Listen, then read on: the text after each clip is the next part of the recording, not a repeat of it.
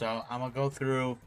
I'm gonna let all the cutscenes play through. Like as far as the main story is side quests, I'm gonna show everything. I'm gonna show all the cutscenes. I mean, I think I might have just accidentally skipped the initial. Anyway, from here on out, I'm gonna play through every cutscene. I'm gonna show just what you gotta do to get certain items, kind of a thing. You know, go walk through, be like, hey, you gotta do this, and that to get X, Y, and Z. You know. Um, Can you sign this? No problem. and then just go from there. So just confirm. Please? All right. So yeah, that's gonna be the plan for this campaign. Me too! And Take hopefully it I can easy. actually give it its proper justice, because Final Fantasy X is one of my, I think it's my favorite Final Fantasy game, like by a long Can I shot. have your autograph? So Of course. I'm gonna let these cutscenes just play out. Good luck tonight! Nothing to worry about. Oh, if I score a goal, I'll, do this. That will mean it was for you, okay? What seat? Ace block in the front row! Fifth from the right! Got it.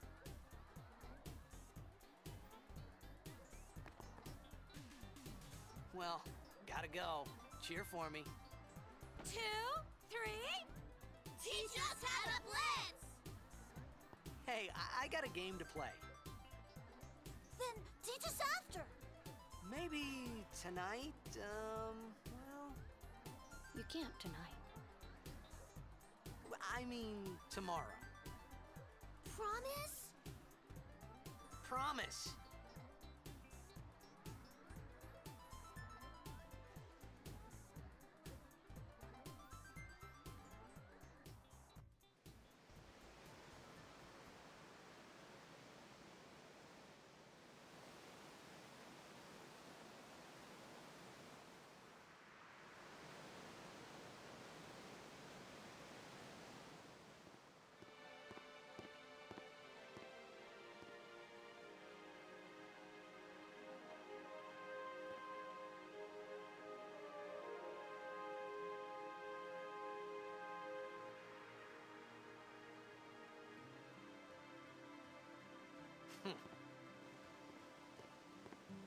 I was in a coffee shop running away from home when I heard the news.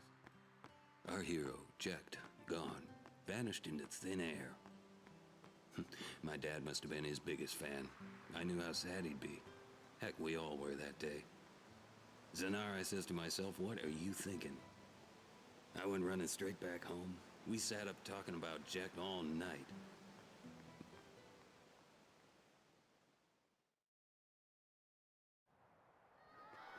Make way, make way! Coming through, sorry. Hey, I'm gonna be late. Hey, let go of me.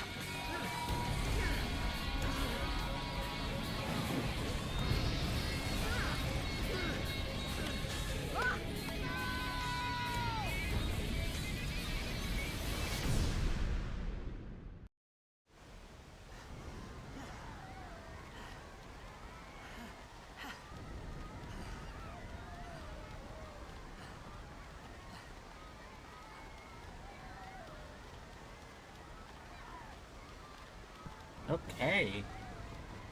Like, there we go. That was weird. Run down here. Back to our homeboy. What are you doing here? I was waiting for you. What are you talking about?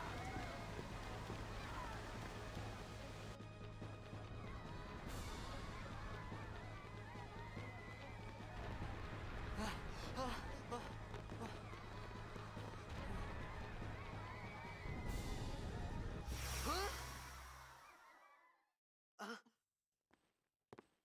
Huh?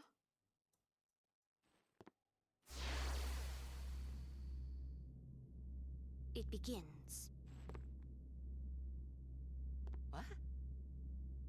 Don't cry.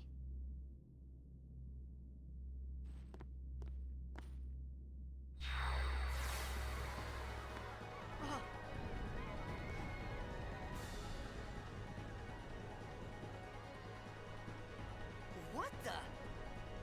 Huh? Hey, wait! Hey, not this way. Look.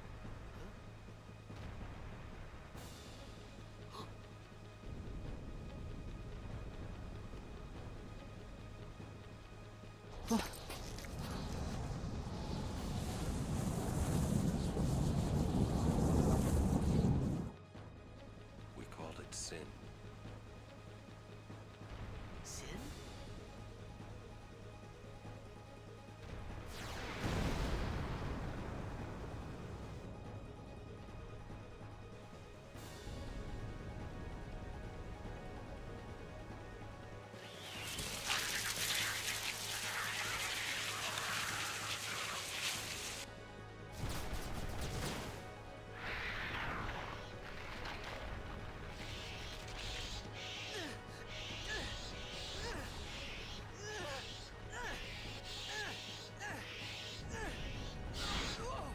Take it.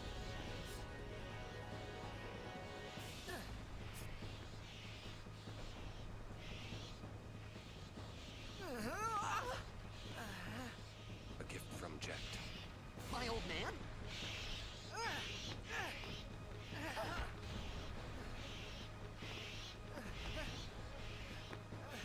I hope you know how to use it. Mr. Oren.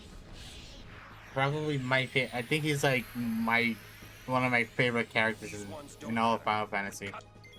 So, obviously, if you never played 10 before, it's a turn-based game. And the top part of that help section, it basically just gives you like a brief summary of like whatever action you have or whatever it does. So if we hit attack, obviously we're gonna do an attack, and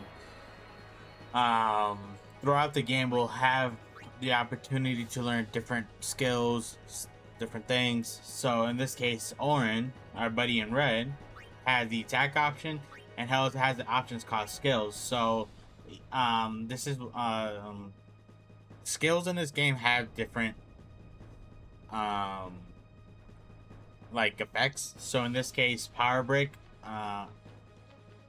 which costs 8.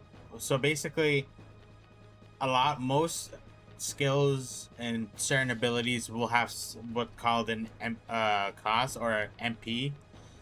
So if you look to where the yellow bar is on the bottom right, we can see the character's name, how much HP they have, and how much MP they have, or health points, magic points, I believe it's called. I could be wrong on that magic, but we'll just leave it at MP.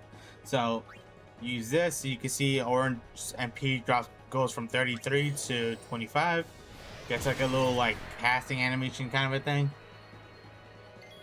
And the last one, or like, at least right for now, the last thing that we could do is use up items. So as you throughout the game, you collect various items that'll have various effects. And so for us right now, we have a potion, or 10 potions with 3 Phoenix Downs. Basically, we'll get 200 HP by using a potion. And if one of our characters gets knocked out, we could use this to restore like a certain amount of HP but we don't need to use either or right now since we haven't taken any damage. And as you guys can see in the top right, that like picture, like the box with like the faces and stuff like that, that just shows like the whose turn is it on currently. It's shown by the yellow like triangle or arrow, however you want to look at it. And then the red boxes is obviously the different enemies that are on the map. So if there's more than one, I've seen this case there was, because it would have been A, B, and C, or if there's just one, it'll say like probably just say monster. But we'll cover that as you go on. So just for now, just hit attack and keep moving forward. That's all we need to do in this initial area. So now that we're surrounded, after all of them. Cut the ones that matter and run. so these little bug things have two attacks. The spines attack, which you just saw, which does a little bit of damage, and then they also have like a physical attack where they go in, hit the characters with their wings. So now, if you played any Final Fantasies before, you guys obviously know that there's areas just like farm or I don't know, do certain actions. So this is technically, it would be the first farm that you could do, in the sense that, so in this game there's these thing called overdrives, which are the yellow bar that we'll see. We'll get to that in a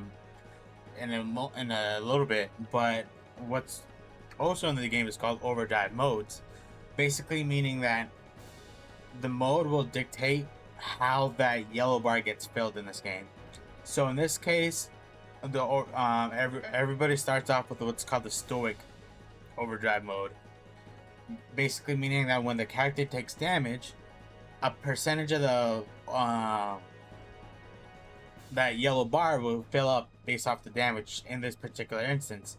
We'll get into more details as the game goes on. If you're playing for the first time, just kill the like, I think you just gotta kill two. We'll cover that in a second. But if, let's say you're somebody who played this game, or you played a game where you want to try and get everything, or like want to start farming as early as you can, you could basically start a farm here, in the sense that there's two overdrives that you could get in this battle. One's called the Slayer, one's called the Warrior. So the Slayer overdrive mode, basically, whenever you kill an enemy, that whoever did the final blow is gonna get a percentage of their overdrive filled up. So that could be a full bar, 3/4, whatever. It just depends. I don't like, there's like a whole form, whatever. Anyway, that's the TLDR how you get Slayer.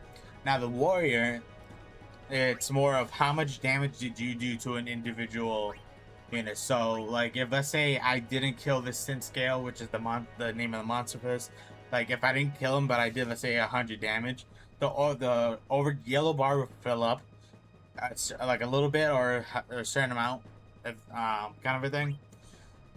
But we'll go into more depth. Actually, we'll get like a visuals when we actually get to the point where we have those overdrives. So we're just gonna move forward. I know for somebody new that's like, oh my god, what are you talking about? Let's just move forward. So kill off the 3. So there's also another thing in this game called overkill. So basically, if you do a percentage of damage that's like above a certain threshold for each individual like enemy, you'll get what's called like an overkill. So it's basically just, you get like extra XP, or a little bit of extra XP. I don't know about the so every monster has its own individual like threshold of how much damage can be considered for the enemy to be killed as an overkill. So, but it'll get to a point where you can do enough damage that it'll you see a lot of overkills, kind of a thing. So in this fight, Get out of my town! Some can't wait to die. so this is where we're gonna actually do the overdrive. So basically, when the yellow bar gets full, and it gets into like orangish, whatever. Every character will have some sort of like a special action, it's like the strongest attack, if you will. So in this case, Orange's overdrive is one of his overdrives is Dragon Fang. So for him, this overdrive will damage everybody for damage. So, but for all his overdrives, we have to put in a button combination. So for orange, his is all the buttons will always be like the combination for his overdrives will always be the same, and it's all timed as well. So that's something that you do have to wear. Consider when you start to do the overdrives. But as you do the overdrives more, you guys will get the feel for it, kind of a thing. So in this case, so since Titus has his overdrive, his is overdrive is called swordplay, which basically he has different a lot of characters have multiple overdrives or like different like we'll cover that as time goes, but basically his overdrive, you just gotta hit that like yellow bar that's in like the center of the yellow box in the center of like the whole bar within the time limit, so you can get like max damage. So we're fighting our first boss, which is Sin Spawn Amnes. I forget how much health he has, but it's only like 2,000 maybe 1,500, something like that. So the thing with this boss is he only has one attack, which is Demi. So basically what Demi does is it takes a percentage of your active health, I believe it's called, or basically there's two ways that you could your health will go down for or two types. There's this spell which takes from your active HP, which is 220 and 404, but then there's also spells that that obviously are damage that outright kill you, that but basically this fight you cannot die. Let's put it like that. So this is one of the few, I think, if not only, fights that you can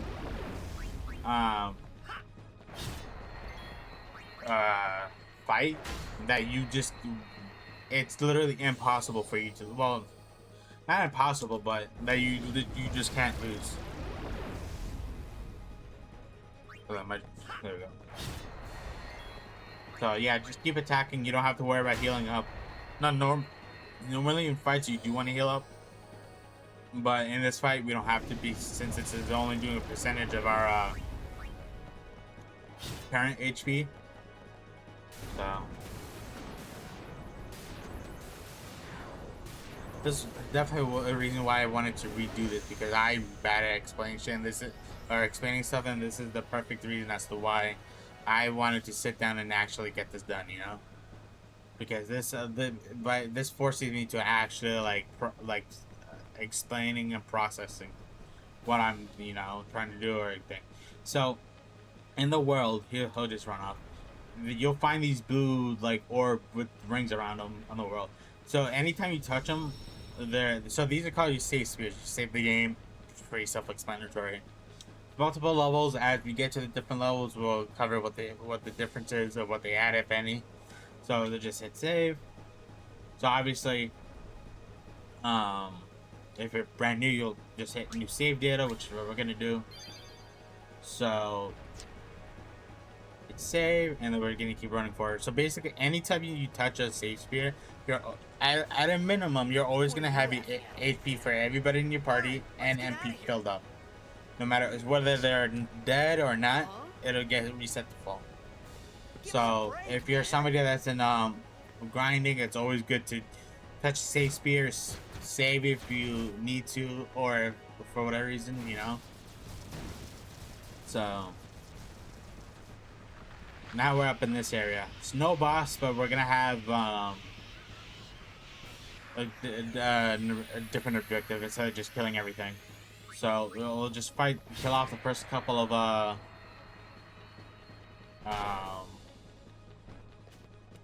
sin scale. As you guys can see, that there's they change from their physical attacks and their I think when you see that, that's when they do the spines attack. So let's get rid of that one.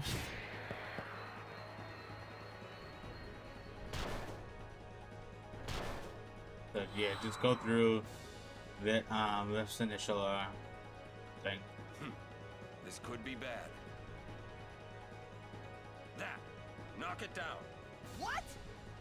Trust me, you'll see. So now our only goal now is to just fight, to do damage to this until it falls over or blows up. Oh, I guess I'll do both. So that's the spines. So that's when you're fighting these.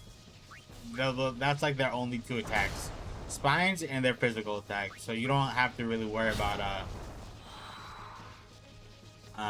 anything or worry about dying in this. There we go. And I will go mute for these cutscenes because this is a very cutscene intensive game. For those who which I'm gonna be honest, I'm not complaining. I really love this game.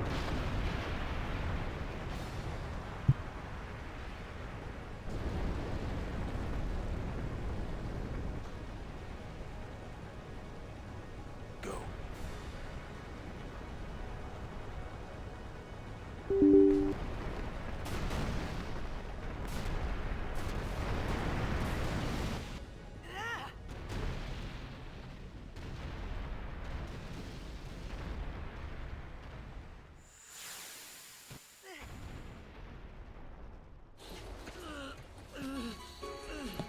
Oren! Oren!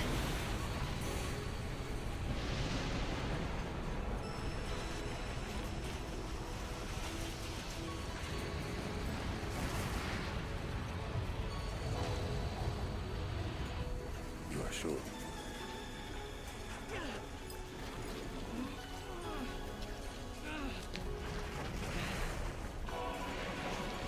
This is it.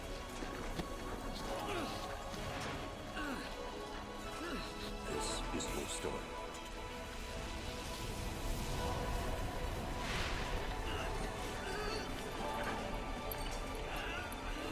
It all begins here.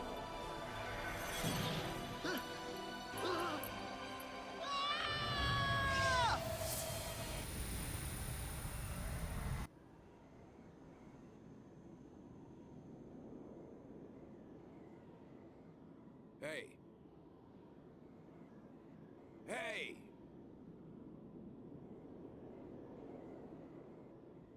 My old man?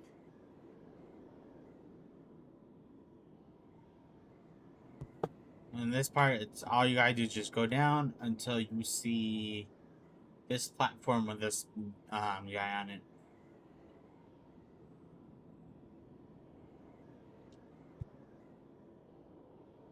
I thought about a lot of things. Like where I was, what I got myself into. I started to feel lightheaded, and then sleepy. I think I had a dream of being alone. I wanted someone, anyone beside me, so I didn't have to feel alone anymore.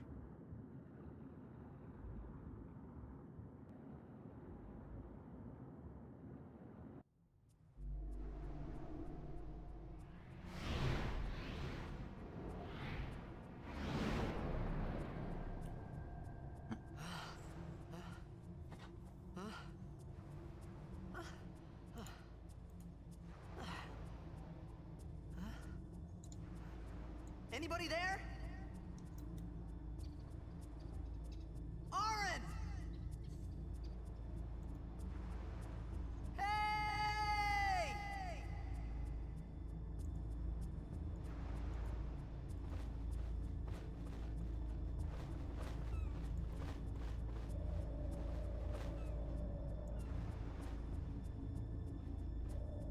Okay, so once you get at this point you'll have access to your character again. So let's just move forward to this right side. Because there'll be a couple of things that we can pick up in this, like, these next couple areas. So at this point you can hit your, if you're on controller, either hit your triangle button if you're on PlayStation controller or your Y button if you're on an Xbox controller. So here you can actually go into your items page, see what items you have, equipment. Like if you want to sort it in any which way, you could do it manually or auto. I usually just do auto. We'll cover key items when we get to it. abilities. So click that, go into your characters, and then you'll see what abilities they're able to use in the battle. You can also see like your character stats here, the S level, your S stat, LV, or soul level, sphere level. We'll cover that when the time comes, as that has its own like beefy thing that we gotta do. Overdrives. This is what I was talking about. So um all the characters in this game that will be playable will have various overdrives or like specific things in their overdrive that they're able to do, and we'll cover those as we play through the game, so don't worry too much about it. So in this case, Titus, you know, people are gonna be like, oh, it's pronounced Titus. Some people are gonna say Titus, you know, which I say both. It's one of those where it's like second nature, you know.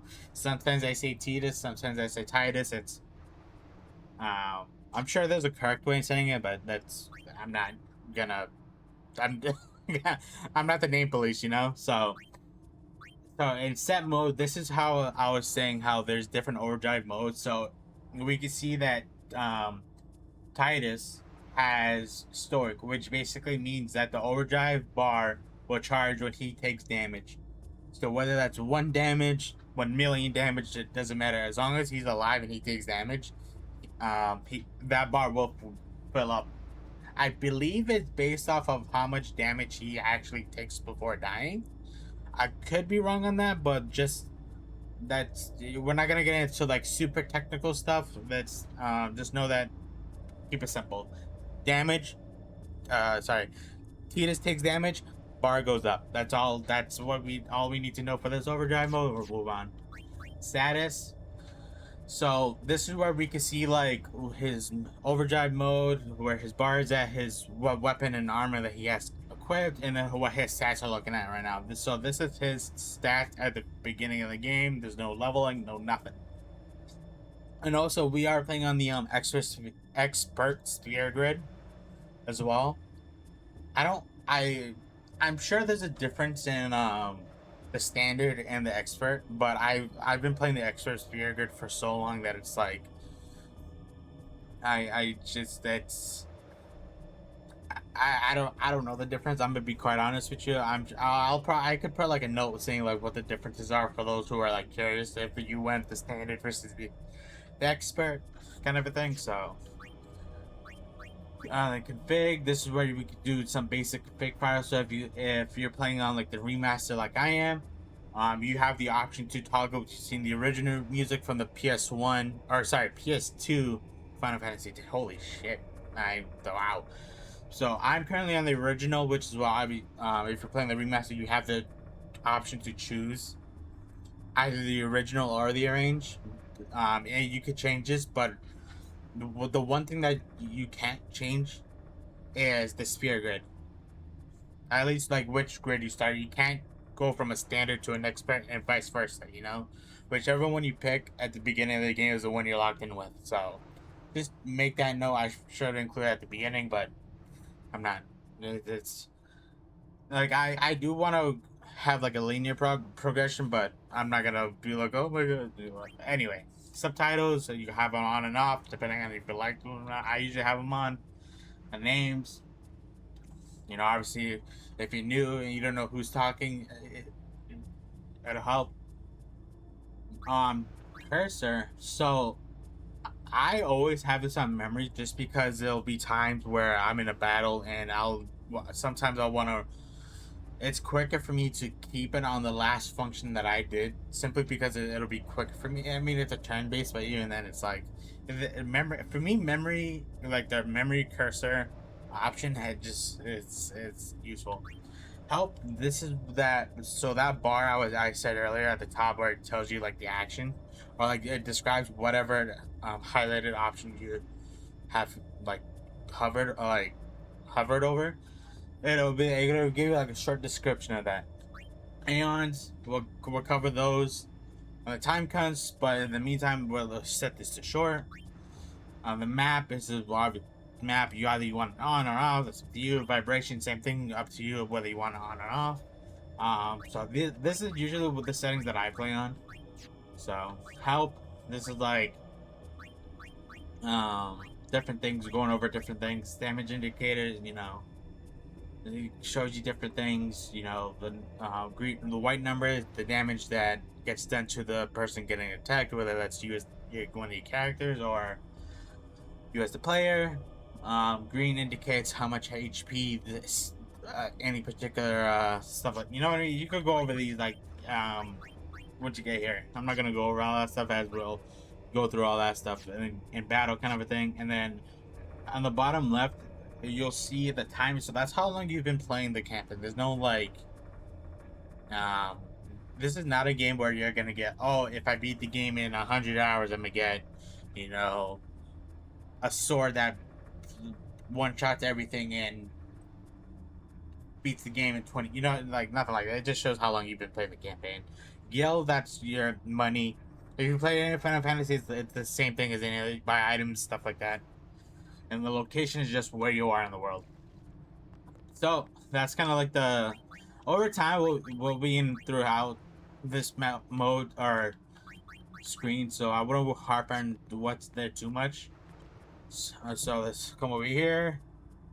Interact with this. Something is written here. A language we can't speak yet. Something Makalani, something something. What do we So have here? but we don't. So obviously at this current stage we don't know what how that says. But we run to this side. So we open the chats. We get 200 gil. So now let's go swim across. We're gonna swim straight across. Oh my god! Excuse me for being gassy. So we gonna swim up here. Actually, I don't remember if there's anything on. I think it was just like a wall. Yeah. So we're just gonna swim up to the staircase, and you see that we're gonna go for that chest right there. So, as we can see, there's these little spheres. So basically, the language that we just saw was, um, um, it is known as Albed in the game.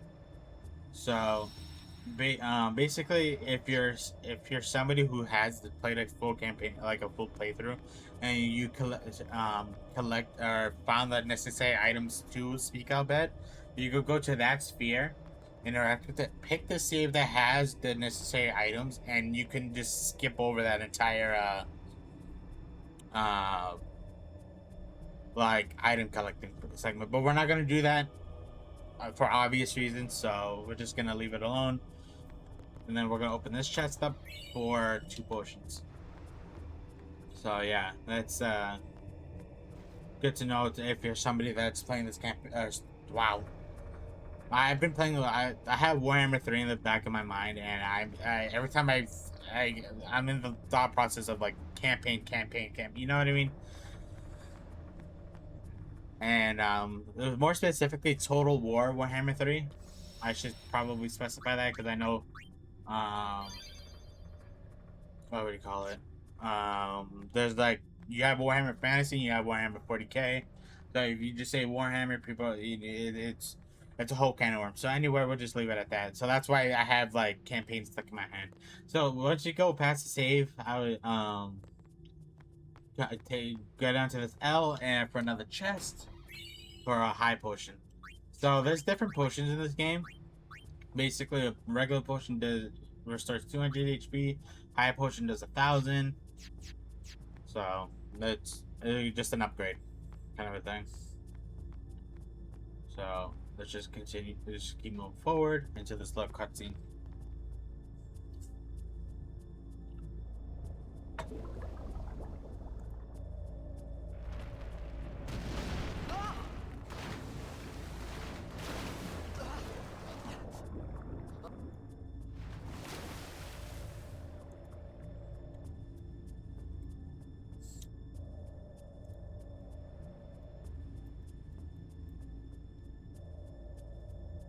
So in this case, what we're gonna do is we're just gonna swim down. So I believe you guys swim this way. Yep, to the cutscene.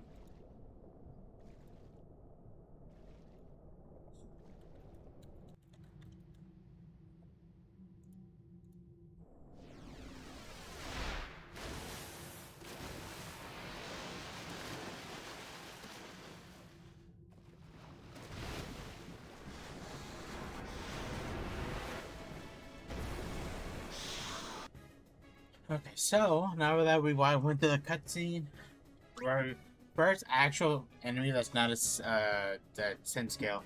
Sahagins, these guys only have a physical attack, so we'll just uh, fight, dodge, do 27 damage, hit the second one, and now we actually don't kill all three because of this guy.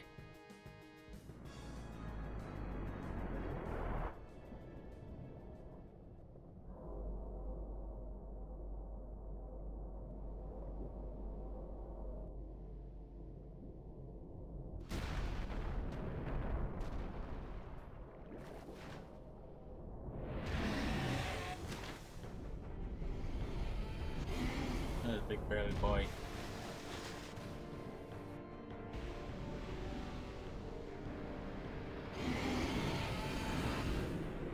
So this guy, the way that this guy's gonna work is ambushed. You don't see that every day. So I want to say similar to the Sin Spawn enemies fight, but I believe once we drop down to a certain HP, or like threshold, whatever it is, or in this case it's now. We're gonna get this cutscene.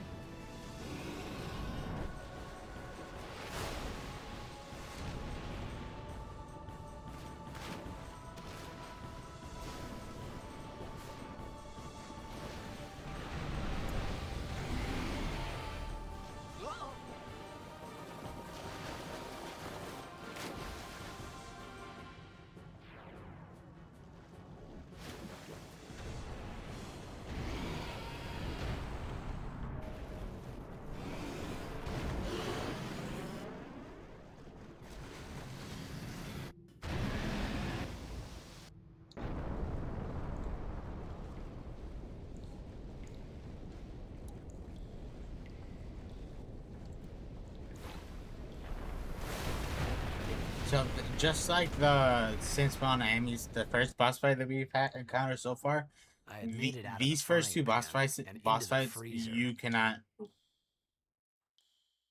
I thought I was gonna die in this place.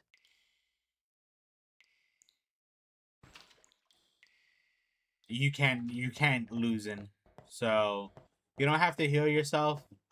You'll just be wasting your limited items right now. So let's just continue forward.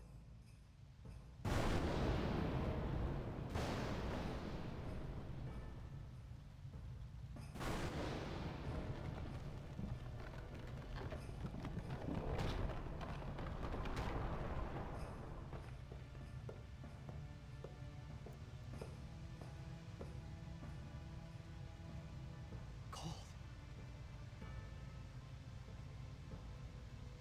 Need fire. So okay, so now that we have access to him, so there's a couple things you gotta do with this initially. The first thing that we're gonna do is come to this right side, so where this closed door is, and we're gonna run over here. And once you get here, run to the right, or yeah, right here, where it lets you.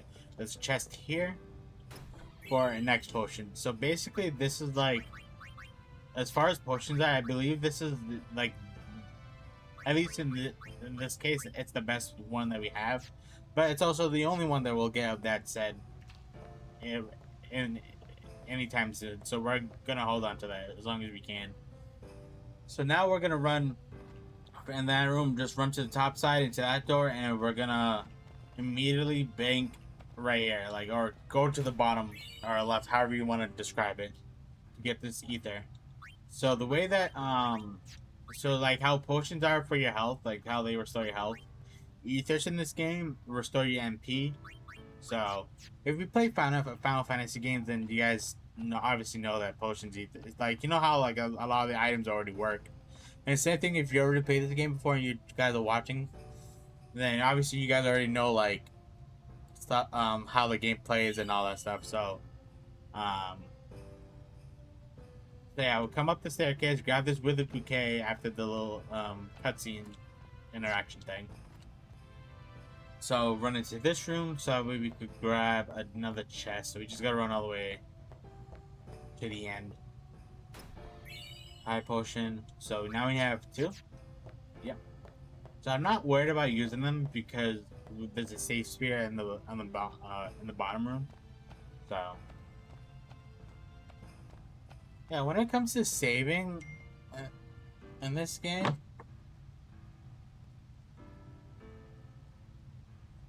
I would say that generally, unless you're not saving for any specific reason, you just save as long as you, just in case the game crashes, stuff like that. But then again, too, it's kind of like, you know, if you're farming or if you don't need to save for whatever reason, then don't. But I don't know. That's on person to person.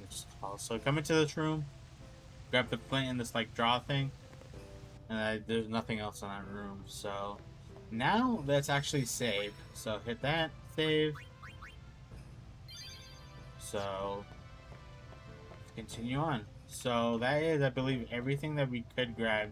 So we came from that room, came up to the right side, grabbed the chest that was right here.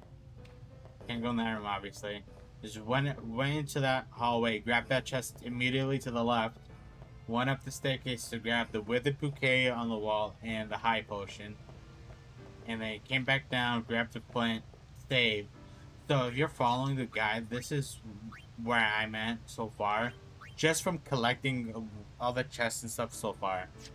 So you should realistically be at this point, you know. Like if you're somebody that's following this guide point by point, this is what it should be looking like. So once you have, so I guess let's go over the key items right now. So throughout the game, you'll get various items that you can't use that are like that are special, essentially. So in this case, well, the withered bouquet and the flint would count as a key item because in this case, Titus has to start a fire, so obviously they're going to be key to starting the fire. So once you have both of those and you're all set in the shrooms, you saved, you have everything, you're going to come to these in the center and hit B to examine.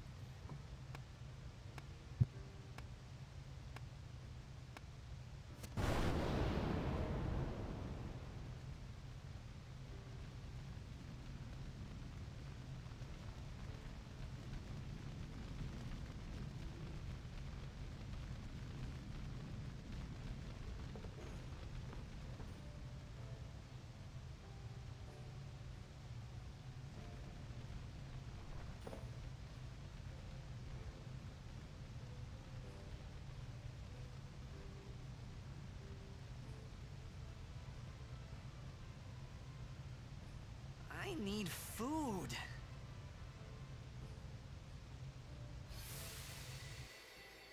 What do you want? It was a bad call. Your team lost because of you. You came to say that? It's been 10 years. I thought you'd be crying. Who, me? You cried.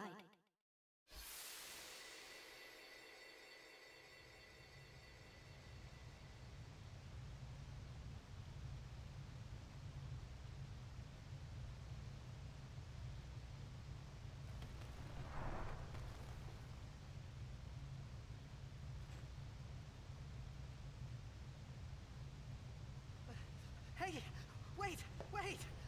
Don't go out on me! Just hold on. I'll get more wood.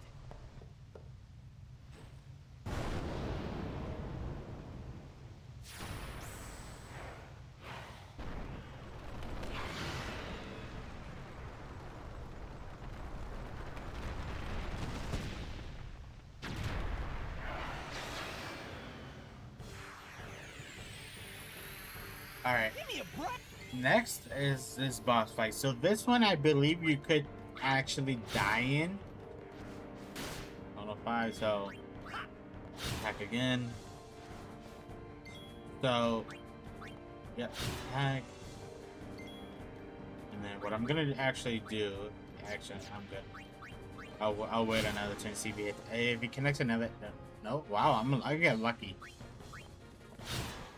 So now I will heal up. There we go. Now we attack. It's a cool little cutscene, mid-battle cutscene.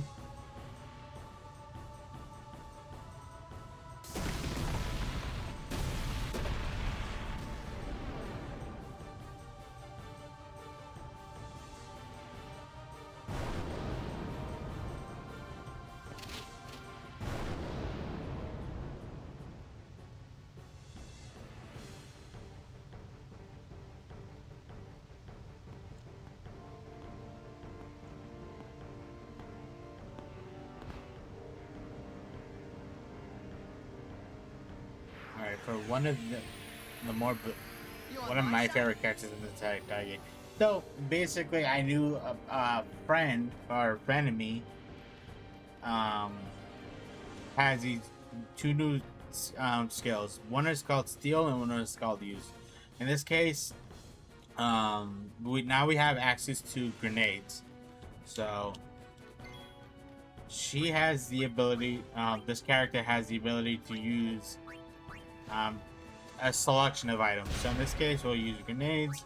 Have the boss man just can attack normally, and what she could also do is a steal.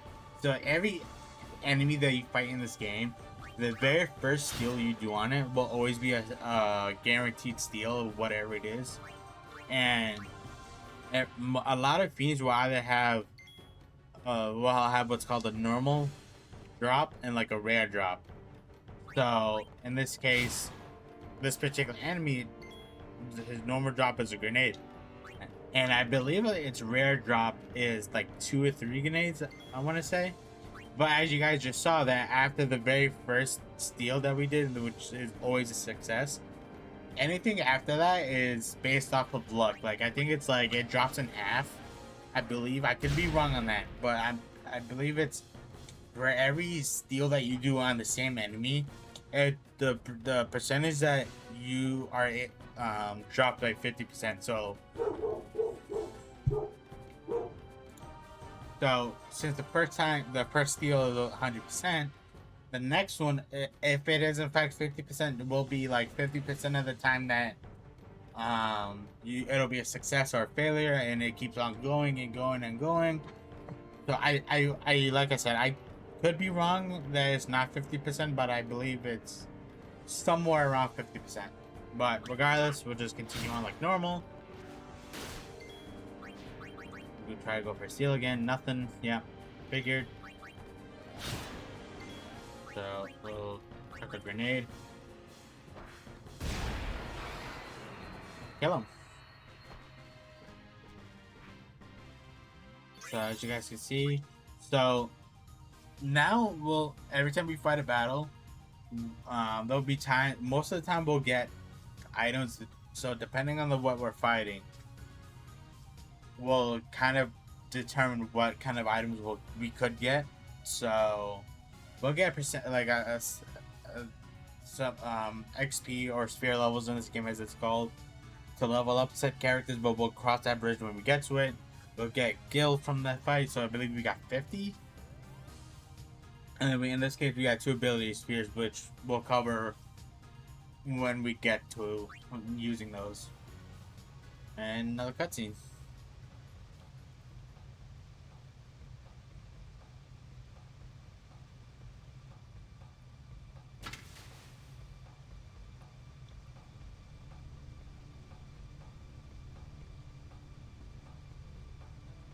Phew. That was close.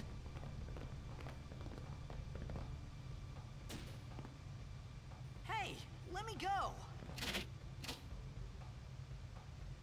Fredek Drak! Ifin, Irisa, Tekiaka! Wag, Edeku! Kemed? Fed! Srivadak Risa! Ralmia, Drakisha Tain. Ifan Petted! Fapuneket Fedrik!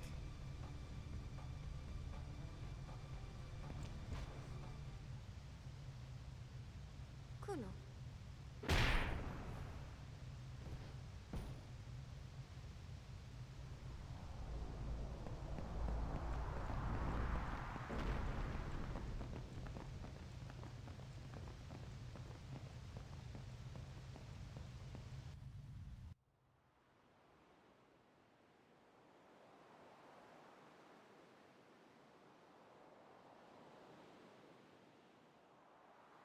So there's gonna be a good bit of cutscenes for a little bit, so I might just be quiet for these, so you guys can just listen full on.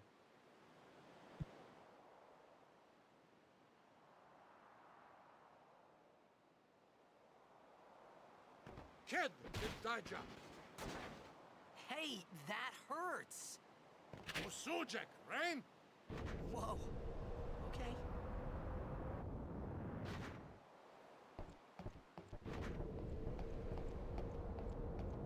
Canis!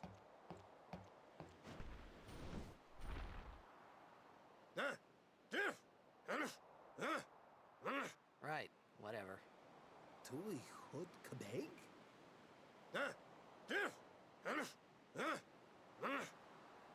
I said I don't understand. Akomala! Fed! He said you can stay if you make yourself useful. You understand me? All right, I'll work. Okay, so now that we're here, so the first thing we're gonna do is come to this right and pick up this book.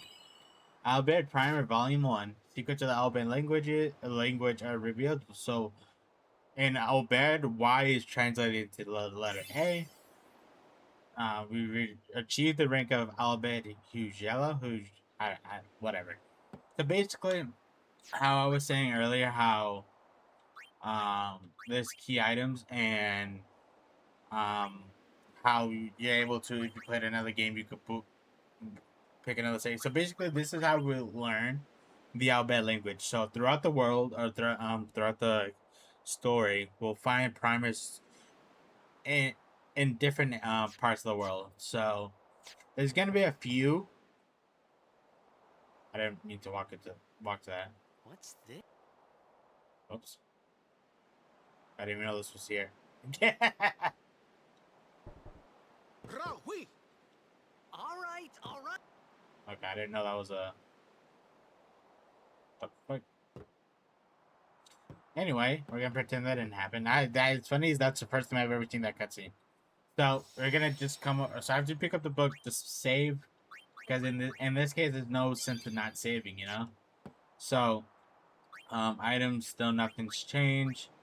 So obviously we can see the question mark lady will have, she has her own weapon and armor piece.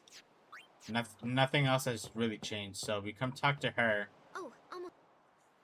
And basically, I'm gonna just cycle through this because it's stupid that you can't skip through this, especially if you've never played. Like wow. So if you've already played the game before, you obviously already know what this is. And I'm gonna just skip through this and explain this way quicker. So, or I don't know if I'll explain it quicker, but easier to understand. Basically, it's not a hard concept. It's just there's a lot to it, or can be a lot to it, I should say. But like I said, it's not really overly complicated.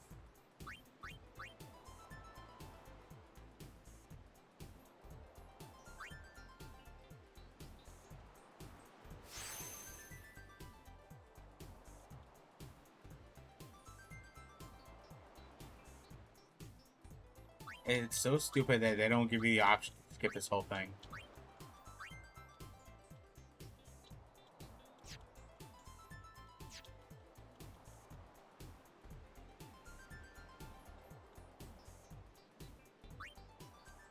Alright, so basically what this is called is, as you guys saw, the sphere grid.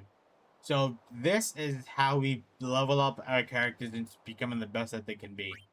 So as you guys can see, there's nodes all over the place. And to move around this grid, this is where we use our sphere levels. So instead of XP, like, you know, you going from like level 1, 2, 3, that kind of way, the sphere levels basically are like,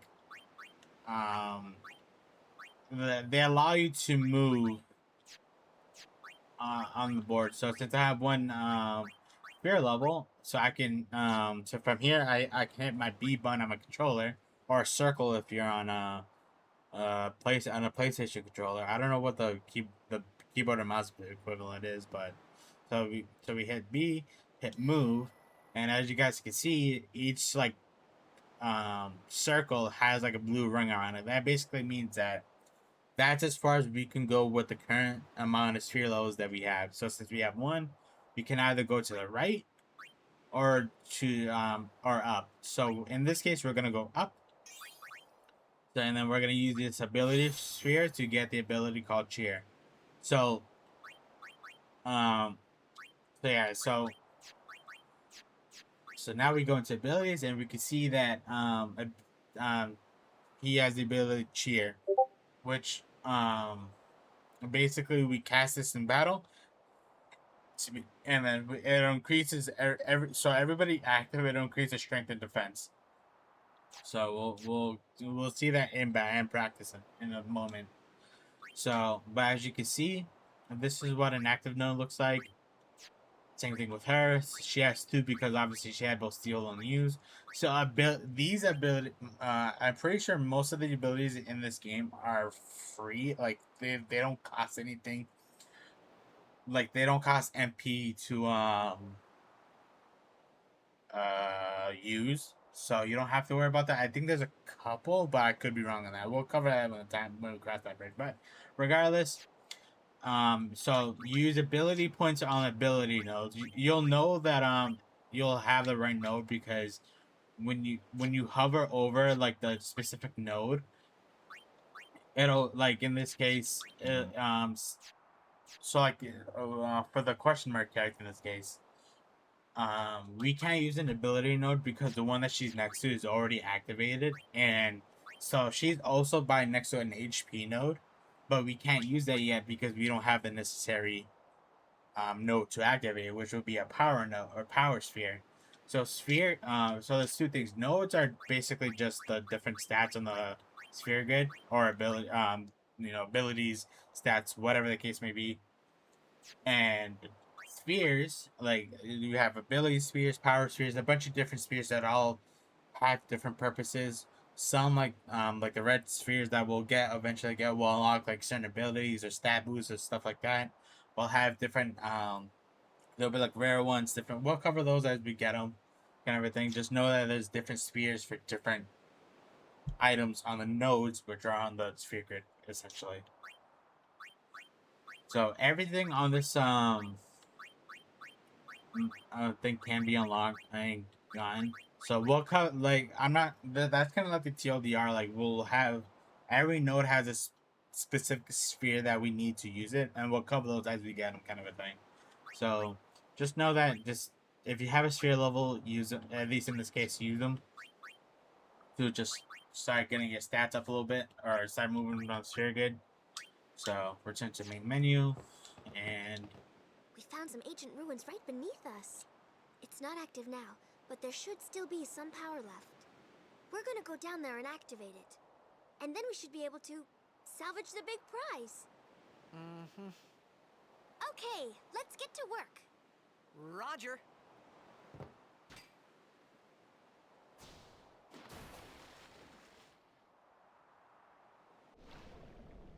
so in this case, well, after we play the cutscene, we're gonna swim down, and then we'll have a couple of encountered some of the wildlife at some point. It should be on this pathway.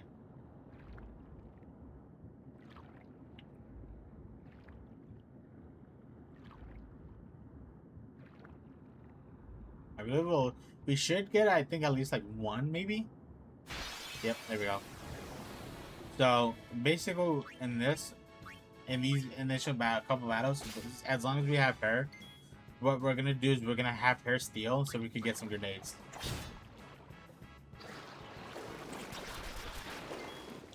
See if we could get lucky again. Get nothing. Not the end of the world.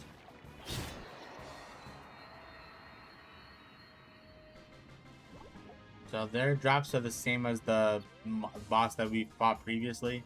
Grenades. So they drop speed spheres. So speed spears basically, as it says, you can activate agility, accuracy, and evasion. So So we'll cover those individual stats as we like un unlock them or like use them, kind of a thing. So we're not. I don't want to overload y'all with information. Over, we'll cross the bridge as we get to them.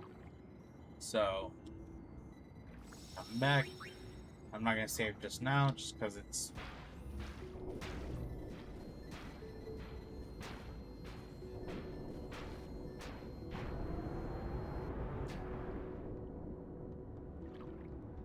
So once you interact with the monitor, and Titus does the good old fashioned smacking. Just continue moving forward.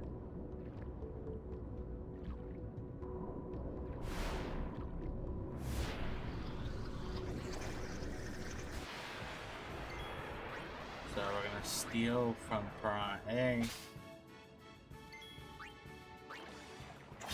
And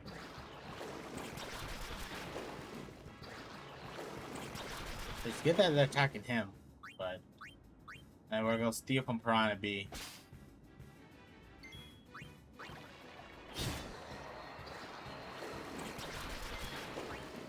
Try luck again. Nope, nothing. So the reason I'm dealing with Airbnb is because I don't want to use the grenades on the Piranha since they die in 2 hits from feeds or Titus. So get some more XP and ability to see here.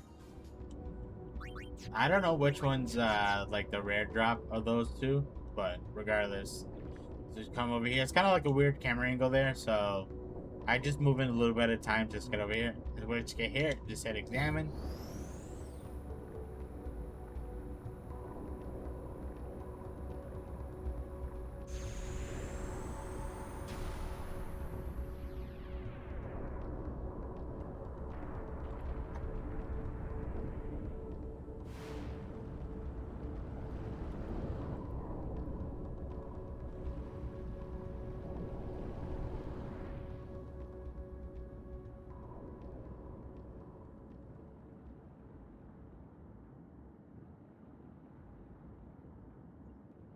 So once you get to that cutscene, you come down here.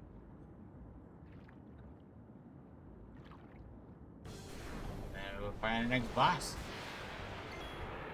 So let's steal from this guy. I think that's a rare. I want to say that's a rare steal, but I could be wrong. So what we're gonna do now is, so the ability we picked up on the sphere grid, it's in. So we have a new section with this called the special. And this is where it falls in. So as you can see, there's no cost to this one. So we're gonna cast this 5 times, because I think 5 times is like the amount that you need to kind of like have it be as effective as it can be, I believe. But like I don't know, I forget what the specific like calculate like percentages or whatever, like how much it helps you by. But 5 times is like the how much you're supposed to do it with. So that's chain number 3. And then we're gonna steal again. Got a grenade. As you see that, I think it was like what, the 3rd or 4th steal or something like that. So this is chain number 4. So I'm actually with her. I'm actually gonna heal herself. So with a regular potion, since I don't need a high potion with her. So, and this will be the last one that we need to cast. Because it should be for this battle, so. Yep. So, chuck a grenade.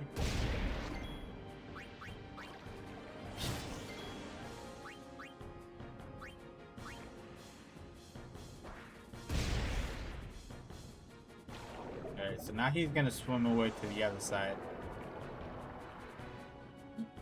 And we can't do any damage currently, so out of attack range. So what we could do is we could just stand, you just wait, get a tiny bit of HP, and okay, there we go, and he's just gonna charge back. So anything? Nope, nothing.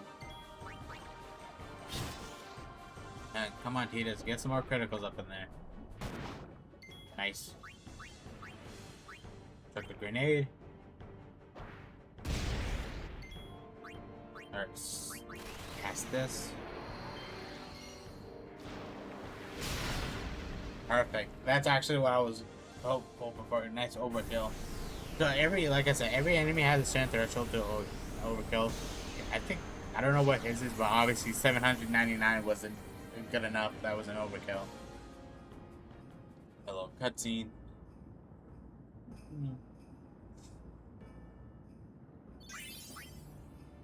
And I believe overkills also give you a couple, like the maximum amount of items that enemies can drop.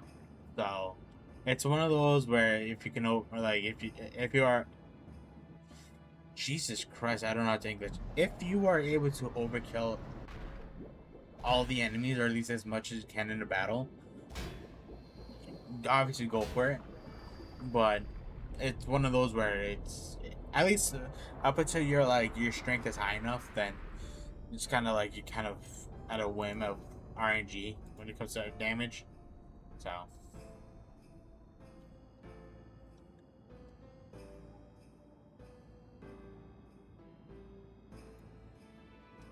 Okay, why is...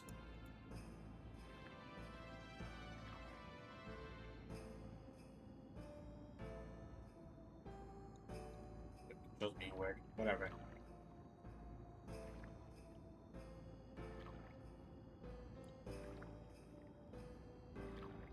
So basically, once you come out here, all you're gonna do is just swim down here into where the red arrow is.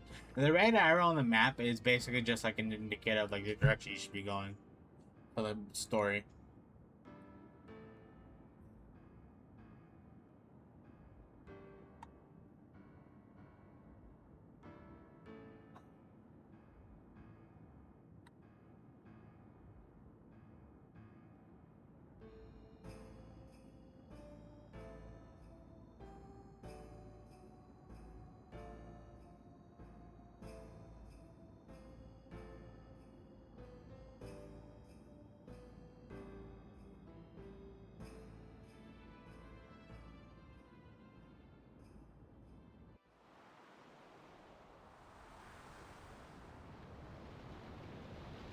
Now this is where how I said earlier about the whole cutscene part. This is what I meant, because I forgot that this was after the whole ship finding part. Verfutra airship. Tradanukt van een neker.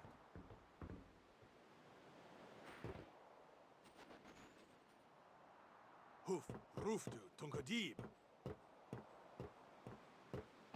Way, Wichita. Hey! Hey, I helped out, didn't I? Huh.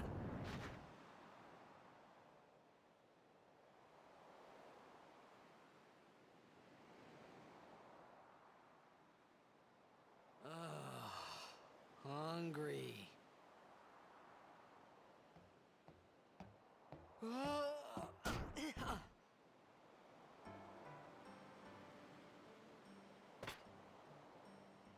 Whoa! Right on.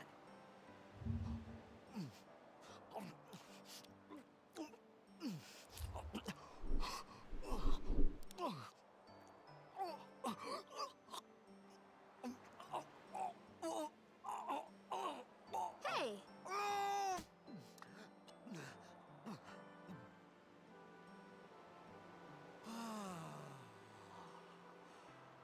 It's because you eat too fast.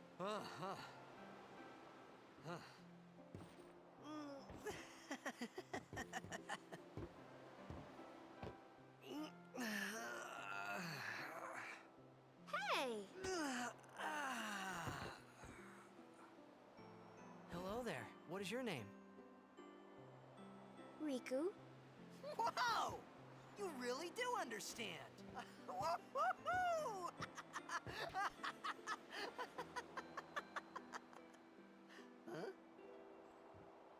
Huh? Why didn't you say so earlier? I didn't get a chance to. Everyone thought we were a fiend. We? Oh, we means you.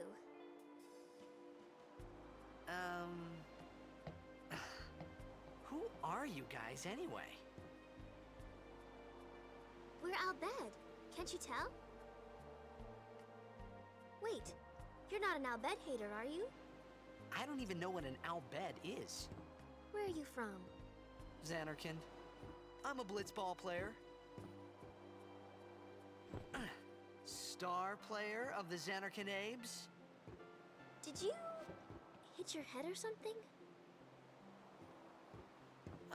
You guys hit me? Oh, right. Do you remember anything before that?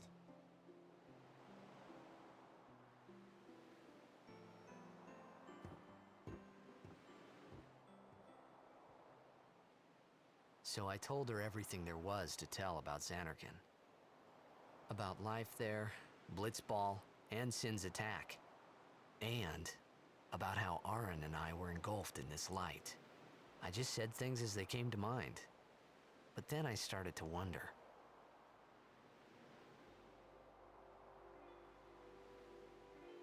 Did I say something funny? You were near Sin. Mm-hmm. Don't worry, you'll be better in no time. They say your head gets funny when Sin is near. Maybe you just had some kind of dream?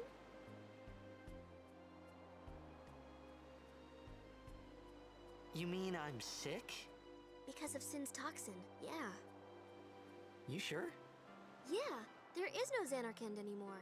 Sin destroyed it 1,000 years ago. So no one plays blitzball there. Huh? What do you mean, 1,000 years ago? But I saw Sin attack Xanarkand. You're saying that happened 1,000 years ago? No way!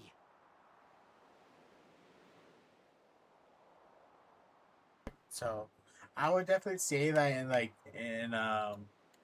in these kind of situations when you're like in cutscenes, definitely say like if you have the opportunity to save in like during a cutscene stuff like that, do it. I would also definitely say to make sure I don't remember if I brought it up earlier, but for the primers that you find throughout Spira, which is what the world is called, or in this game, there's a few that are what's called missable. Obviously, missable.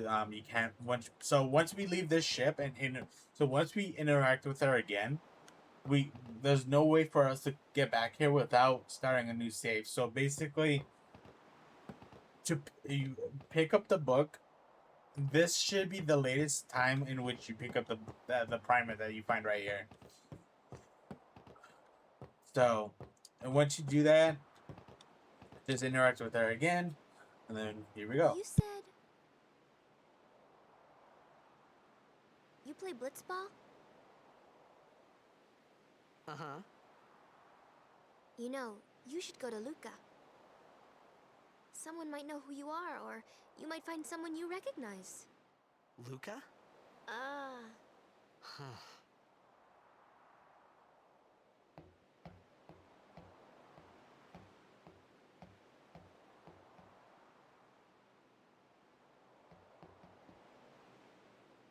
Okay, leave it to me. I'll get you to Luca. Promise. You'd rather stay here? Uh-uh. Okay, I'll go tell the others. Wait here. Oh, and one thing. Don't tell anyone you're from Xanarkand, okay? Yevon says it's a holy place. You might upset someone. Oh, uh-huh.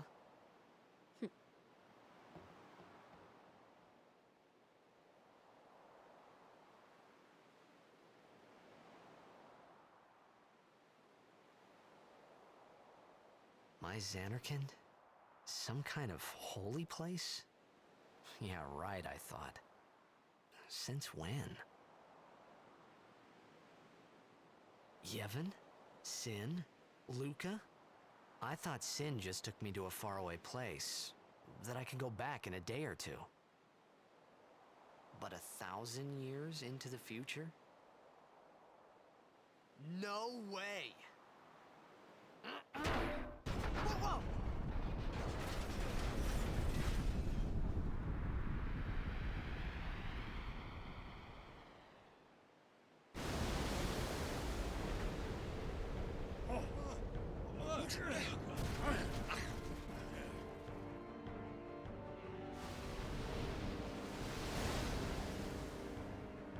Shin!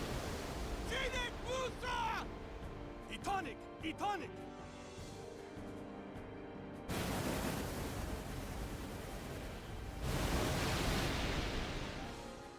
Whoa!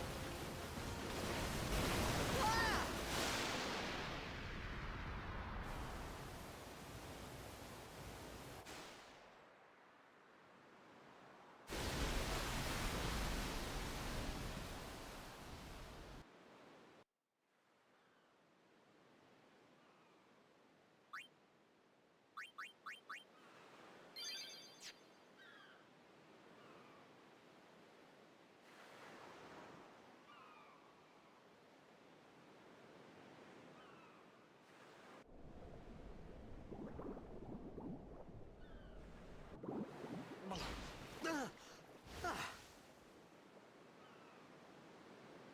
Riku!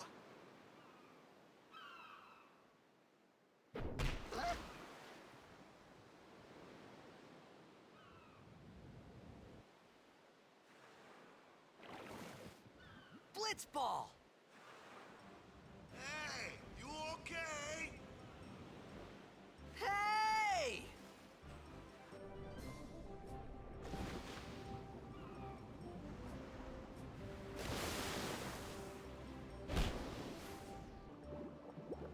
That's right. I gotta figure out why that's green, but oh, so once you get here and you actually have access to your character temporarily, here's what you're gonna do. You're gonna actually gonna swim over here to the right side. You see that chest up there? And we're gonna come up here, and we're gonna find a moon crest.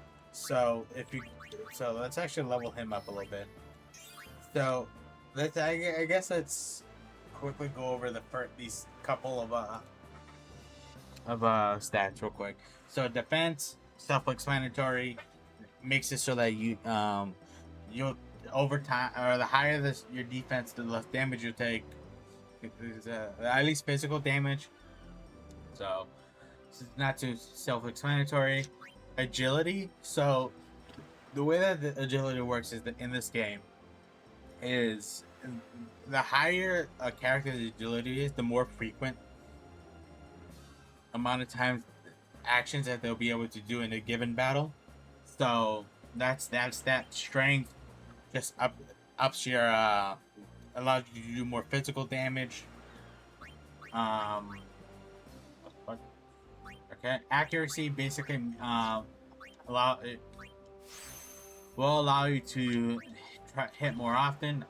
I forgot I got power 2 years. So basically that's how that works.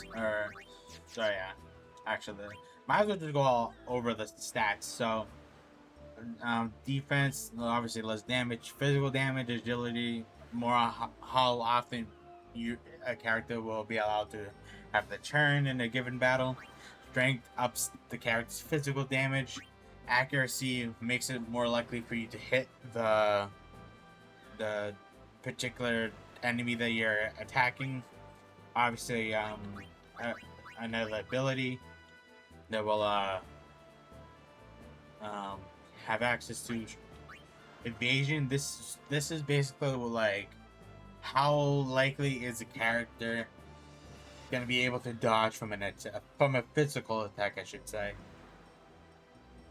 So that I want to make the distinction now. So and then there's so there'll be these like white bubble looking nodes on throughout the sphere grid. These are basically what's called white magic. So the obviously Final Fantasy is gonna have magic. If you played Final Fantasy, in this game you have white and black magic. White magic in this game is basically, you know, if you played any other magic-based game, white magic's usually like healing and like buffs, stuff like that. So in this case, he has, he'll eventually get haste, which is obviously a white spell. Basically, this makes it so that this gives the character like an amplified hit. It works the same. It's in the same sense of agility where you'll get more turns and your character, like you'll visually see the character look like perform the actions faster. I don't know if it actually get like if it's actually statistically faster to half haste to like cast, fight, stuff like that. But yeah, well, anyway, well, we're not gonna stay too much on that. And my controller stopped working. I gotta buy a new one. There we go. So yeah. So obviously you'll have your HP nodes for more health, MP nodes for more magic point. I'm pretty sure it's just called magic. I'm pretty sure it's just magic points.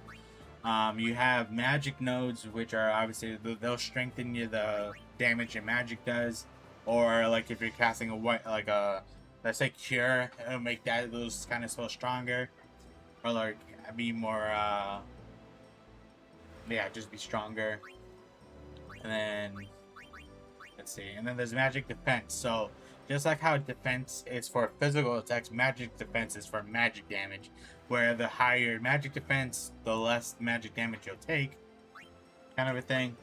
So, and I believe there's one more stat node if I can find it. This star. So, the star is luck. Basically, this is like, this will help, I believe, with your evasion, your accuracy, when it comes to hitting targets and evading like physical damage, and as well as the likelihood of you getting critical hits.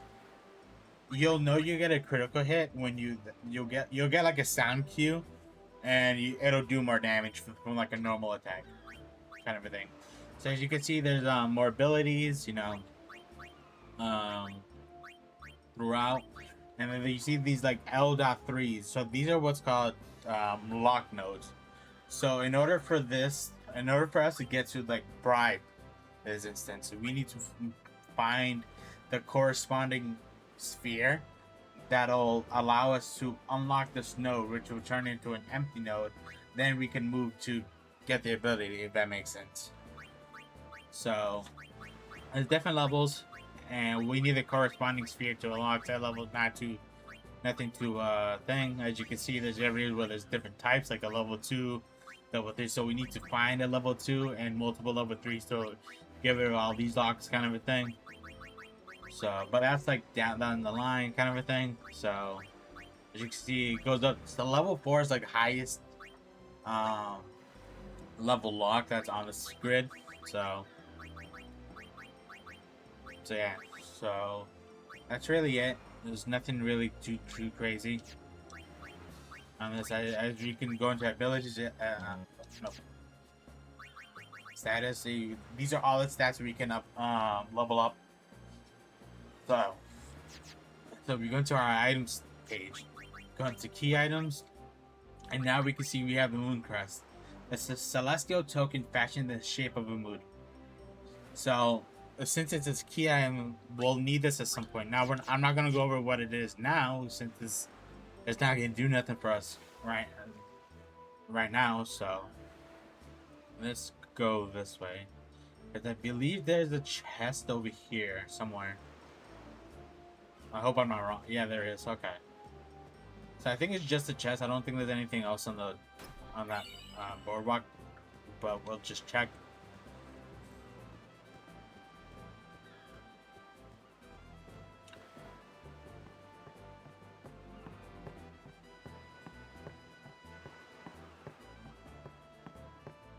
Yeah, nothing.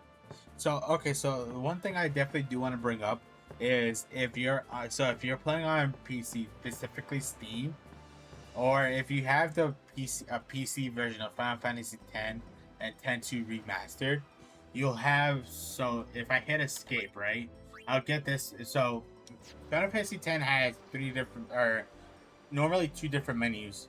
This menu where you could do like all this stuff. If I hit my start button, we'll get the pause menu.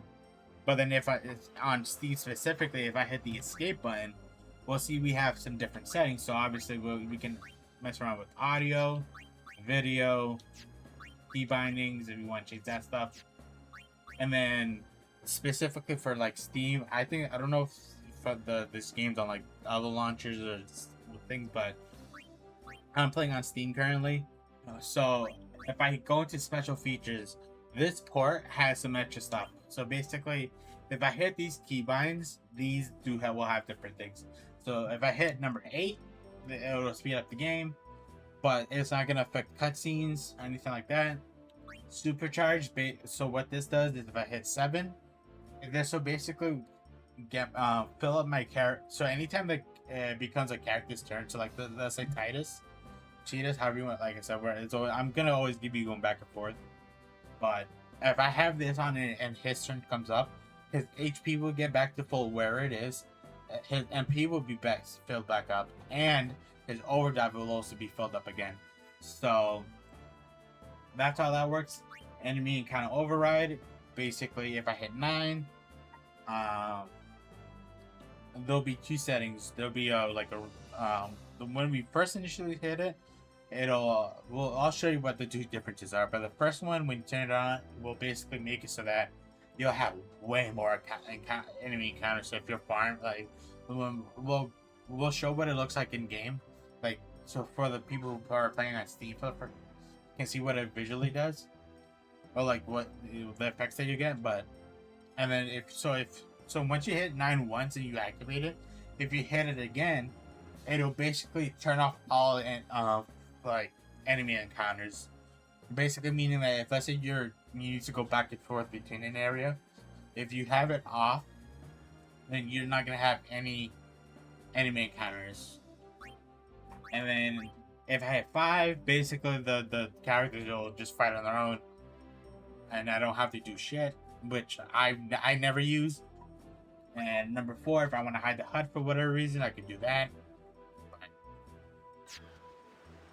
There's that. And then if we hit escape again, open this up, and then the last setting that we have is change parameters. So basically, I'm not gonna do this, but basically, there's if we hit get all items, this will give us every usable item that's not a key item. So like potions, phoenix, that stuff like that. They'll get 99 of. Unlock all skills basically will give us every character that we'll have access to will get every ability in the game without touching the sphere grid. And the max skill will just get the max amount of skill that we can have in the game. But I'm not going to use any of those because obviously this is a full walkthrough. So, or I don't want to say 100% of walk because, well, whatever. I'll just see play. We'll go through all that stuff.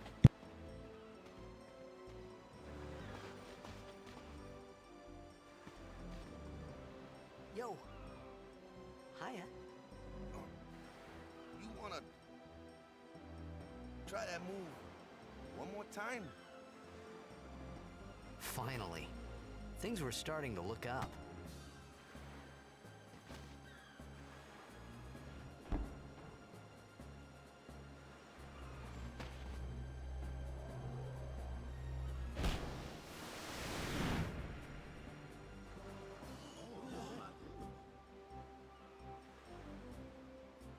You know amateur.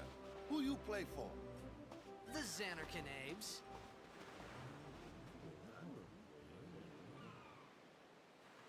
What team you say again? I meant, forget that. I got too, close to sin, and my head's all foggy like. So, I don't know where this place is, or even where I came from. Sin's toxin got to you, but you're still alive. Praise be to Yevon.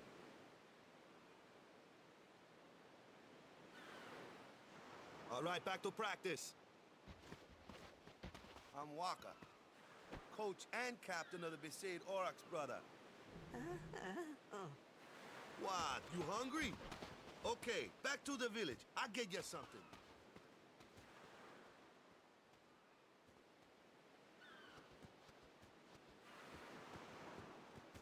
This is gonna be a common theme where my controller is gonna be fighting against me and I wanting felt to like work. I could trust this Waka, so I just had to ask.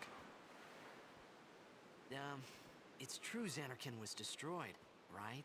1,000 years ago? So it's just a big pile of rubble now, isn't it? Long time ago, there were a whole lot of cities in Spira. Big cities with machina, machines to run them. People played all day and let the Machina do the work. And then, well, take a look.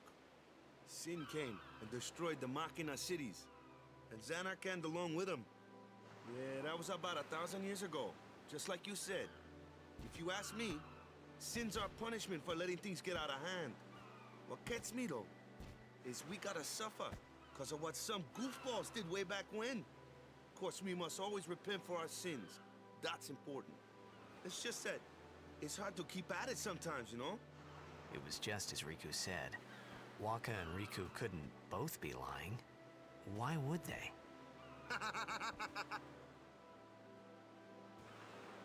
But you from the Xanarkand Apes, that was a good one, huh? Hey, I'm not saying that team never existed, yeah? But you gotta figure, a team living in luxury like that be pretty soft, eh? I appreciated the fact that Waka was trying to cheer me up. But at that time, all I could think about was everything that happened to me. All this started with Sin. Maybe if I could find Sin one more time, I could go home. For now, I just live life until that time came. No more worrying about where or when I was. Sure, it was hard not to think of home, but I started to feel better already. A little better, maybe. Alright, so save. I would definitely say for sure that anytime you watch like cutscenes that especially if you get like a whole group of cutscenes to save right Hey, after. it's this way. So that way you don't like if you're somebody that just is playing through the story but like your game crashed, like if you're somebody who unfortunately may frequent crash for whatever reason or the game stops working, stuff like that, you know, definitely save as much as you can. So I mean it's a great game. Like I love this game, but sometimes I just watch the cutscenes, I'm like, I don't just let me through, you know what I mean? Like let me just play the game. I've already seen the cutscene 100 times. As you guys saw, I had like what 15 something saves, and that's saves that I've deleted saves What's the big idea? before, like multiple times, and I've had different amounts, you know. So I don't know. Let's just get. So now that we got Waka, who's basically he's gonna follow the same principle as so obviously he has his own section of the sphere grid. So the way you want to think about this, right, is if you ever play like let's say World of Warcraft, right? Like how in that game you have like a party, you'll generally have like what, like I think like a tank, healers, maybe some damage dealing spell, like a black mage maybe, or like equivalent characters equivalent to that. Can I have like you have a characters for different roles that have different purposes in this game, or at least for a good chunk of this game, it follows that same idea where the characters that you have will have different purposes up until a certain point. So in this case, the way you want to look at this, at least initially, is the fact that it's like we can see that Titus is kind of like our speedy, like he fights like he's quick, you know. That's like probably like his MO kind of a thing. So that's why he has like maybe some speed stats, you know, stuff like that. Whereas, as we'll see, Waka, we'll cover what he does when we actually get into battle. But Waka is gonna be more of like our aerial, like damage fighter kind of thing. But in the meantime, we'll cover that bridge in the time comes. So let's just attack. And then, so Waka has a skill called Dark Attack. So like how I said earlier, how just like how with Orin when we had him earlier, how he had a skill that cost 8 magic points. Waka has an attack called Dark Attack, which will cost 5. And when we target an enemy, and it actually connects, assuming that piranha lived and the piranha's turn went, there's a good chance, I'm pretty sure, if an enemy has been inflicted with dark, they'll always miss their physical attack until it wears off. But yeah. So let's just attack this and then have Waka launch his Blitzball. So as you can clearly see, Waka is kind of like he throws his target thing. So got some more gil and some more items. So another thing that we got as well is antidotes. Basically, if we get poisoned, I'll show you guys what it looks like. But it'll just cure that. So return to main menu is nothing really to do.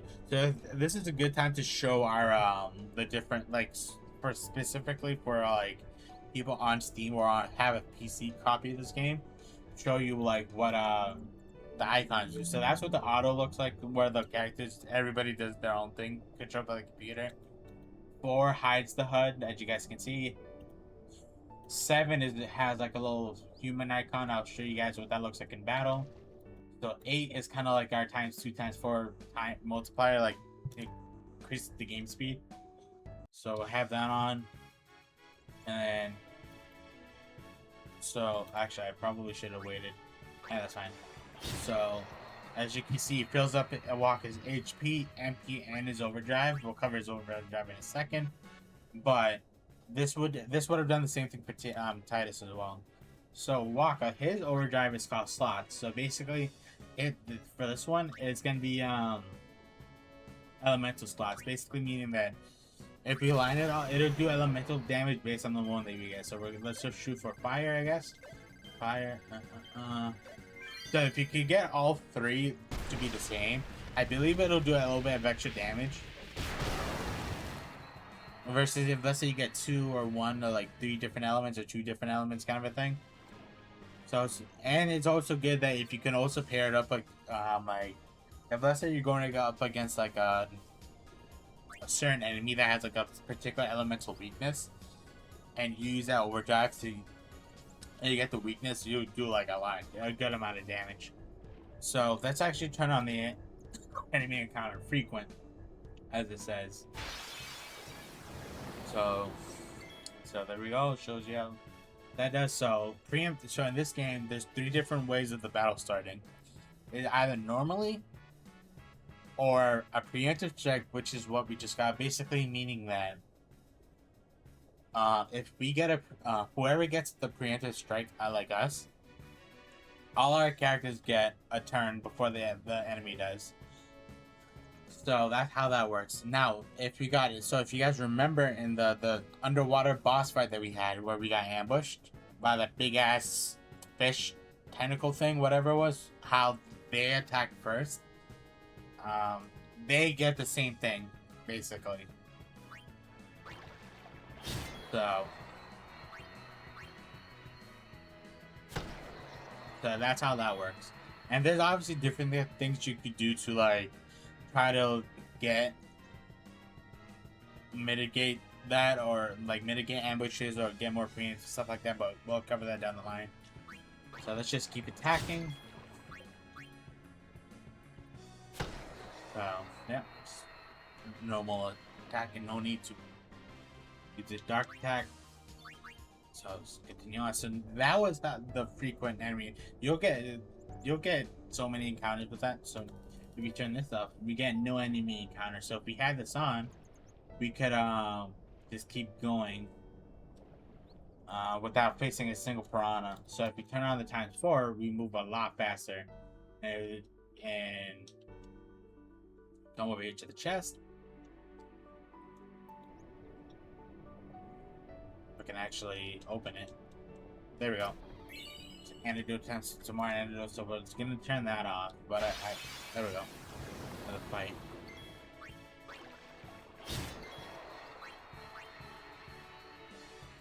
Nice. So you guys heard that critical sound, and at the same time, if you're fighting an enemy and it's the last one, like in this case, and you get in like a critical and an overkill, I believe it's either a critical and or an overkill, you'll get like a little like camera switch. So in this case, we're gonna make Titus a tiny bit stronger. We'll continue on. So let's turn this on. I don't think there's anything over here on this left-handed side, you know. So just continue on like normal. So I'm actually gonna use. I'm probably gonna use the times the speed multiplier on, just because it helps a lot in moving through areas. So turn that on.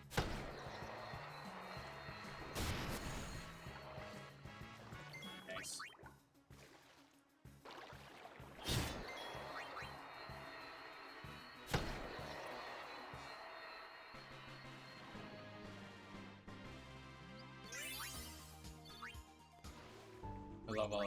Lock a level. Okay, nice. So let's continue this way.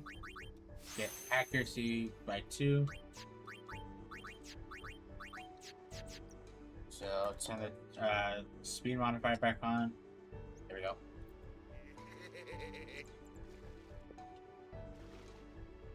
Ah, Let me go! got a favor to ask you. You want me on your team, right? Hmm?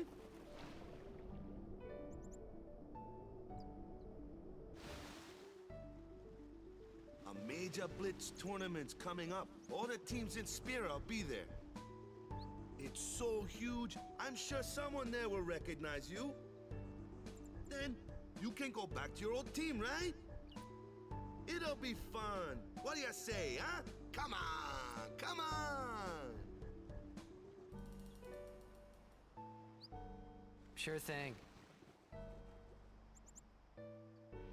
Dude, our team is gonna rock, eh?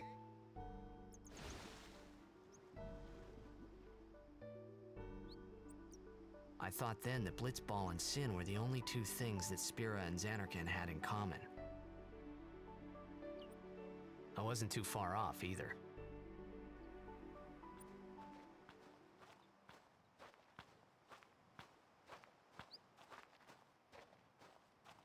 This is where I was born. I started Blitz when I was 5. I joined the Aurochs at 13, 10 years ago. 10 years, and we never won a game. Well, after last year's tournament, I quit. Time seemed right.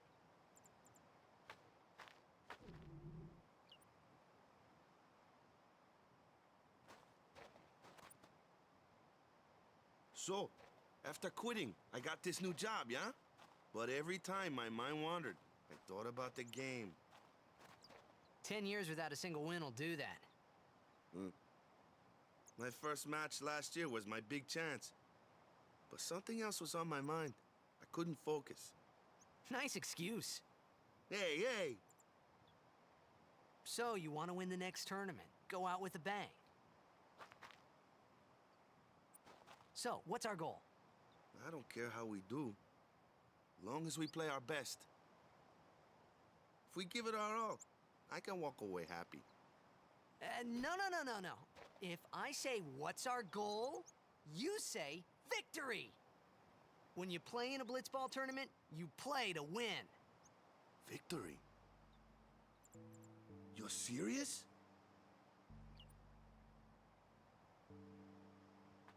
Already off to a strong start.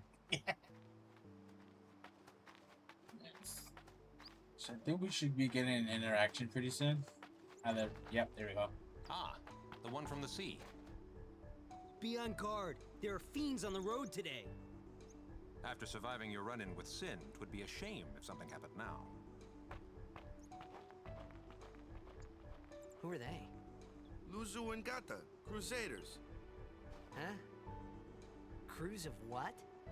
What, you forgot that too? Hey, sorry. Don't worry about it. I'll help you out. Cool.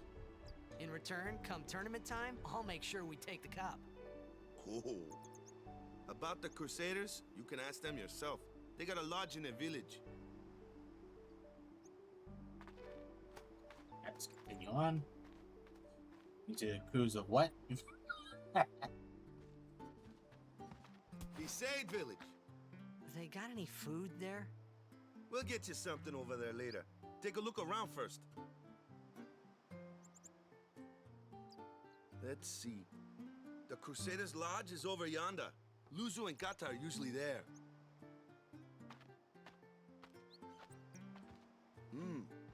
All right.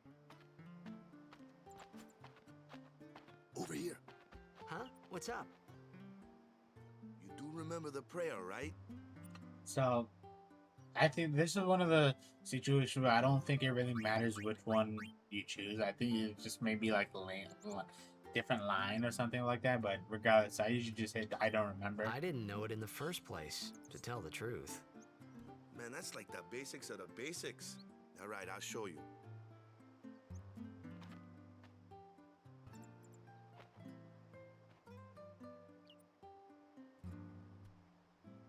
Go ahead, you try. Hmm.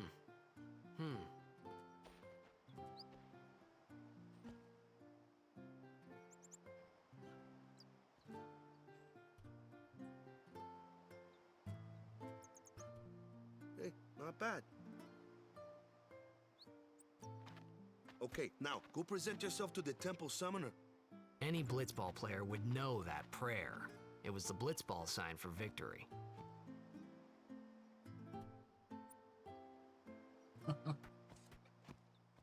Oh, rookie mistake, sir. Okay, so now that we're here. Yeah. I don't know why, but whatever. Okay, so now that we're here, open the chest up for Phoenix down. So let's walk into this first hut to the left. This is a shop where you can buy some potions, Phoenix downs, and antidotes.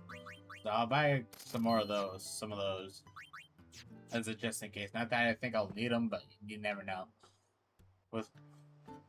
So as soon as we leave, we walk immediately out to our left to this guy's hut, and we're gonna open the chest for a high potion, 400 gil, and 2 potions. So talk to this guy. So this was somebody's house, I guess, and just said screw it and left. So and this is like blue tent looking thing. This is the Crusaders village that Waka was talking about. So there's Luzungata up there. I'm gonna save right here. You could talk with them if you want. I'm not going to. I'm gonna just keep going. But you do want to come in here because if you guys see part of the book, Albert Primer book is sticking out to the right of Luzu. Okay, so I guess Luzu's a redhead and Gaza is the Standal, this dude. So, but you can see where Titus is right standing. This is the primary area. So if we turn around, hit thing, this is volume 2. So P translates into the letter B, and we could just move forward. That one, as long as you come back to Besaid and get that, you should be good. Nothing, it's not missable. So come back into here. It's like a clothing press kind of a thing. There's not really much that you do in there. Come into here. This is the tent where Waka is chilling. So we're not gonna interact with them just yet. And then you can talk with some of the people. I don't think they give you anything, so I'm not gonna bother. Come in here, talk to her. Yeah, there's not really much in these tents or huts, however you want to look at them. So let's just move forward. Up here, and this is the temple that we need to go to.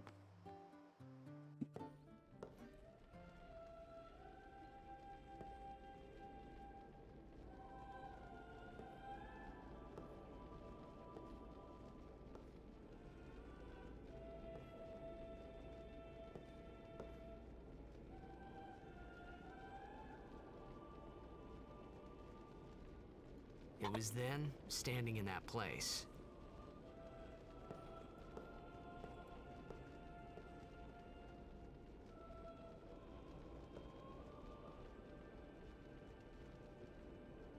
I began to realize how different this world was from my own.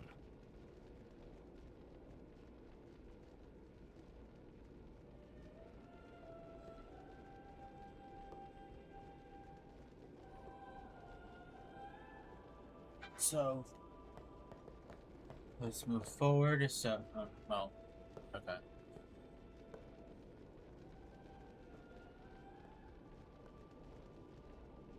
10 years have passed since Lord Braska became High Summoner. And finally, we receive a statue for our temple. Well, what's a high summoner?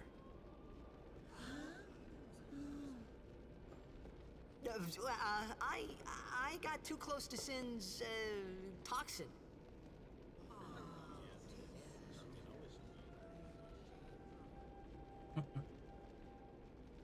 It was funny hearing myself make the same excuse over and over. Funny, and a little sad. The Summoners are practitioners of a sacred art, sworn to protect the people of Yevon. Only a chosen few become Summoners, who call forth entities of great power, the Aeons. The Aeons hear our prayers and come down to us. They are the blessing of Yevon. So what he meant was that we should respect some kind of great men, or something like that, I figured. Alright. So let's come in here. This is most of. Okay, so as you guys saw, the game, game crashed on me. I don't know what specifically has caused the game to crash, or if it's just a me thing, but that's why I always try to save as much as I can. And so, but this is right off the autosave, so thankfully it saved right then and there. But there's nothing in this room, so I'll leave the room. Run back out.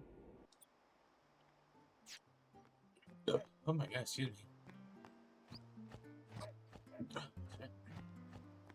So once we have that whole initial interaction with the temple, run back to the second hut to the right. Speak with Waka. Sorry, man. Take a nap. And then just hit thanks.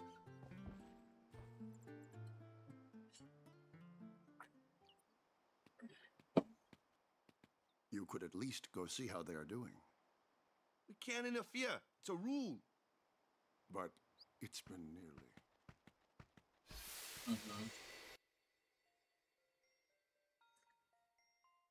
But it's been nearly. It's been nearly a day already. Perhaps you could go look for us. People are searching for him now. Thank you.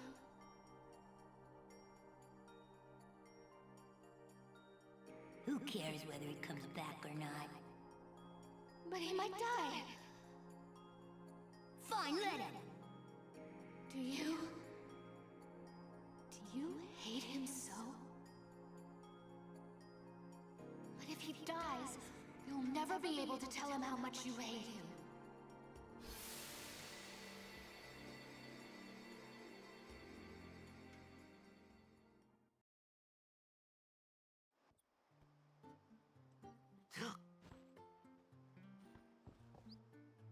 Waka? So once we have control again, let's leave and just run back to the temple.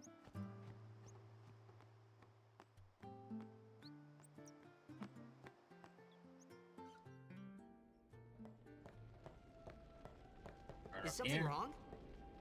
The summoner hasn't returned from the trial. Huh? Well, apprentice. Huh? There's a room in there called the Cloister of Trials. Beyond is where the apprentice summoner prays. If the prayer is heard, the apprentice becomes a fully fledged summoner. Remember? So someone is in there somewhere and they haven't come back out. Right, I got it. A day's already gone by. Is it particularly dangerous in there? Sometimes, yes. Why don't you go in and help?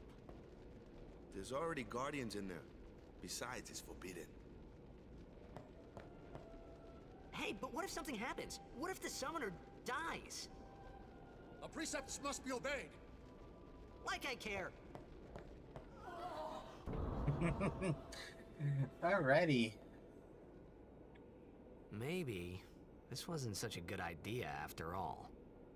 Alright, so close to the trial. So basically, to start, we're gonna come touch this glyph. Let's see if I can remember how to do this on one go.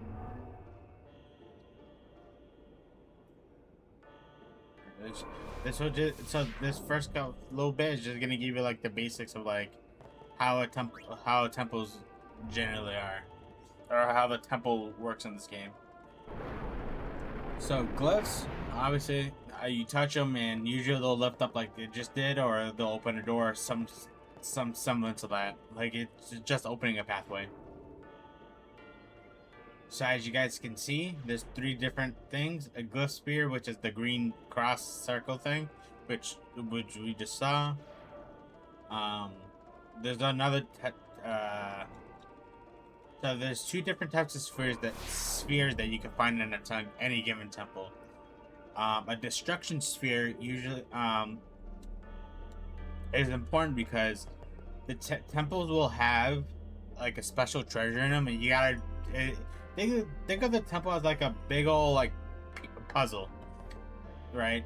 So you need destruction spheres if you want to get a treasure in them, because every temple has some sort of a treasure. So it's a matter of figuring out the right way to the right piece of the puzzle to get it done. And then and then there's also another sphere, which I believe is the one we have in hand, or I could be wrong. I don't know. That's a glyph sphere. So and then the third. So yeah, there's glyph spheres, destruction spheres, and then there's a temple specific sphere. So in this case, since we're at the Besaid temple. Oh my god! Excuse me. Just drink a ghost energy and we gas it all of a sudden. So grab that glyph sphere and we'll put it in this first slot. And then so there's a sphere. So that you know it's a destruction sphere when you see like that purple ring to it. So what we're gonna do is, I believe we touch this first. Some temples you have like you touch the symbols and a glyph will show up, so like in this case. So yeah, so grab the sphere, put it in that door, come over, or make sure you grab the sphere again, put it in this wall, as you can see that's chilling up there. Leave this sphere for now, right? So once you open this door, run over, touch the wall, and then grab this. So this is the third sphere. This is called the Besaid sphere. Basically, this will help you like basically work towards the finding the exit. So every temple is gonna have some sort of variation, whether it's multiple spheres or different, like multiple types of the. Hold on, multiple spheres of the same type. There's a tongue twister. I'm confusing myself. So in this case, since there's a pedestal with the empty slot for a sphere, we're gonna put the Besaid sphere we just grabbed in there, and now this wall's gonna disappear, and now we could finish the temple. However, if you're playing this for the first time, I would really what you want to do is, before you push this up ahead where you see like that square on the floor, run backward, right? So we're gonna run back to the first room we opened, grab this destruction sphere. So this is where the treasure part comes in.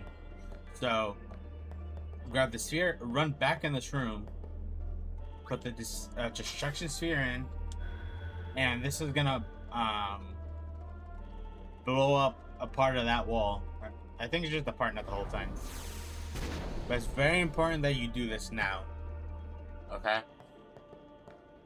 You could do this later, because there will be a point where we can come back, but it's there's no point in not doing it now, you know? So we've got a rod of wisdom. So we are all done. So basically, once you get this, whatever treasure is in the temple, you're good to go.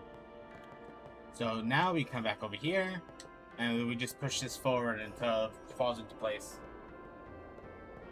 And it's gonna trigger another cutscene or interaction. Hey, what's gotten into you? Hey, it's okay. Only summoners, apprentice summoners, and their guardians can enter here.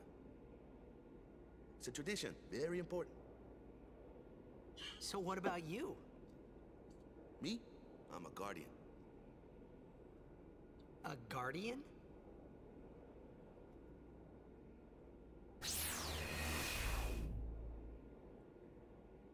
Whoa! Ah!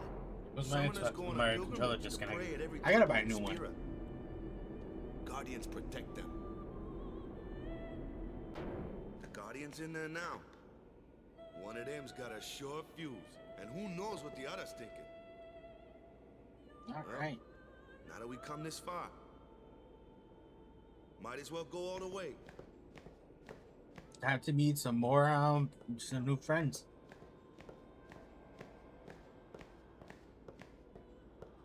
What are you doing here? Didn't think we'd be able to handle it. No, it's just... See, I told you she gets mad easy.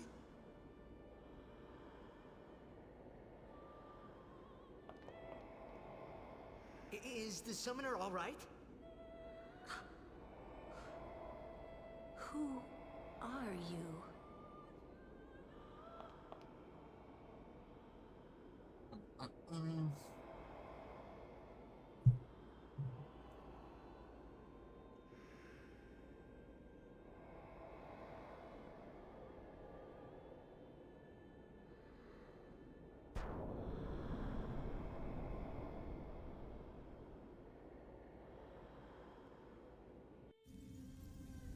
Oh, wow, my game's actually not green.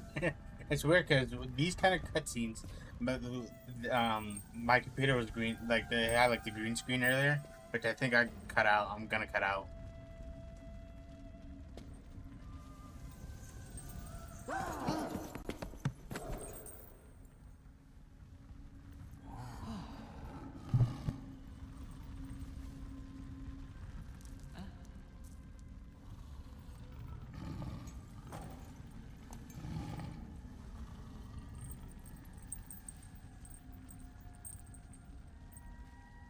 I've done it. I have become a summoner. Nice. So we're gonna send Nufra up.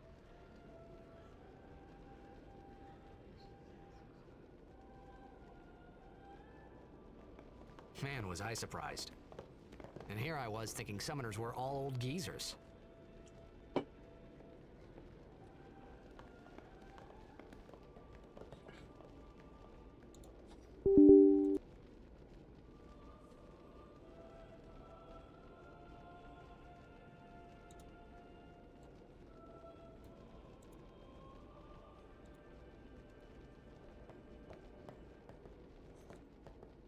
Alright, so now we go.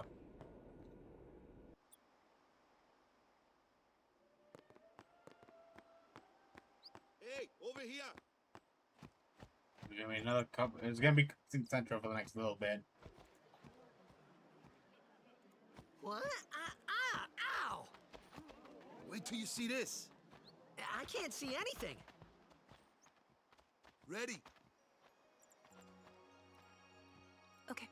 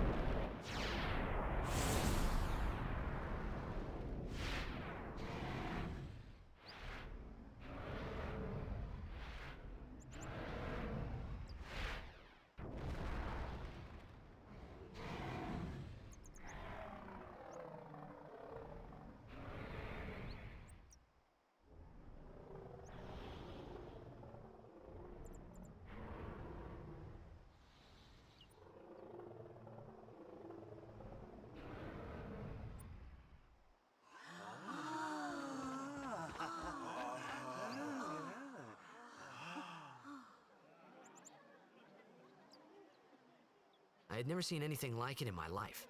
Sure, it was a little scary, but still, I could feel a strange kind of gentleness coming from it.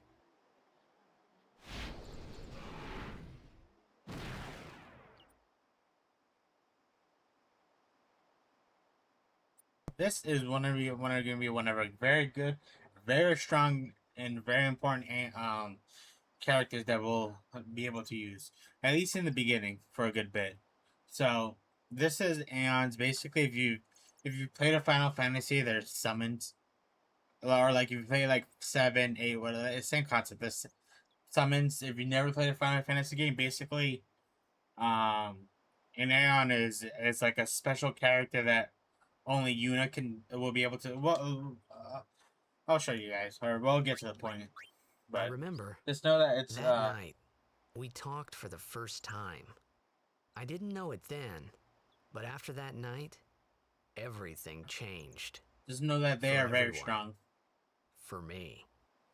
Like, if you don't plan on doing any farming during the storyline, like progressing to the Let me story, introduce they're you to gonna the help a team. lot. This guy here wants into the tournament so bad, I let him on the team. His memory's a little fuzzy, so don't mind him if he says anything odd. Come on, say hi.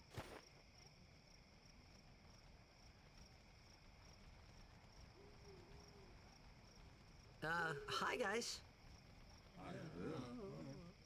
So what's our goal? To do our best! Nope, we got a new goal now. Our new goal is victory! Let me stop this real quick. Put the volume up just a little bit.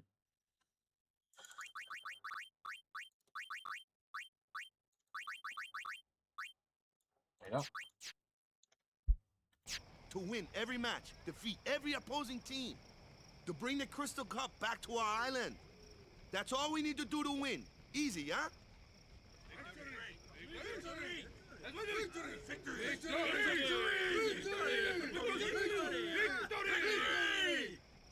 Victory! Victory!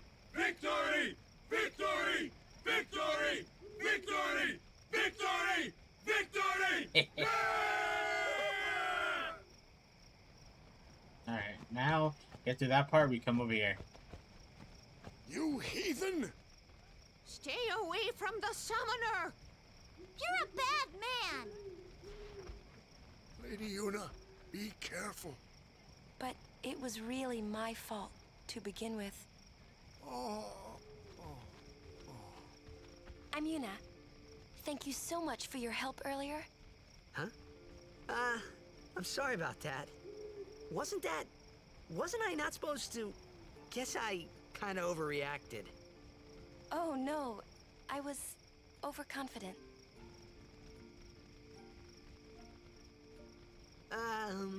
I saw that Aeon thing. That's amazing. Really? Do you think I can become High Summoner? Lady Yuna, come play with me some more.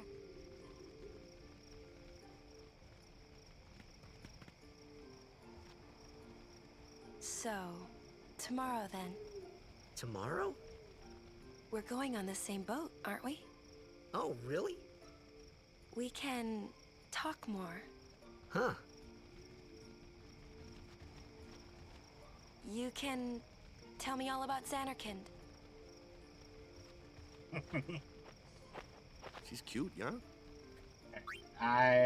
You get two options, and I always choose she's not my type. Then we're cool. Hey, but what if she, like, comes on to me? That's not going to happen. If you get tired, let me know. I had a bed made for you. Alright. And then once that's all done, talk with Waka. Yeah. Good. Right. Sleep the night away.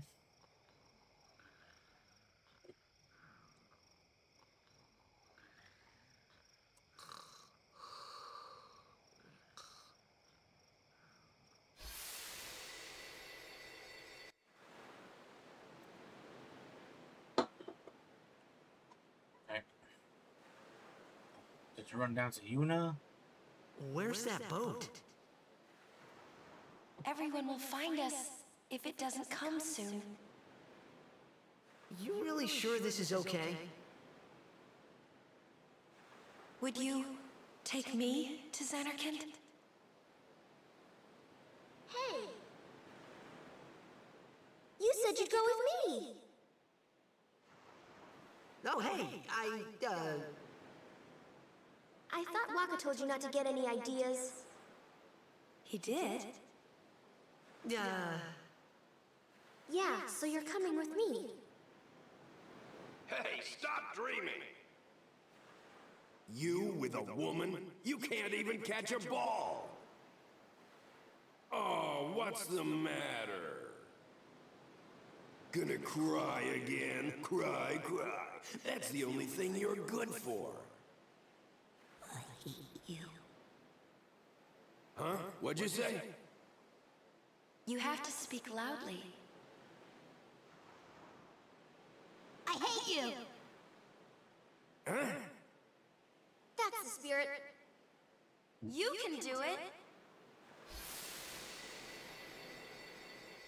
I hate you! He's dead, okay? Dead.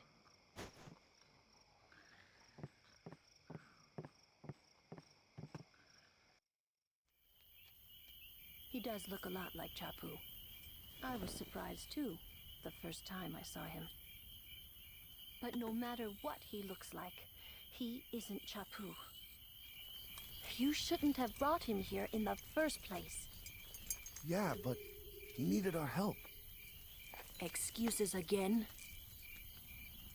Yeah, but... That's it. No more. Enough, Waka.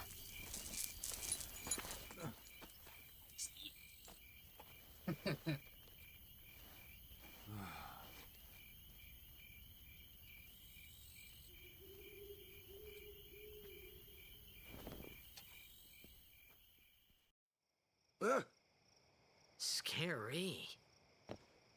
So, who's Chapu? My little brother, Chapu. He looked like you. He's dead? He was with the Crusaders when they fought Sin last year. He didn't make it. I first heard on the day of the tournament. Oh, so that's why. I became a guardian to fight Sin, yeah? Revenge, then? That was the idea. I'm more worried about a stupid game now than avenging my brother. Well, after the next tournament, I'll be a guardian full-time. I know it kinda looks like I'm using you, but I'm not. Don't worry. I mean, I owe you a lot. You really helped me out, you know? What I mean is... Thanks, Waka. Stop. You're embarrassing me. Oh,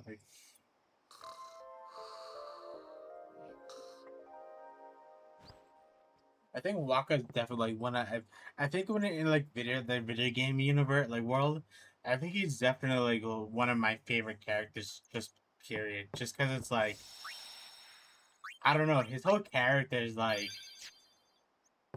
awesome. So, I would definitely save if you don't want to sit those cutscenes again. I'm definitely gonna save again just because I game crashed. So, and then once you do that, just leave. Hey, sleepyhead. Something I want to give you. Get that new sword. Whoa! You're giving this to me? Yeah, use it well.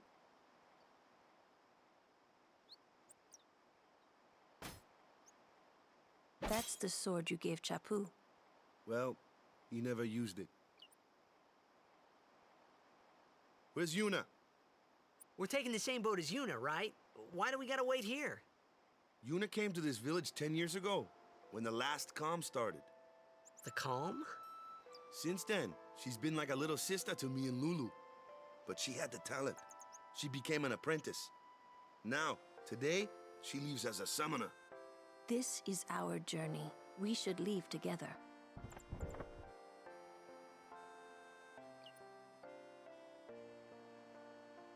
You really don't need all that luggage. They're not really my things. They're gifts for the temples we're to visit. This isn't a vacation, Yuna. I guess you're right.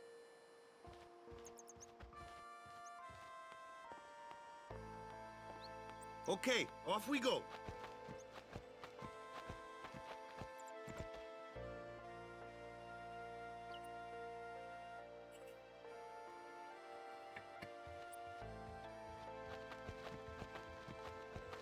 Okay. So once we get control of our character, immediately run back into the village. Right. So we're here looking for one specific thing. And that's the doggo, which I believe is in this tent. Actually, no, we have to talk to... So if you run into that first tent on the left, talk to the shopkeep lady. Right? You don't have to buy anything if you don't need to. But she'll bring up saying that her dog dug something up. So now we're going to look for the dog, which I believe is either... I believe it's in this first tent. Or like this tent on the top right. Yep. So interact with the dog. Maintain something mangled slobbery. So the Aeon we just got for just got a new overdrive. Only Aeon in the game that you could find a second overdrive with. So most Aeons already everybody starts off with an initial overdrive. Yeah. Sorry, the main characters in your party and the Aeons are summoned that will get. But so specifically for Aeons, Valifor is the only Aeon that can get that can learn a second overdrive. Everybody else either already has an overdrive or they start off with all the overdrives already. So in this case, we're gonna go into now we can go into Aeons. See, the Valifor starts off at 725 HP, 24 MP. They're decent stats. So, but Valifor's original, or like the one he starts off with is Energy Ray. The one we just picked up was Energy Blast, which is basically like a stronger, I believe it's a stronger overdrive. I don't know all the specific details, but yeah. So Valifor has the second overdrive. Now we have some new members in the party. So we have Yuna and Waka. I mean, sorry, Yuna and Lulu. So earlier, how I said, how like in the beginning of the game, or for a good chunk of the game, your characters all have specific purposes. This definitely will show you like what I was talking about. So now we could just leave the village and it's normal. Here comes one now. Hey, why don't you try? So, yeah. So yeah, there we go. No problem. Not too shabby. You kept up with him pretty well. Might make a good guardian someday.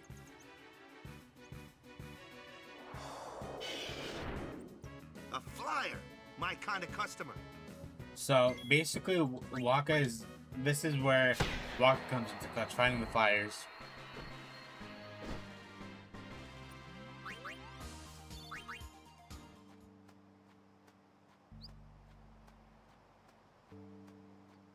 Up here for another, she got another battle.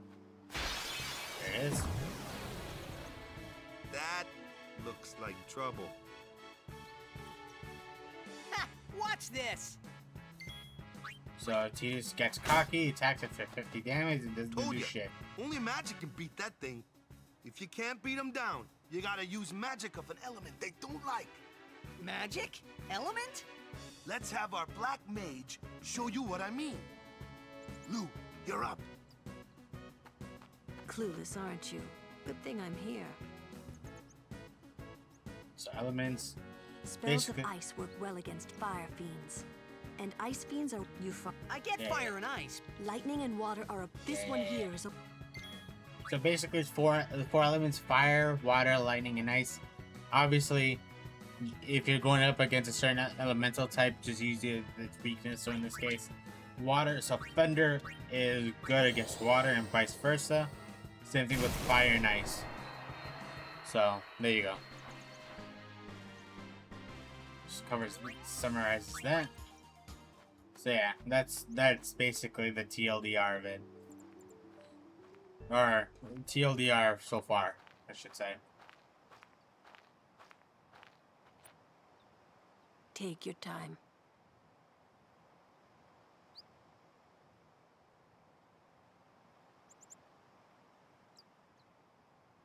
Let's get going, man. We're gonna wait. Huh? Are you ready?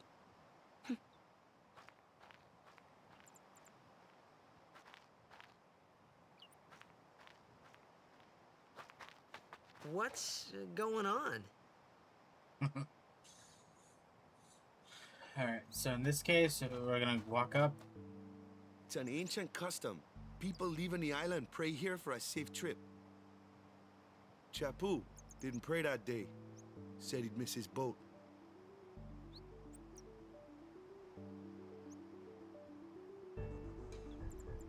We're gonna pray.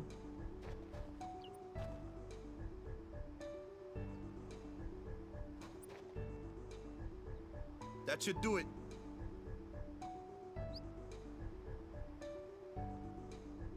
So now we're gonna save. Forward.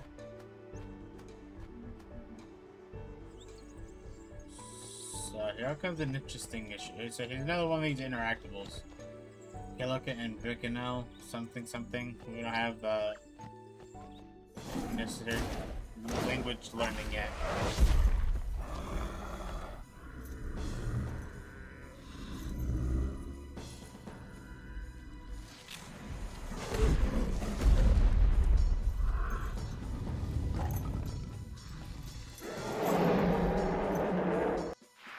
Alright, Mr. Kamaru. Oh, Kamaru. Ah, you motherfucker. Right. So, I would definitely keep a guard up in this battle because he has that. That's his overdrive that he starts off with. Ooh, and that was a nasty critical. So, I'm gonna just cast the high potion. Not the best use, but at least I'm full HP. So, okay. Let's attack again. There you go. That's enough. So I would definitely say if you feel like if you don't hold on.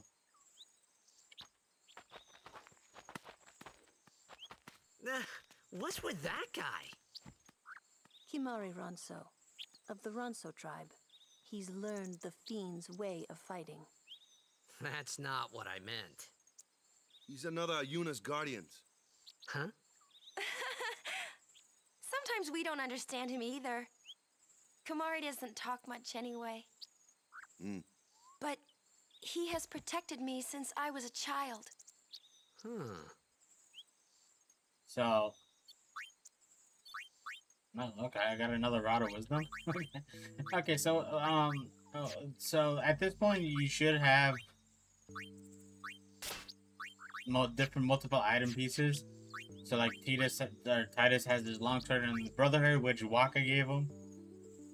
So you can equip different weapon and armor pieces depending on the stats, the abilities that effects they have, and depending on what you need for the particular battle. So you know we're just gonna throw this on an extra 8% magic. So basically, so far in our party, we have our fast/agile fighter. You know, fights the fast stuff like a dingo, stuff like that. Where's Mr. Waka? We have Mr. Waka who's good at fighting flyers, stuff like that. We have our black mage, you know, obviously self-explanatory. And then there's my controller. Okay. And then Miss Summoner herself. So you basically, Yuna is obviously the summoner. She's the only one that can summon in those ants that we got, or that can get. And she's also our white mage. So that is something to know. So with her, we can already get extractability. Anything for you? No. Yeah, nothing so far. So yeah, that's effectively our party so far. Another thing too is, so the blue guy that we just fought, as they said, Kamari is one of Yuna's guardians, which he will join our party shortly. We just don't have, not yet. essentially. So we're also gonna have another scripted battle. One more scripted battle here.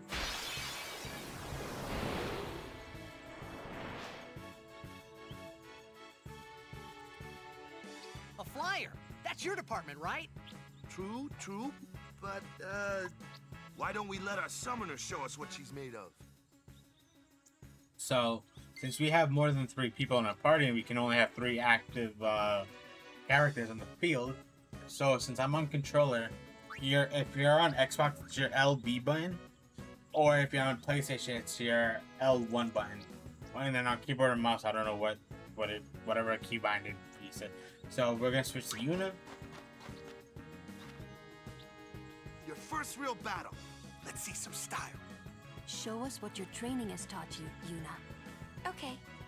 So, summoning Aeons. She's the only one that can summon the special characters. So as you can see, she has, well, I guess we can't really see, but so summon Valor.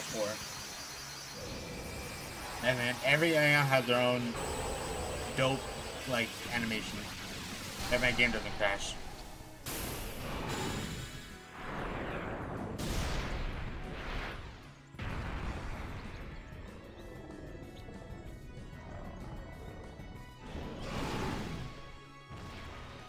So basically, so Valor currently has the basic 4 elemental spells. So let's do simple attack. So Aeon specifically, when you attack, they can charge up their overdrive as well as obviously when they take damage. So obviously normal attack, Sonic Wings basically sends like a wind blast attack, and if the ability is able to be used properly, how it says damages an enemy delays their turn. Basically, if an enemy doesn't have any like protection or immunity from the delay, it'll happen most of the time. So we can cast it again. And obviously we have spells. So, and then obviously, until we get to a point where we start farming for like levels and spheres and stuff like that, our Aeons are very good attack, like being like a extra life kind of. Alright. So just cast a spell, kill it. There we go. So yeah, so they're very good. So if you end up in like a pickle where you if you end up in a fight, or you know you're about to be in a fight where there's a good chance of you getting a game over, what you could do is, if you have Yuna in the party, sorry, there's 2 scripted battles, I was wrong, I forgot about this one. Another one of those. No problem. Right, so say good night. Like the attack we had earlier, walk a dark attack, and then have our fire mage do some damage. So yeah, dark attack, basically they'll miss. So skills, and then there's certain abilities like this where you hit them, and where like, so basically there's like what's called the extract abilities or skills, where like it just showed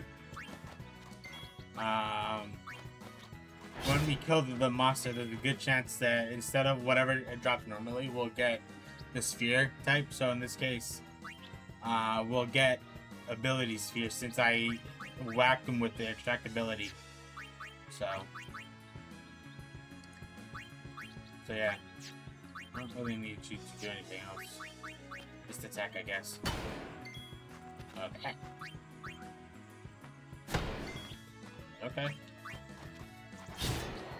I was expecting to fucking just mollywop him like that.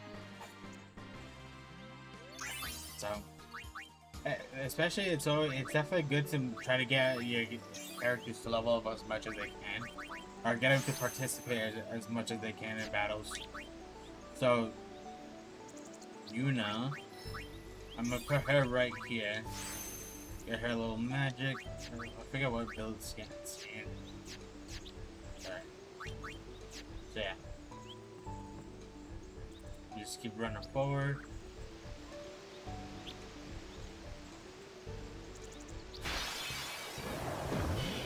So this is one of the most common fights or like fights you get, because in Besaid Island there's not really that many like fiends in it. So this is the perfect example of use your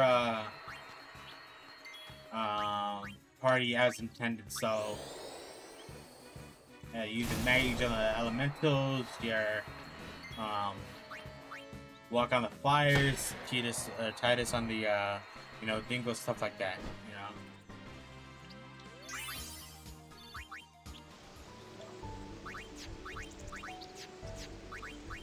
you know. Ooh, gotta level up.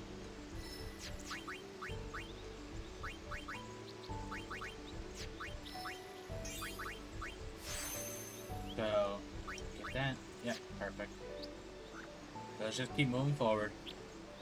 That's all we need to do. Just continue on this way. And if you remember back, how we went to the right, which is we just walk and he pushes into the water. Now we're running back to where we first popped up. So we're gonna save here. Get everybody back up to max thing, like health and stuff like that. So what I'm gonna do is I'm actually gonna go back a little bit and guess, even though it's not a lot, I do want to get a tiny bit of gil. So I'm gonna just pause the recording and farm a tiny bit, just to get like a couple grand or what, or up until the point where I get fucking sick and tired of farming, or my controller just disconnects. I'll be back. We are back. Back again.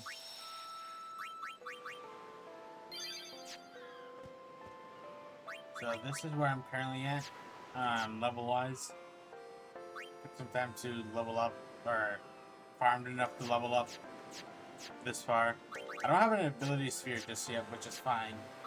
I didn't really use all that much, or like at all. So it's just been these three, or these three. We have 16k gold, so we're cruising. We are cruising. So, see, in this first, like in that whole Besaid, it was once you got onto Besaid Island, like after getting attacked by Sin, there's nothing really, technically speaking, there's nothing here that is missable. It's just, it's one of those where you're better off collecting everything as much as you can before getting onto this boat. Yeah, and I would say even before you collect everything as much as you can before you enter the temple, Besaid Temple. Make sure you get the treasure in Besaid Temple, and then once you have all that done, or once you're done enough in Besaid to be satisfied to leave, let's just get up. Set up to leave. And I don't remember if these guys give you stuff. I think some of them do. Nothing from them. Don't need it from him. So you get a ring from him. Okay, so nothing from them. Okay, so get some money from this guy, a ring from that guy, and ether from that guy. Nothing from them. So once you've done that, all that, or whatever you can, it's fine. I still find it funny you can still move around in this. So yeah. I always found this to be hilarious. So.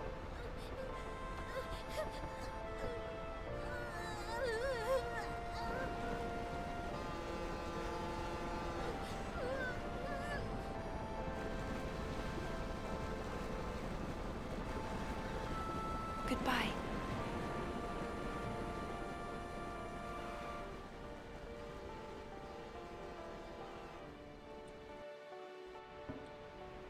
So we're going from Sade over onto Killick Port. That is our next destination. So this entire like section is gonna be very like cutscene. There's gonna be a lot of cutscenes, or like long enough.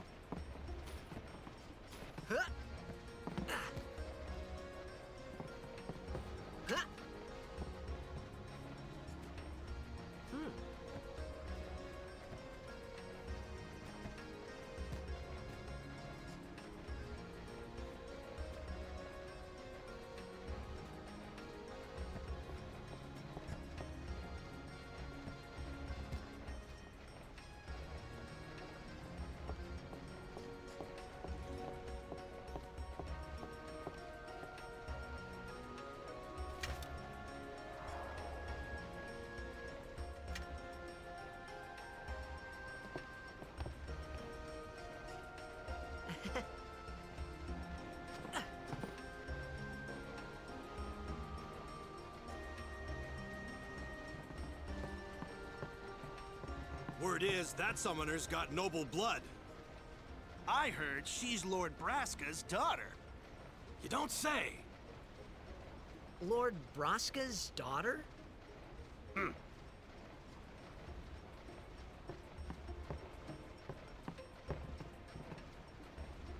So, is Yuna's father famous or something? She's the daughter of High Summoner Braska. You saw his statue at the temple. Lord Braska defeated Sin 10 years ago. Yuna's the heir to a great legacy. It's tough when your father's famous. Huh? Wakka's a bit lacking in the imagination department. Huh? Thanks, Lulu. I'll keep that in mind.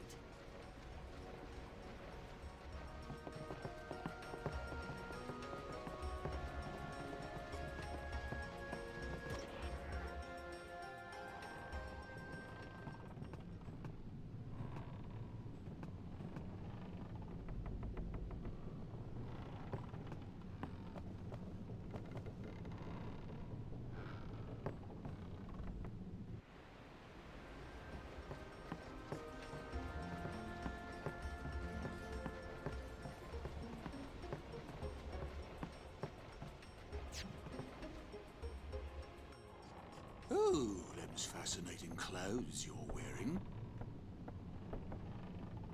Yeah! Filthy, filthy. These won't sell. Or me name's not Awaka.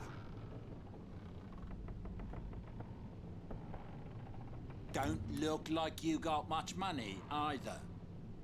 I've no business with you. Out of me way. Who do you think you are? Awaka the 23rd. Merchant extraordinaire. Awaka the who? There's my controller again. Don't know me? Well, not many do. Not yet. Give me 1 second, because I want to pull up a specific game facts.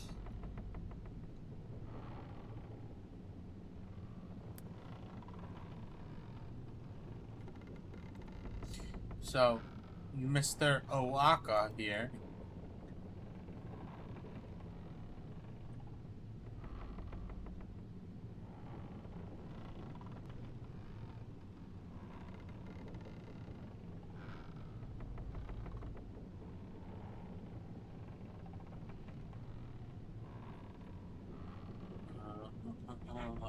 Because I remember seeing a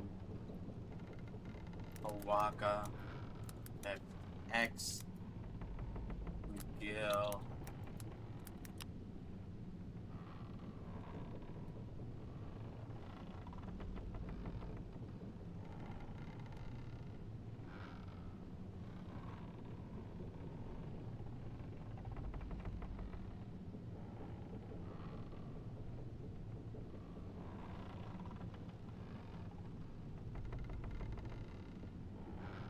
Alright, so by the looks of it, as long as you so to get the way that he works is he's a traveling merchant. We'll see him in various areas, but so let's see here. But someday, Talk say with it. him. So he's gonna ask if we could spot him some gil. We'll say yes. So this is why I wanted to get the gil. So so reading this correctly, if we lend him, let's see here, 10,000. So 1,000, 10,000, and so 10,001 gil, right? Confirm. No sweat. I guess it pays to ask. Thank ye kindly, lad. Fine seed money. So you give him that. Alright, get that.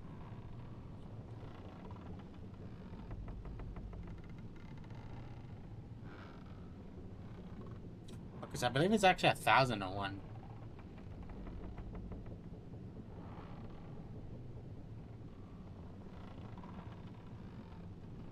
You know what?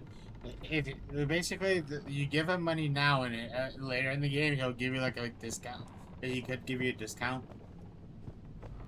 But I just gave him 10K, which I have no problem with. So let's actually run down here to the power room. Get another like interaction. What the heck is that? What the heck is what? What is this place? The power room, like it says on the door. Yeah, but why the big birds? What's so strange about chocobo power? Chocobos? Those are chocobos? What? You've never seen a chocobo? What kind of backwater island did you come from, anyway? Yeah, come on, mister. Miracles and oddities were starting to become daily routine on this trip. Damn right. So I believe you could kind of see where I'm standing. Get volume number 3. Ellen to see. So far we have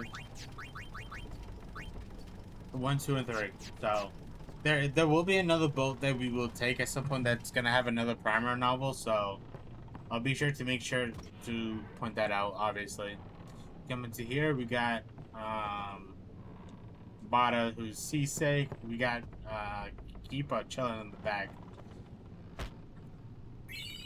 So what's funny is, so if you play the the 2000 the PS2 version, I believe this used to give you infinite potions, or like this used to give you like a absolute shit ton of potions. So I actually don't know how many we're gonna get.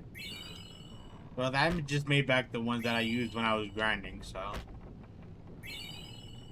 I don't know how many we'll get from this, but.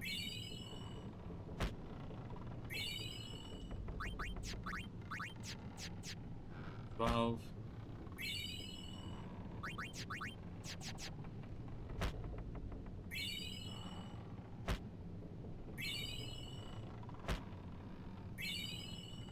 I don't need to go crazy on that.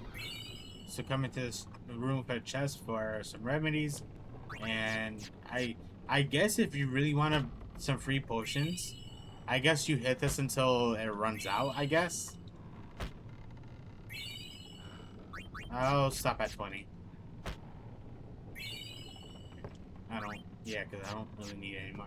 Like I said, I don't know if there's a limit to hitting that suitcase, but now you guys know.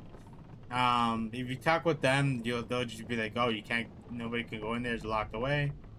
So, not gonna bother. So as you guys can see, we get Kamari finally joined the party. So far, let's do a quick recap since we got a new party member that we can use. So obviously, Fast Boy, our Black Mage, our Aerial Dude, our White Mage / Summoner, and Mr. Kamari, who kind of starts in the direct center of the whole grid. So as you guys can obviously see, like how everybody kind of like branches off, starts somewhere relatively close to the center of the grid, but everybody else kind of will branch off. So you can see like Lulu comes down here for dark magic. Walker kind of comes, I think, like this way for more like agility, or like, you know, for his expertise. Same thing with Titus. He kind of gets more like comes up here. I believe he actually goes up to top left, and then Yuna kind of comes down this way. So Kamari's kind of in the boat where it's depending on how you look at it, it's kind of like a double-edged sword, where It's both a good and a bad thing that he's in the Dark Center. So he doesn't have his own unique portion of the sphere grid. He's considered a blue mage, I believe. So he basically, think of Kamari as like your own, like kind of like the closest thing you could ever get to like being your own character, in the sense of like you could take Kamari from the second you get him, which is on the boat, you could send him whichever way. So if you want to make him have him be like a Titus 1. or 2.0, you could send him up to Titus grid. If you wanted to learn some black magic, or send him down Lulu's grid. If you want to have him learn some white magic, send him down Yuna's grid, you know, stuff like that. So Kamari's kind of like, at least for a good bit, Kamari's basically your makeshift do whatever you want character kind of thing. And now obviously we'll get to a point in the game where that everybody's gonna have the same stats, but we're not at that point yet. So for the time being, what we're gonna do is, I think what I want to do is I want to send Kamari to kind of start get a little bit of stuff from Titus's grid, send him up that way, get a little black, kind of have him do a little bit of everything, but at the same time, I am gonna send him down. I'm probably gonna send him down more towards the spellcasters. So I think what I'm gonna do is I'm gonna probably have Kamari do this initial section, so kind of get like this portion of Titus's grid, and then probably get do this little part from Waka's grid. There's no ability to disregard, and then yeah, and probably just work towards this spellcast. But that's gonna be like down the line kind of thing. So you just do some planning, and it's good to have like, I mean, if, at least for Kamari, it's good to have like an idea of like where you want to go, because Kamari's like the only character where since he starts just far enough away from the main party when you start being able to use them and level them up, by the time he catches up to anybody, you would already have gone through like a good chunk of the grid. So basically, by the time he can, let's say for example, he get I send him only on Waka's level, like part of the sphere grid. By the time Kamari catches up with Waka, Waka might be like down here, or like at the end of his grid. You know what I mean? So you have flexibility with Kamari for a good while. So that's just something to keep in mind. But yeah, I just figured I'd throw that in now, since obviously we have access to them. So one thing I don't know where to put this in the thing, but there's so in Final Fantasy X, there's a little thing like behind, like that's like running behind the scenes basically. I don't know what like compatibility like marker, like there's like a term for it, but I just can't remember what it is. But in essence, in this game, so for every action you do at the like in battle and stuff like that, like, so like let's say me and Waka in battle, right, and he goes down. If I use a Phoenix up on him, I'll get like, let's say 1 point. And this will accumulate throughout the game for everybody. You know, you heal them, do the actions that'll like contribute to the point rating, whatever it actually is. And the reason I'm bringing this up now is because way later on in the game, there'll be a cutscene where there'll be a certain interaction with Titus and one other character that'll be like a cool little interaction, basically being like, which of the other characters have you been like the most friendly with, I guess, or like yeah, I guess, I don't know if that's the best way of describing it, but yeah, it's one of those where it doesn't really matter. It's one of those things where it doesn't affect the game at all. It's just a matter of there'll be a certain point in time where the cutscene you'll get will be dope. You know what I mean? Like it'll be cool, but it will when the time comes we'll get to it. That's like way down the line. We're not gonna worry about that now. It's just I wanted to bring this up now just because I don't know where to bring it up. So now that we've done just about everything, what I do want to what I would say is once you save and get to this point, um.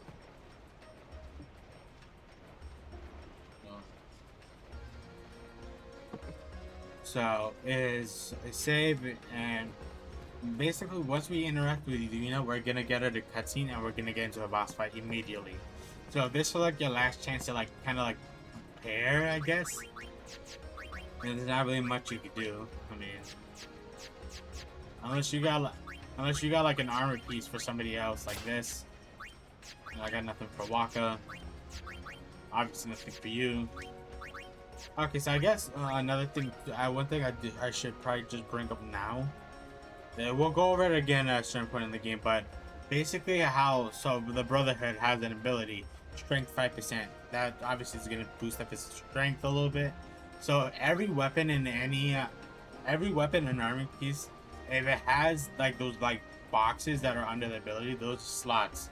So basically, most weapons in this game like that you'll find in battles, a lot of them will have either come with a couple slots, one slot, none.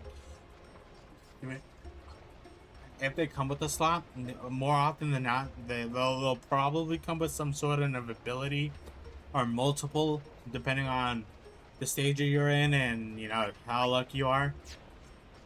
And they all have different effects where they make your physical attack stronger, magical attack stronger, stuff like that. So I figured I'd just bring that up now. So, like I said, this is stuff that we'll go over at the time gameplay plays on. So.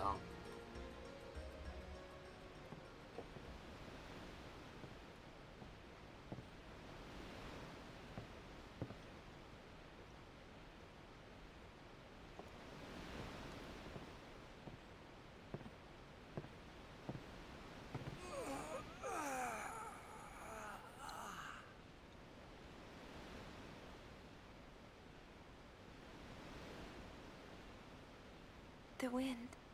It's nice.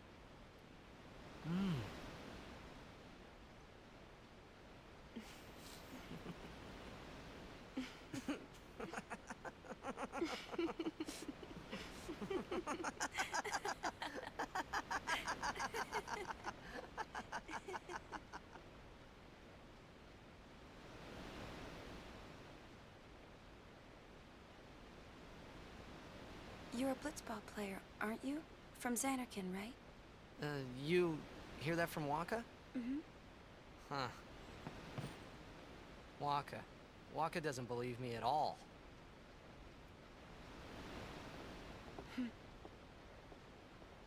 But I believe you.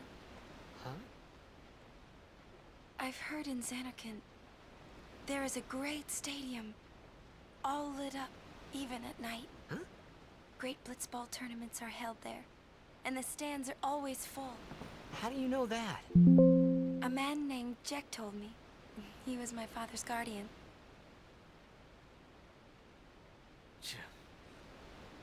Jacked.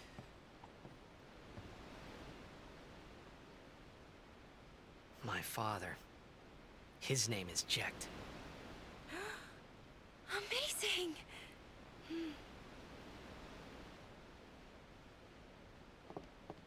You know, our meeting like this must be the blessing of Yevon.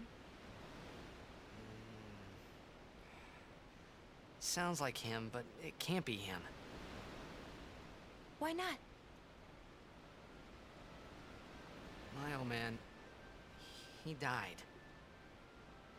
10 years ago, off the coast of Xanarkin. I'm sorry. He went out to sea for training one day, and never came back.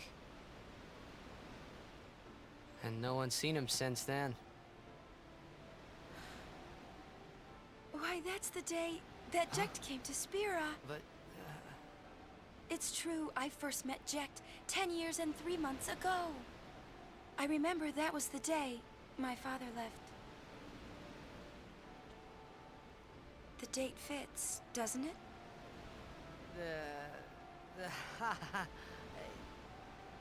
Yeah, but how would he get here? You're here? Are you not?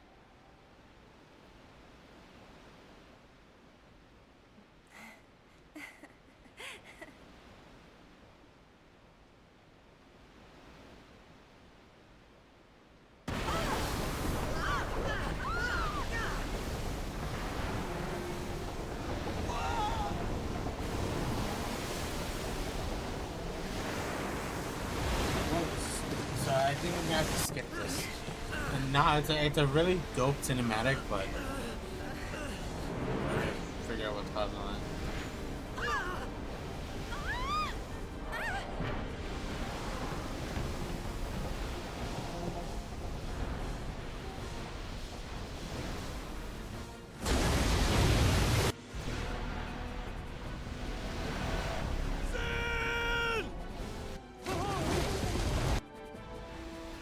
No, obviously normally I would play it, but What do you think you're doing?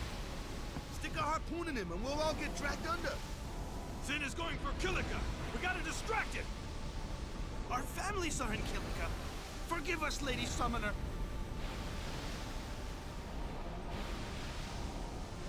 Wait! Oh boy!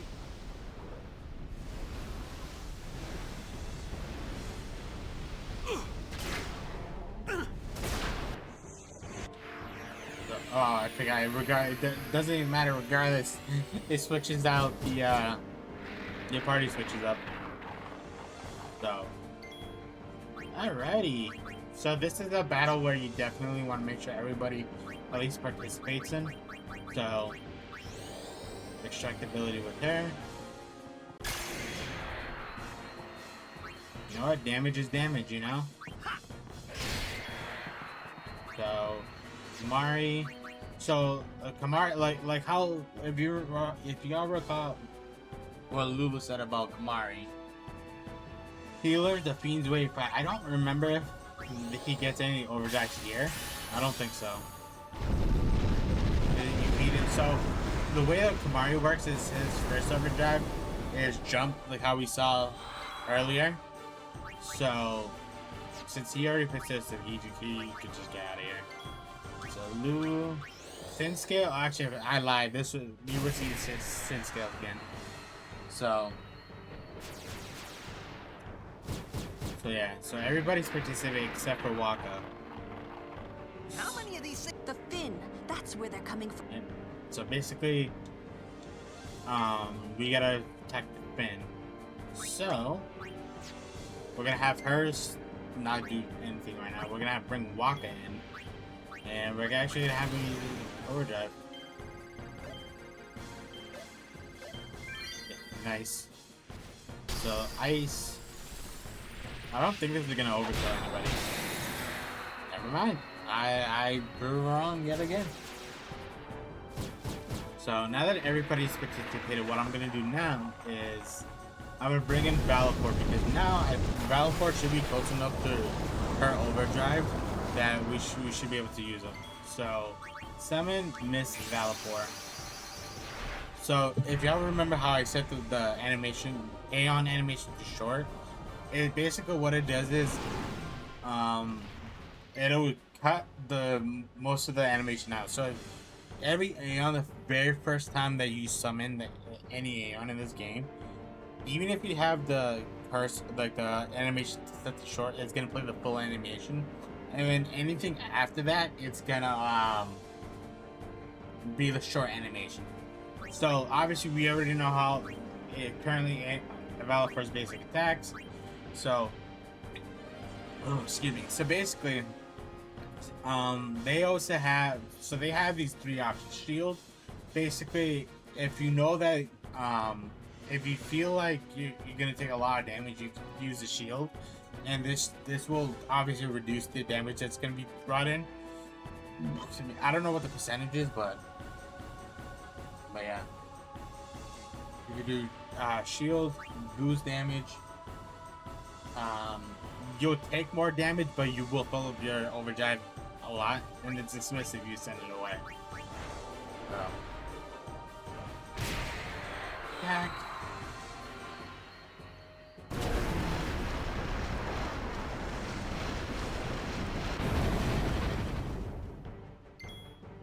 So let's do attack this one again. Nice. So energy ray. So that's obviously the fin. So let's target that with energy ray. So this is the one overdrive that Battleport just start with initially. 1300 damage. Be shabby.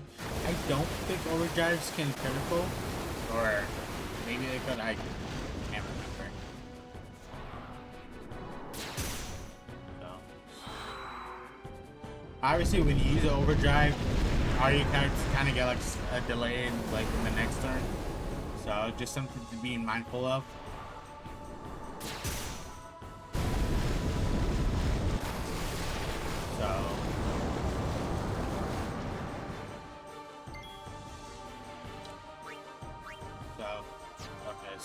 So let's boost.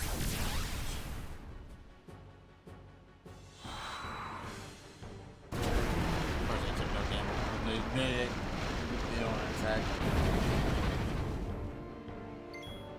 So now they use mission. So it was doing about 100 something damage a hit. So now it's probably gonna do the 200. Yep, there we go.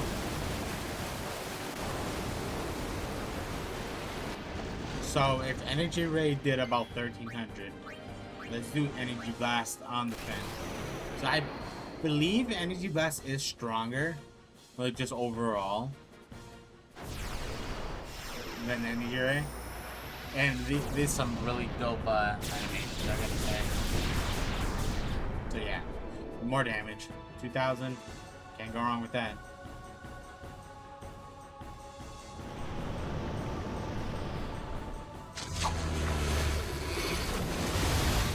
I can't even skip this one either, which is annoying.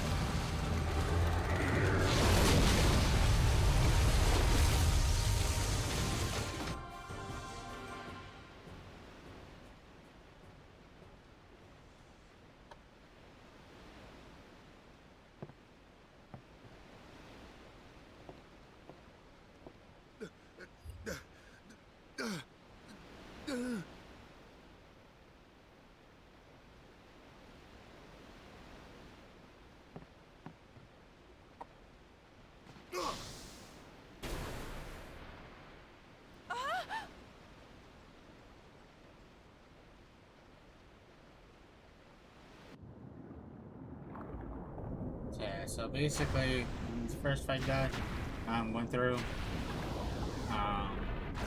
and it's an immediate boss fight after boss fight, so.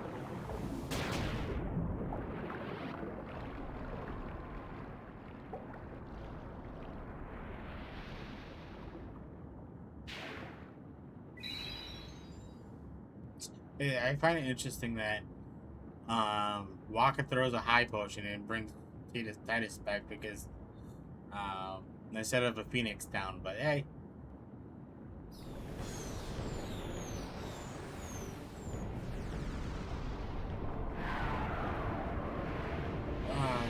Spawn Euclid. I think that was his name.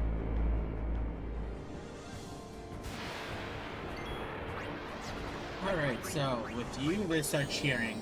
So in this fight, it's just you and Waka. So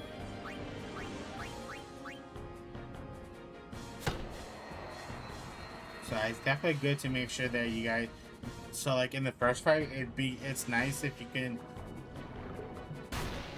take as minimal damage as possible, if none at all, you know, and try not to use any healing items, just for this fight alone. Nice. So we've done 2 cheers. This would be number 3.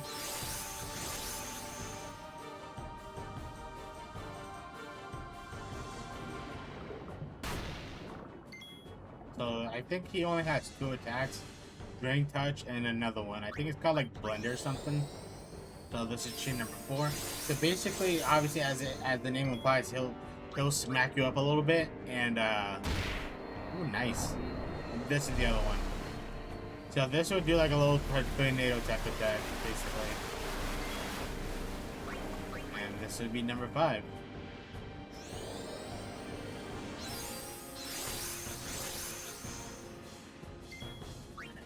So let's go put some dark on.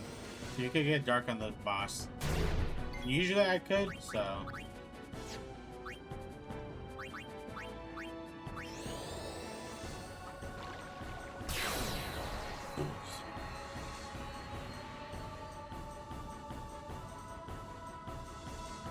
So yeah, now you should miss.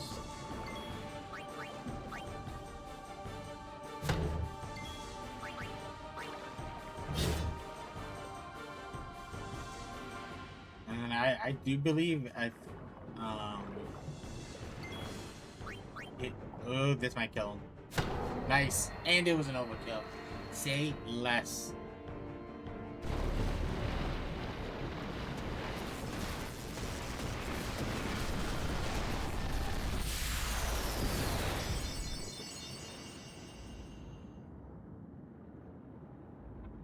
So, yes, I make a good chunk of XP. Get a good amount of spheres and some items for Waka, which is good. And another cutscene I have to skip it simply because it's. When I gotta Sin figure out attacked the problem is. Xanarkand that day, I woke up in Spira. I kept hoping it would work in reverse, too. I will defeat Sin. I must defeat Sin. I was just fooling myself. Maybe it was that day, on the sea, under the burning sun. I started to give up hope. I was in a foreign world. I wasn't going home. This was my new reality, and I was stuck in it for good.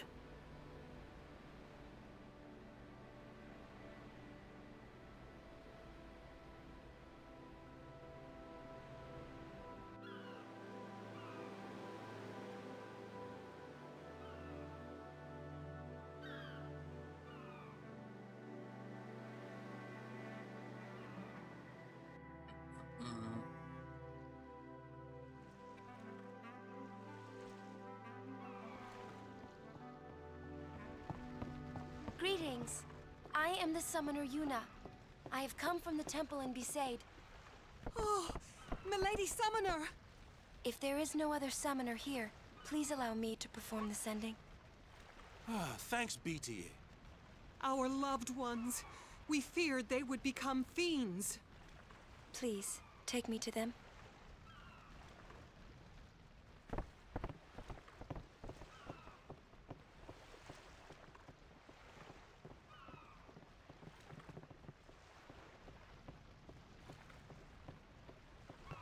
We'll go see what we can do to help in town. Huh? Alright, so once we get control of our character, save.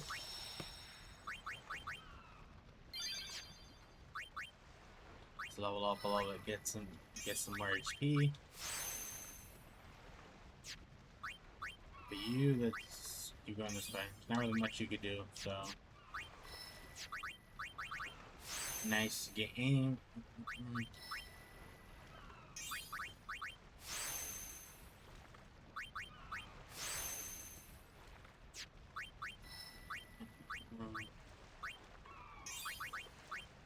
Just get scanning, not that. I don't think I've ever legit used scanning like ever at all. So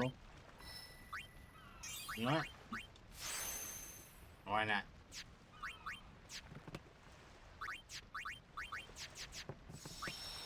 Save again, just because it's you can't go wrong with saving. So I don't think there's anything to collect here.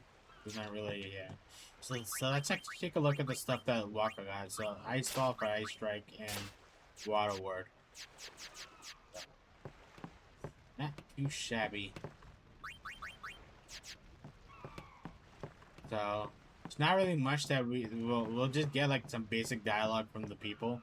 So just continue to the next area. I was gonna start another cutscene. Yeah, that goes my controller.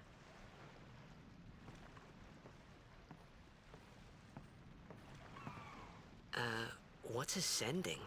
Are we going somewhere? You truly are clueless. Are you sure it's just your memory that's the problem? The dead need guidance.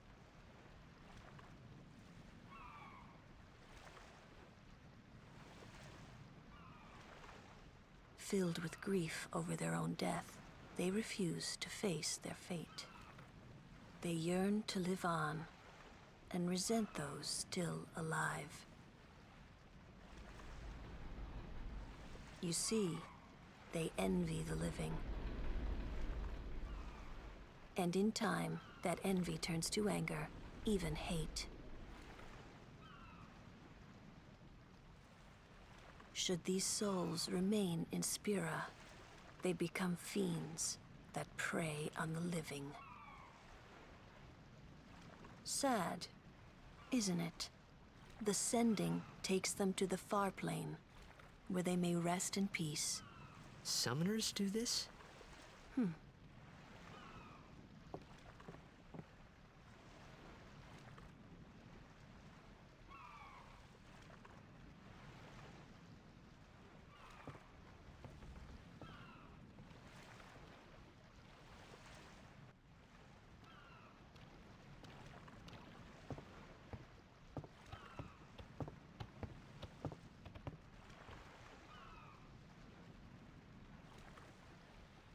It must be tough, being a summoner. Yuna chose her own path. She knew from the beginning what it meant. All we can do is protect her along the way, until the end. Until the end? What's the end?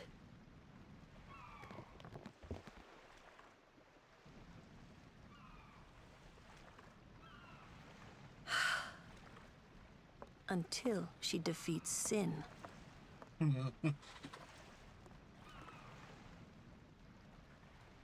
Oh. I hope I did okay. You did very well. They've reached the far plane by now, but no tears next time. I wished there would never be a next time. No more people being killed by sin. No more sendings for Yuna. Everyone stood there watching her. It was strange, and somehow horrifying. I never wanted to see. Oops. Okay, well, that was the end of the cutscene anyway, so.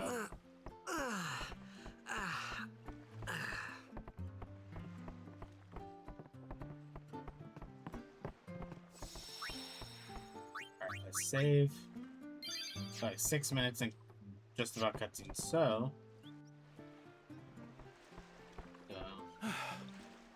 A walk is waiting. So we're actually gonna run forward up here. You see that kid in that thing? We're actually gonna save the child from that.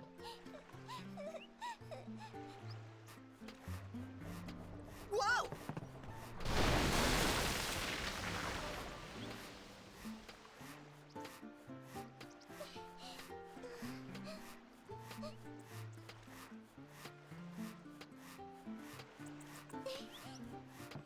Child, I find it. Actually, I don't think there was anything in this hut.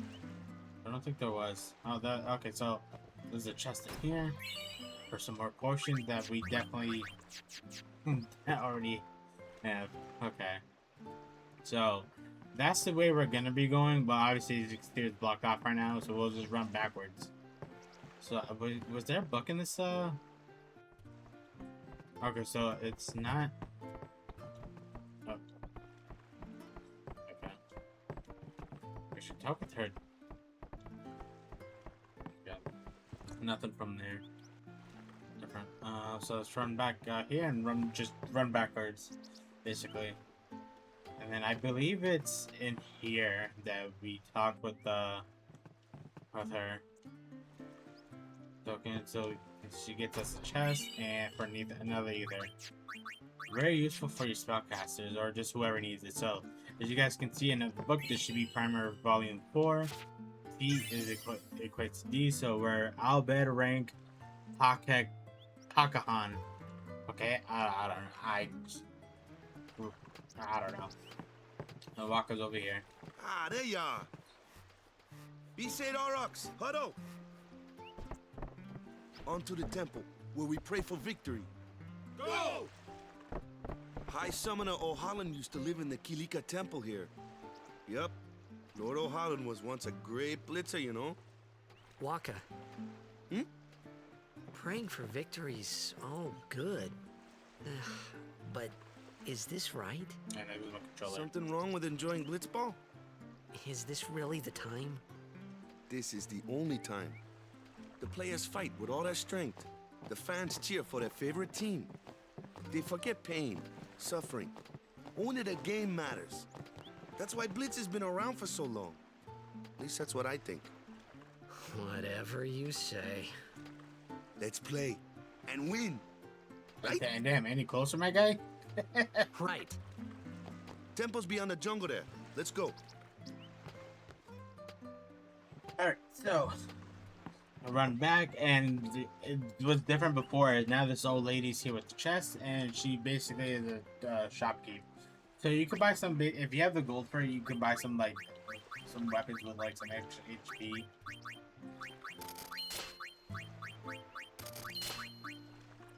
If you don't have anything, so I might as well just buy enough. That's stupid cheap. It's just it's better than nothing, you know.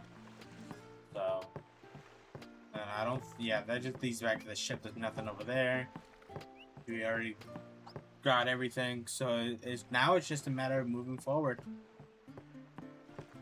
Let's run past. No. Let's just run back this way since Keepa isn't blocking the way now. Thing worked. So I just downloaded the 4 GB patch and stuff like that that can be found. We gotta do this part again.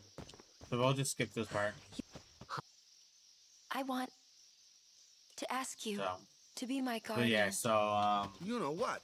I went to Steam, the work things. There's a guy saying, "Hey, if I have crashes, download this patch." I just want him nearby. A file thingy. So I did that successfully. Did the instructions to get to find out if I crash or not. Well, we're all going to the temple anyway. Can't this wait till later? I'm sorry. There's nothing to be sorry about. I'm just not really sure what's going on. My apologies.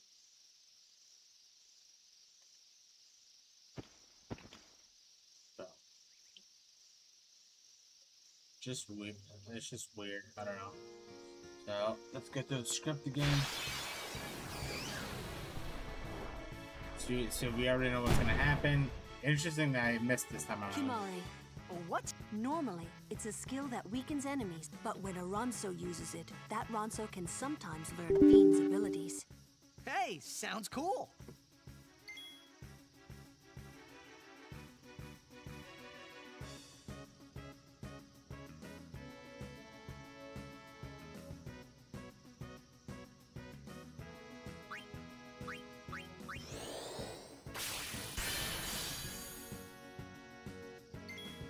Oh, interesting. So, not great damage. So.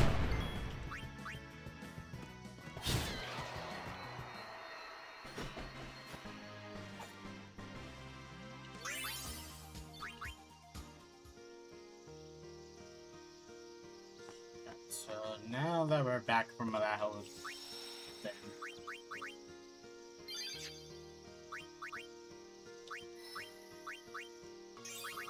Magic for you. So you know what I'm gonna before I do Ochu, let's stop real quick. So I'm gonna start from here. So there's a couple stuff, some stuff here that we can collect. So I believe if we bank this immediate right. So basically, this is where I could take care of those alone, huh? So what was I gonna say? We're starting to get some different stuff to fight. So now we have a second type of elemental, which is a yellow elemental, which is basically thunder. So in this case, we're gonna use water. Anyone thirsty? So what levels of Nova kill? Oh well. So yeah. Yeah, so bank to the right, and we're gonna grab this chest for some mana spheres. You can never go wrong with just the more spheres you have, the better. So we're gonna come back to this intersection, go right across, and we're gonna come up. Well, have walk up, kill the bug, kill the things. Take Mario and bring in the Jeeps. Newbie here. Sorry. Fight the lizard, and for like, I would say for this part in Kilika, this is gonna be probably like their party for this area. It's obviously good to bring everybody in to try to get some XP, but yeah. So come up the little pathway in the middle for this chest, for scout, and I believe that's just another. So it's a nice strike and a sensor, so might as well. There's no point in that, you know. So this is just another pathway. I think it just loops around, so.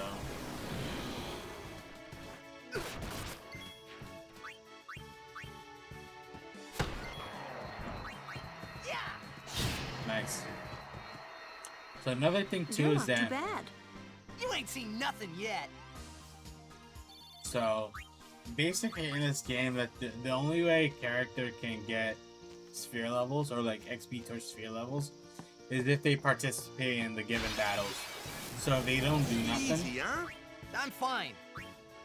so if they don't do nothing, then they won't get the XP.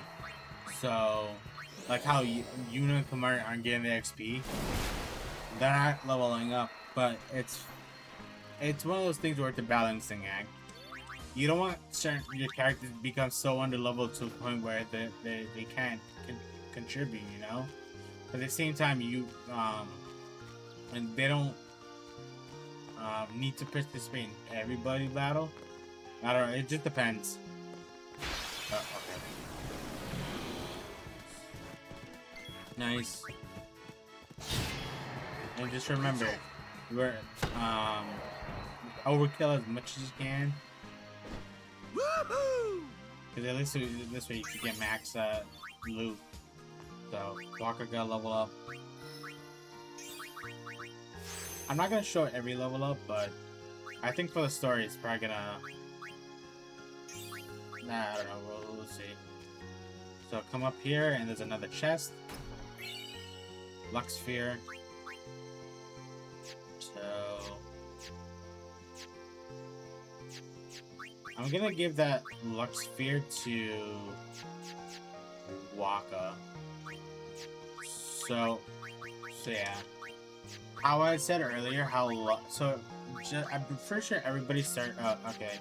Everybody at minimum is at about a 17. It hovers between 17 and 19 luck. So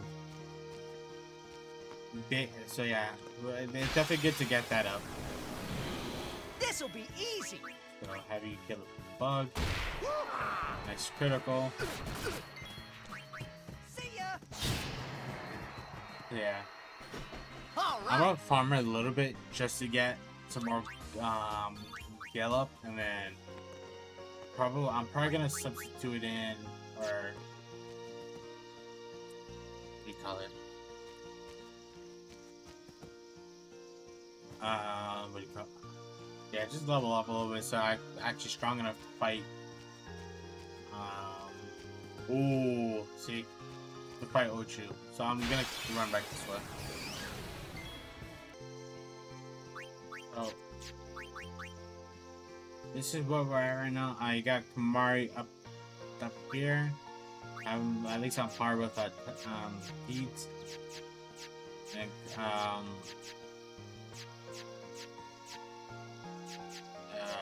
Waka as far as like actually pull them two up.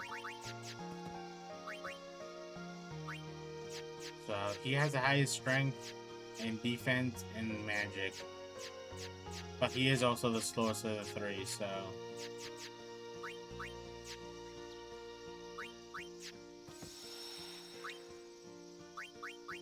save. Alright, so now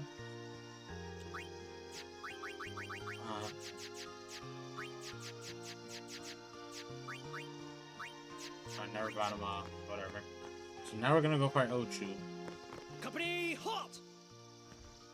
The fiend before us is Ochu, Lord of the Wood. We've had trouble with this one before. Remember, discretion is the better part of valor. Alrighty. Waka has the full overdrive. So Waka's the only one with the full overdrive. Alright, Mr. Ochu. Give me what you got. Little Ochu dance. So, let's see here. 4,600 HP, which is a good chunk. I think that's the most HP we found, that we've gone up against so far. So, we're gonna see if we can get a fire. Nice.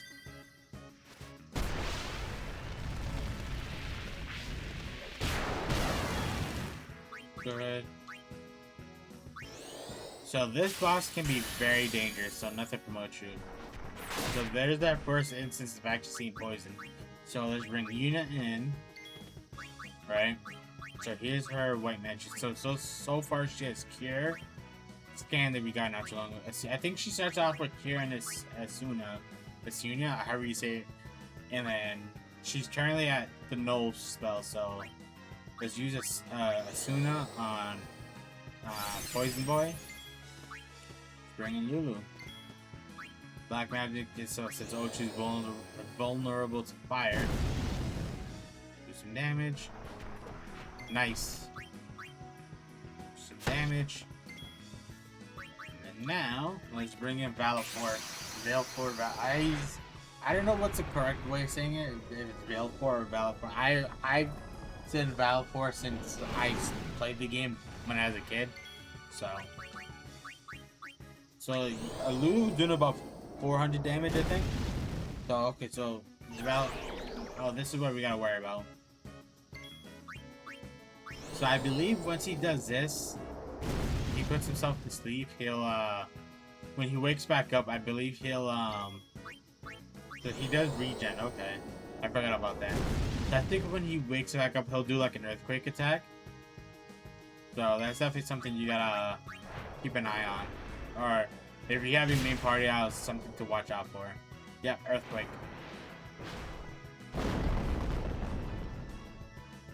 So I believe I could be wrong, but I think as long as you have Valor4 out, he should always. How much health do you have left? Ooh. Let's wait till he's under 1,000. But I'm pretty sure I could be wrong, but I'm pretty sure Ochu only does earthquake after he goes to sleep. So I believe you should be fine. Water. Like 600. That's all we needed. Just because I wasn't sure if Valor's overdrive was gonna kill Ochu or not, and if it should, since it in the sin fight, Energy Blast did like what, over 1,000 damage. So let's see what it gives us. Oh, we're chilling. Almost 2,000, 1,900 damage is crazy. You love to see it. So nice. And P spheres. So Ochu's drop, he can either give you HP spheres or P spheres. I forgot which one is the rare drop, but that's something to keep in mind with. A summoner and her guardian. Sir, we should fight. We'll get our chance. Yep. So you win that fight. Guess guys are riled up. So another thing, I guess, might as well bring this up now since we got these purple spheres. So let's run back over here. Get Valor Force health up. So, okay, so I guess one thing to note is so when you summon in your Aeons, the only way that they can be healed is if you have white magic. So like if Valor has Kira, Kira, stuff like that, Lancet, that's the only way that they can heal. Or if you had to have an elemental based Aeon, which we will get later in the story. But I'm not gonna, I don't, it's, but you can cast the, like, so let's say you have actually it's specific. If you have an elemental Aeon, you cast the element of the Aeon that you're using, it'll heal the Aeon. But we'll cross that bridge when we get to it.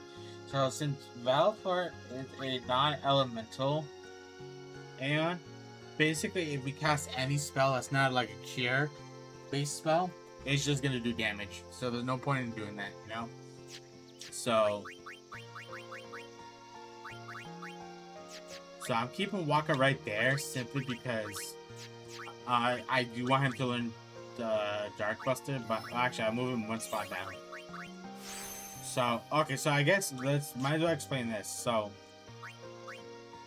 all the stat nodes on this map, you know, HP, MP, all have various values, but so the item that we got was an MP sphere, basically, yeah, allowing us to have more magic points. So every stat in the game has a max number that could be so like stats like magic defense, evasion, stuff like that. They can have a max of 4 points. So, and health spheres have a max of 300 hit points.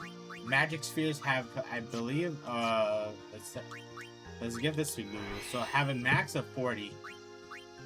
So we'll give that to you. And then is Yuna by Anthea? No, she isn't. So I'll give our mages 1 each.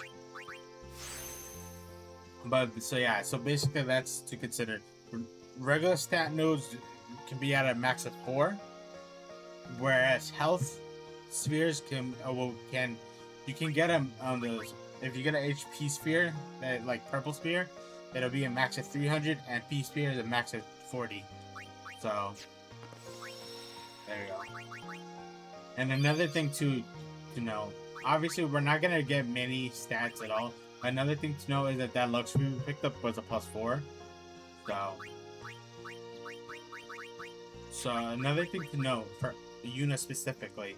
So anytime that we level a Yuna up, at certain, I don't know how it gets calculated, but once the Yuna levels up high enough, her Aeons also level up as well.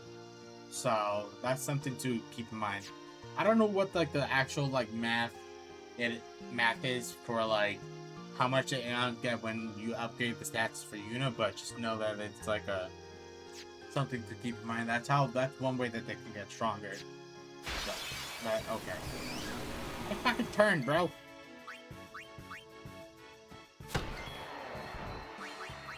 So let's bring in Amari then. I haven't used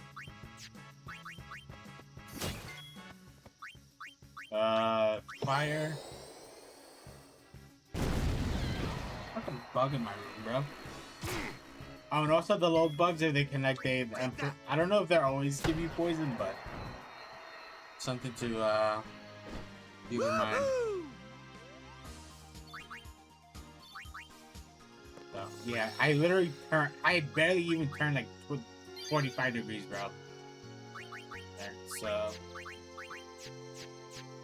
now we're good. So that should be just about everything. It's another one of these like interactable things. But we don't know what that says, since all we have is up to... Bro! There you go. That's just something to keep in mind. So I believe.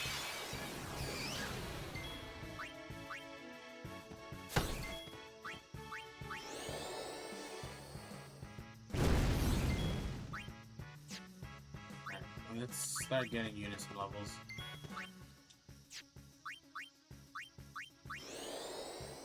And get some more abilities here, even if it's just one. Because I kind of want her to not stay stuck in the null spheres. So Miss Uner, no blaze. So I guess I could probably just briefly describe the null spells. So if you never used I don't know how many Final Fantasies they're in, but if you never played one, basically the way that, or at least the way that these four work in this game specifically, is that if you cast them on a character, they will nullify the damage of the specific spell for like one like attack. So like if let's say if I cast it on Titan or Kamari, right? The next attack that Kamari gets, let's say it's a fire, like a fireball or fire, whatever, right? It'll nullify the damage and he should take 0 damage, but it'll like get rid of the effect, if that makes sense.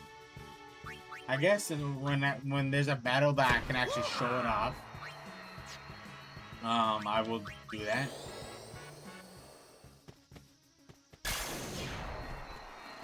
Nice. It's better to explain it that way, since I won't really be able to explain it well without like a visual like proof to it, if that makes sense. So, you know, actually, let's get you Dark Luster. I feel like that's gonna be pretty useful coming up. Okay, so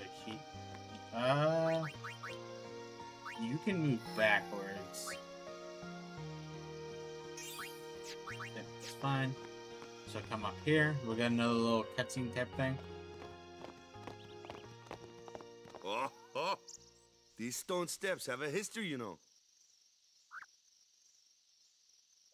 Yep. Lord O'Holland trained here at his peak.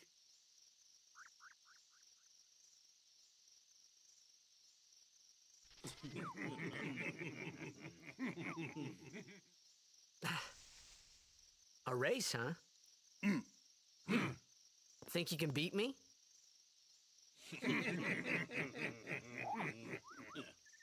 Yuna, if you would.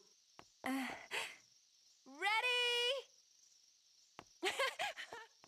Hey! Ah, huh? Hey! Just definitely make sure here it's safe, because we're about to enter another boss battle.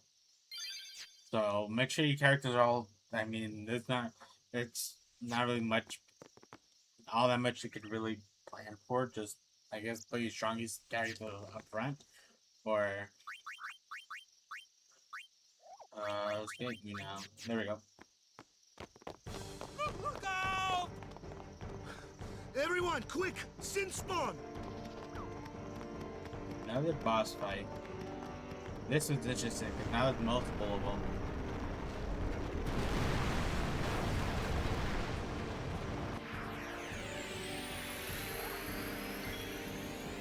So the way that this works is if we cast a spell on the main body, like the shell, if these guys are alive, they'll actually take the spell, like they'll take the damage. So it's better if we just kill them first. So I think the only thing that not like we could do normal damage with is fire. So that's one dead. I have Kamari. Oh, not perfect. So Mario already participated. So he can't really do. He's not gonna do a whole lot. It's hard. So just use fire to break it, have him break out the shell. I don't think he gets anything from this boss.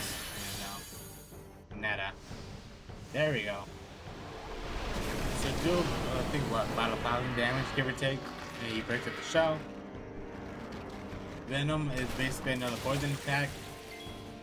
So perfect time to bring in the Miss white mage. Attack it, damage, so do damage. 400 damage. So he also has some spells by the looks of it. So let's bring in Ms. Valapart with that. Do some damage. Hopefully I don't get Valapart killed in the boss fight. So fire. So I think Lulu's doing what, about 400 damage, give or take? Yeah, it's not bad. Staccato. Ooh.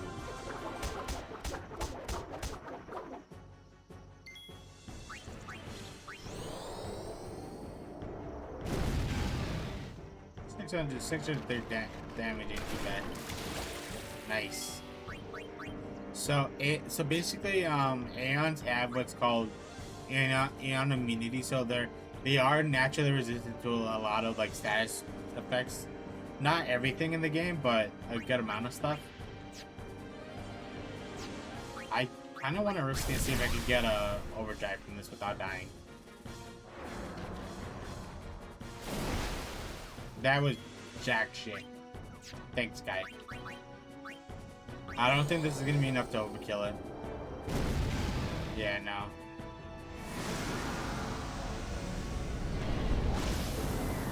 Unfortunate, but hey, it's not the end of the world. Had I gone that overdrive, I would have been chilling, but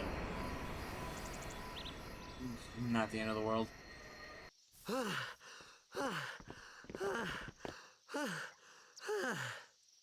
Yeesh. Sorry about that. Hope to break you in a little slower. Being a guardian's tiring. You handle yourself pretty well. You got talent. Hey. So, what are these sin spawn anyway? Fiends. They fall from Sin's body and are left behind in its wake. Leave him alone and Sin comes back for him. You gotta be quick. That moment when Waka told me I had talent in battle, I think that was when I started seriously considering becoming a guardian. Yeah, Alright, gets a level up and we get some more ability points. So, he got a shield. Dark Ward, HP. So I think I'll stick with the HP for now. Alright, so Kamara can level up, now I have 2 people with haste. So that's good. Let's just continue moving forward. Huh.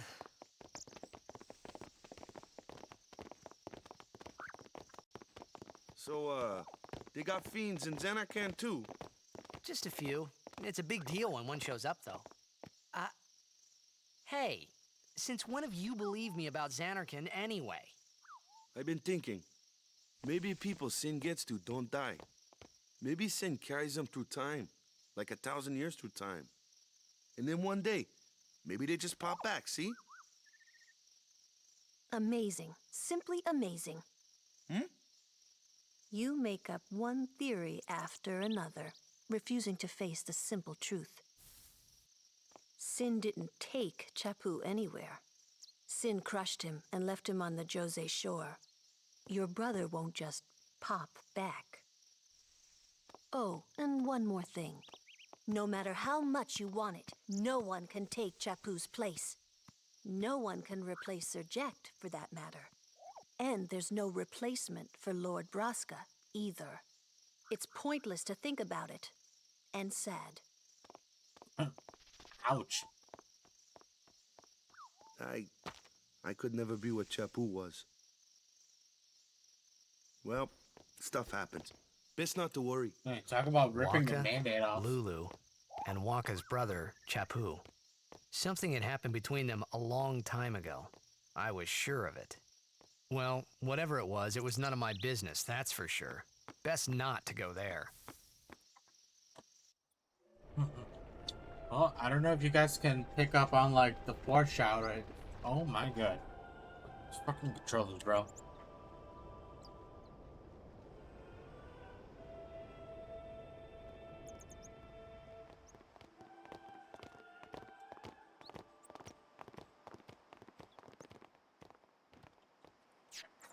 Wait, yeah, let's just continue on. To meet some cocky, egotistical pieces of shit.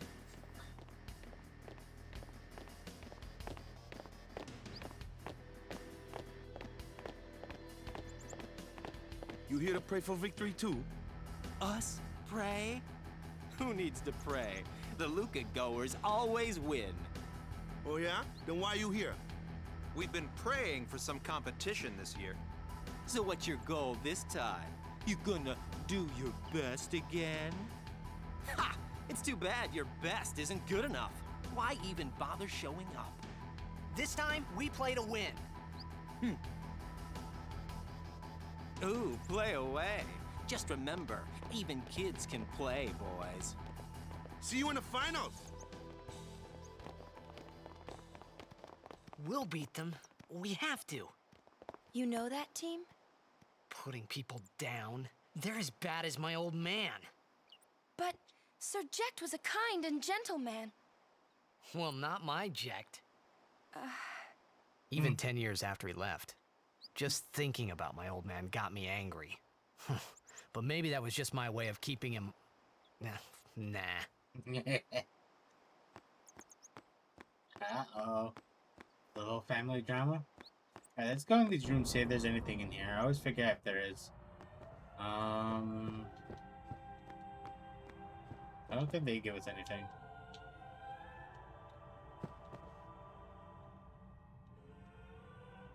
Yeah, whatever.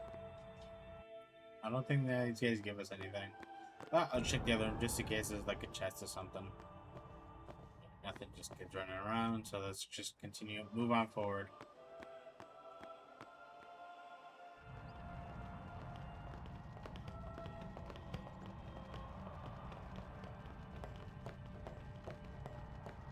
Cheeky little save.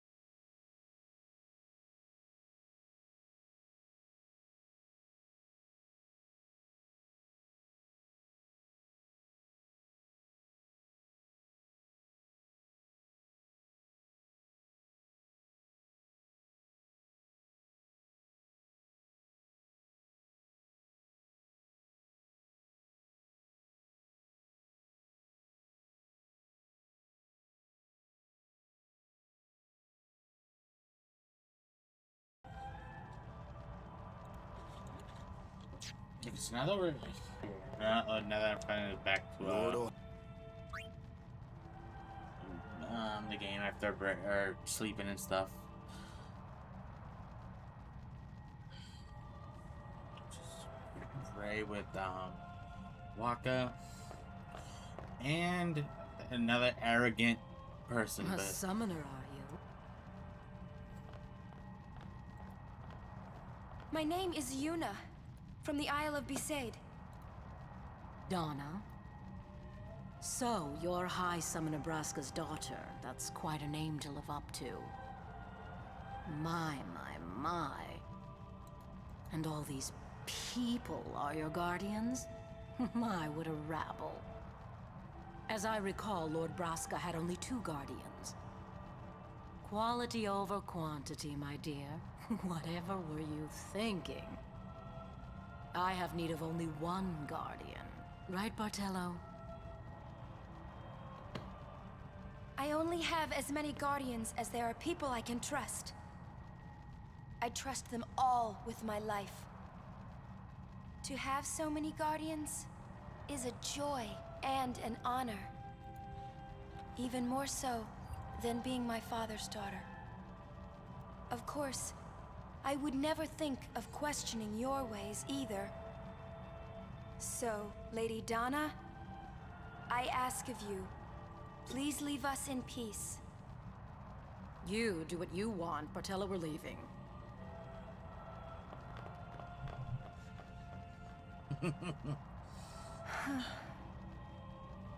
A guardian is someone a summoner can rely on. Someone she can trust with her life. I wondered, did Yuna feel that way about me? oh, she definitely felt some kind of way. That's for sure. What's she smiling about?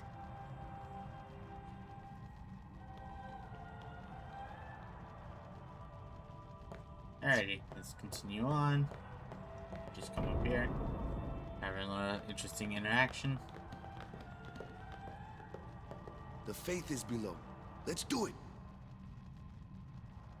The faith? But first, the Cloister of Trials. Kamari, Waka, ready? Strength, everyone.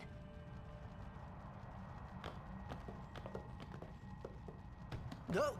Ah! Hey, what gives? You're not a guardian yet. We'll be back as soon as we can, okay?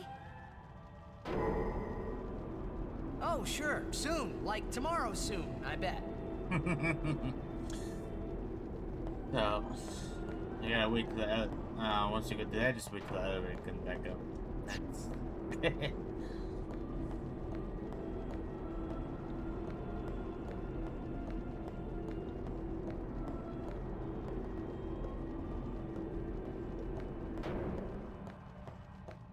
I believe we. There we go. Yeah, just walk back. Where's Yuna? Then why are you here? Hey, I'm not a guardian, so I'm not supposed to go in, right? Not a guardian, you say? Hey, wait! Ah! Let me go! Go! Hey! What's the big idea? Just a little game. Huh? It's I find it interesting. I don't remember who brought it up, but Really bad. I remember watching a video a long time ago on the game, and it was like going through the game, and that interaction. The person brought up a point where it's like, if at the cutscene that we first met with Donna, right? She's leaving, so why, what point did she have? Only guardians allowed. I'm Going sure back no in, guardian. Obviously it's a game, but I found that interesting. Like, they're not Well, wrong. I guess it's too late now.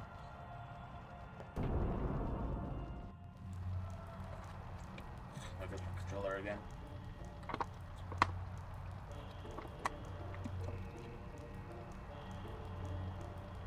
Alrighty. See if I can do this one off of memory. I know this is not too bad. Now there's a little bit more stuff that we gotta do. So as you guys can see, obviously we have the Kilika sphere. So the way that this works is that when we put this in certain spots, it'll either burn the door, and we do have to pick it up, or I believe it also add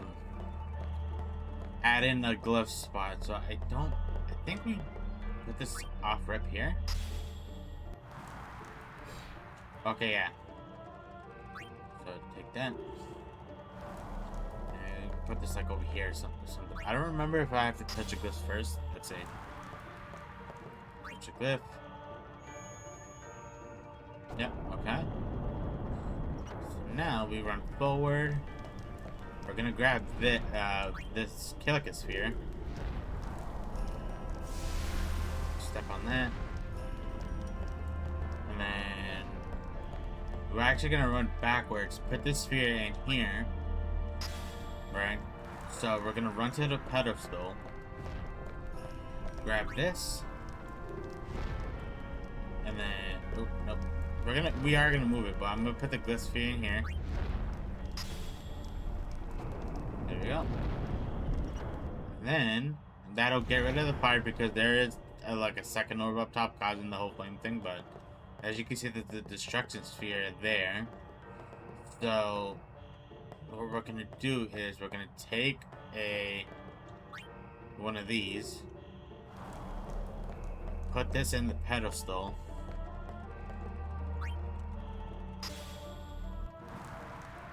Alright, I'm gonna move this forward. It's not too bad. I would just say that just don't push it up against like the wall there. And like don't somehow lock yourself in that. I've done it once where I somehow got stuck. And I was like, bro. Like rookie mistake, you know what I mean? So grab this. And we're gonna put this in the door up here. So we could leave now, but obviously like just like a Besaid, we're gonna go for the treasure. So we're gonna run in here and grab the destruction spear. And if I recall, we just put it in this slot down here. And then it should open up or blow up that little spot right there. So open the chest. Obviously make sure you open it up. Red arm lift. So that's for Kamara, I believe. So move the sphere and walk through. And then we're gonna get hound because we're technically not supposed to be here. So let's actually take a look at that. So Kamari. So it takes a little, excuse me, freaking gassy when all I had was water so far. It gets a little less damage from those elementals. Whoa. It was Donna and that big musclehead man. Yuna will be the one to suffer the consequences. What consequences? She could be excommunicated. And so I believe we just walk out? No. We talk with the walk-on. Yeah. Just wait. So what's in there anyway? The faith, remember? Oh yeah, that thing, right. The Faith are people who gave their lives to battle sin. And my controller. Yevon took their souls, willingly given from their still living bodies. Huh? Now they live forever, trapped in statues. But when a summoner beckons, the souls of the Faith emerge once again. That's what we call an Aeon. All that in this room? So what's Yuna doing in there? She prays with all her heart for a way to defeat sin.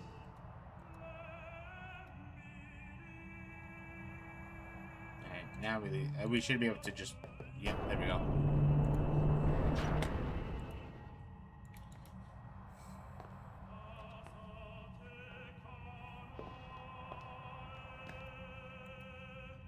There was something I didn't tell anyone else that day.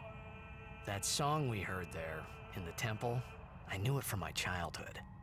It was proof that Spira and Xanarkin were connected. Somehow. At least to me it was.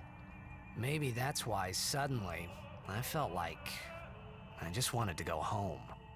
I tried to say something to tell them, but the words wouldn't come.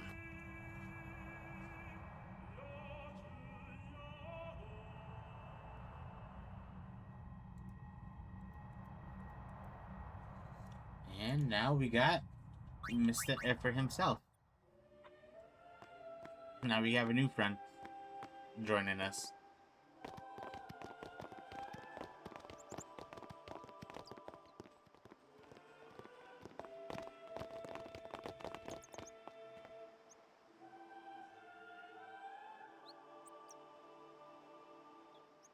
The guy in the back is going to be useful later in the story.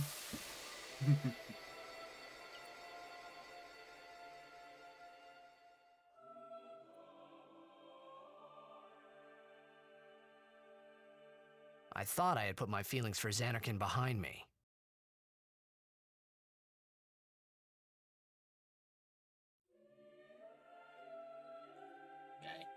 But they were there, and they grew inside me bigger and bigger, till I was just about ready to burst.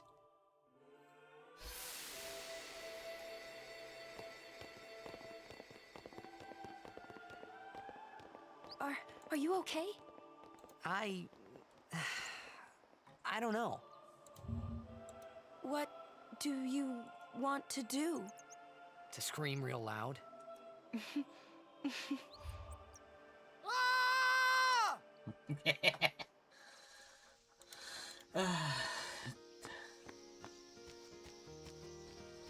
Titus. Alright, let's just run back. Actually, you know, I just thought of, let me just make sure I didn't miss anything. Have you...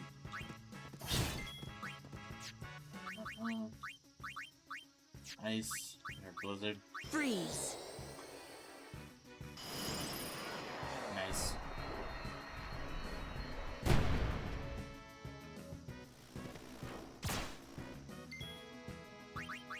Actually, she can cast this as soon Light as... shine strong, our woe be gone.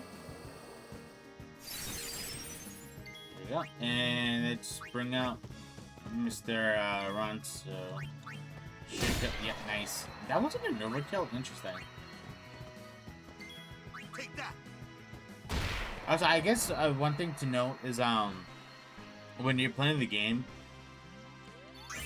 I would definitely suggest that you, sorry, real quick. I don't remember if I grabbed everything. Okay, I think yeah, over there. Grab that, and then I grabbed the spear that was there. Okay, yeah, I'm chilling. I would definitely say for sure that obviously use everybody, but I would definitely try to make sure you put a little more emphasis on using Waka, because at some point later in the story, when you start collecting certain weapons and stuff like that, it's gonna be useful that or one of like the I guess requirements maybe, or like one of the things that I guess can factor into getting his a unique weapon for him is definitely just him participating in battles. So something you don't have to like you don't have to keep him in every battle, but as long as you know, use him for a good bit, then you should be fine. Just just a thought. So there's nothing else for us to do. Let's just embark. Off to Luca at last. The matches start soon as we get there, so rest up on the way, yeah?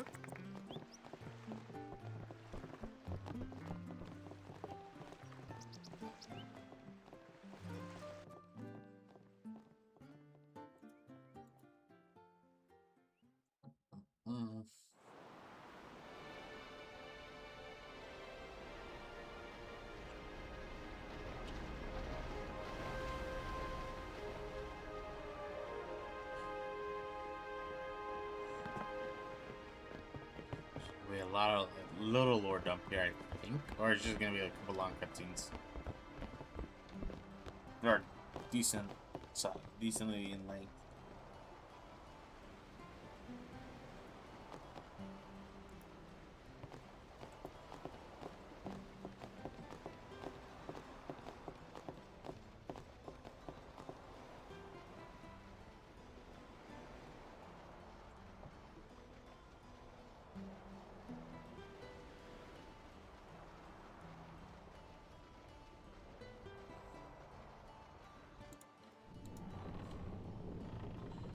Alrighty. Alright, so high potion. I think that makes up for the one that I used earlier at one point. So that's not too shabby. Talk to Mr. Hey, ask Owaka. her fortune. Me business is in. Am I? Yes, so let's give him.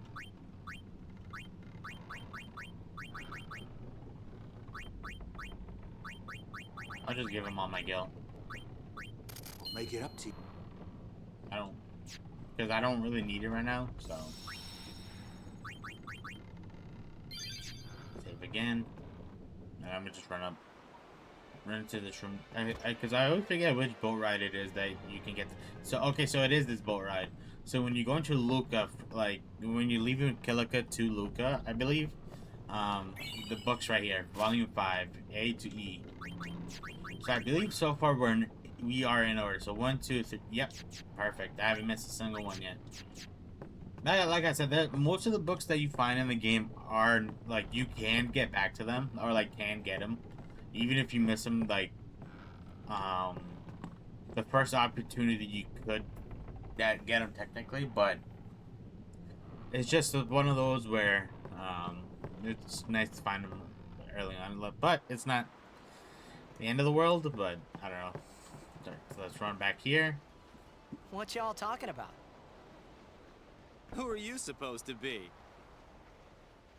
Ah, I remember him. Guy from Kilika. Huh? You know, one of the Besaid Aurochs. Said something about winning the cup. Oh, right. You're that idiot. Don't call him that. But he is an idiot. They don't got what it takes to win the cup.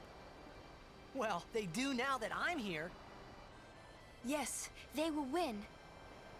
He used to be the star player of the Xanarkand Abes. Yeah, as if anyone lived in those ruins. It's not ruins. There's a big city there. There is. I got too close to Sin and... There is a city, really. Right, whatever your ladyship says.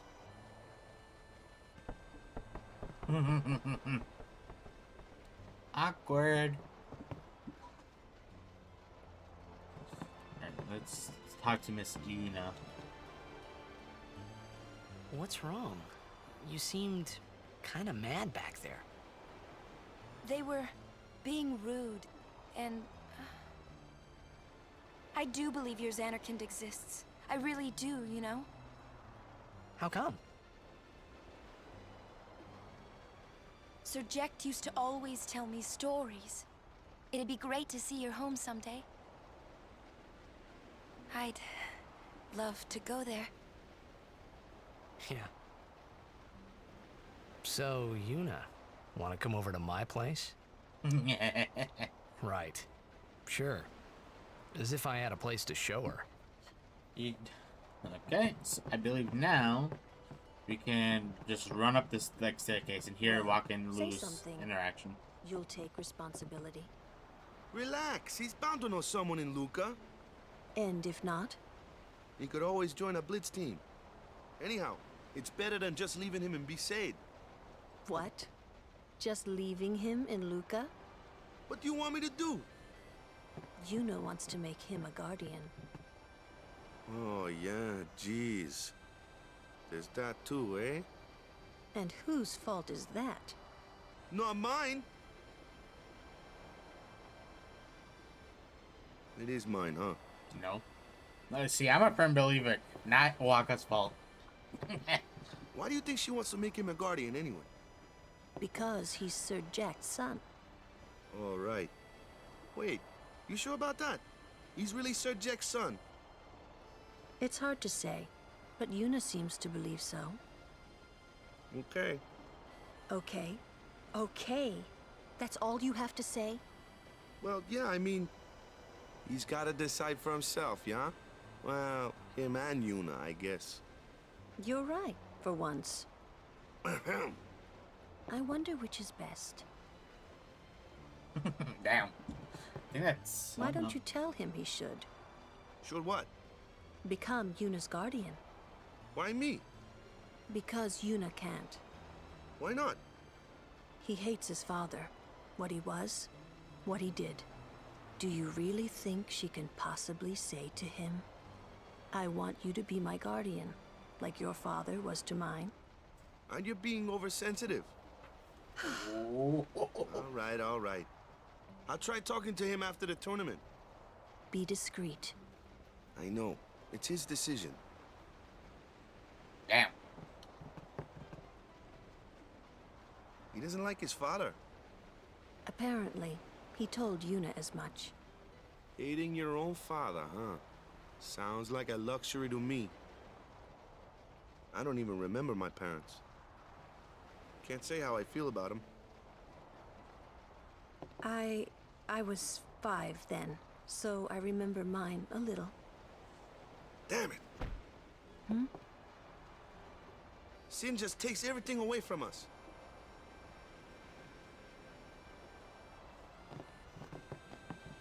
Alright.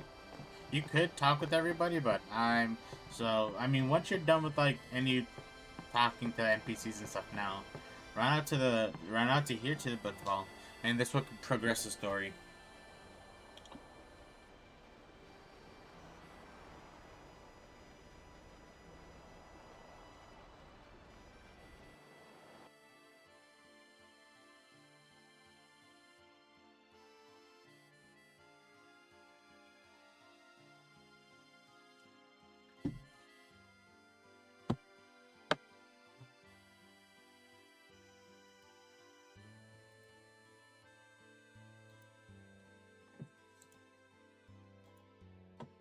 Well, well. Trying to follow in my footsteps, are you?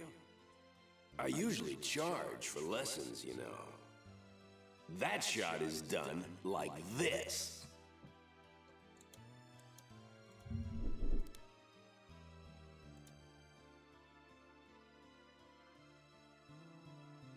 You can't do it, kid. But don't worry, my boy. You're not the only one. No one else can do it. I'm the best.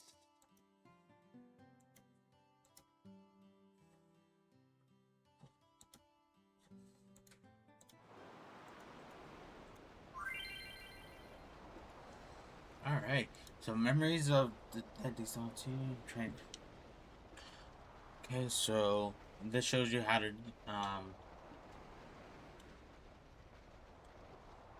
try practicing. So boom, boom, boom, boom. So basically, once you go through the little practice, it's very like, if you can pull this off successfully, great, because this will help a lot when you go to play Blitzball.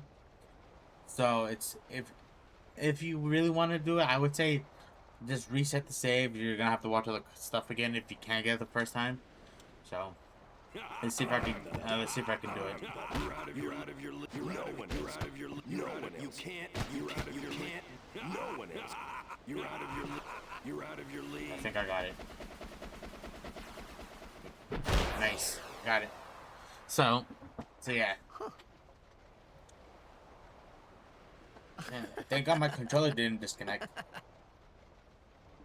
The best? Yeah, right.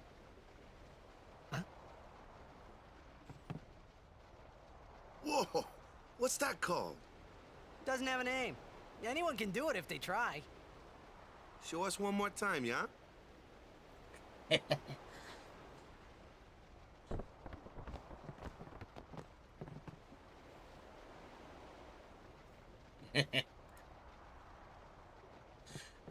Controller, bro.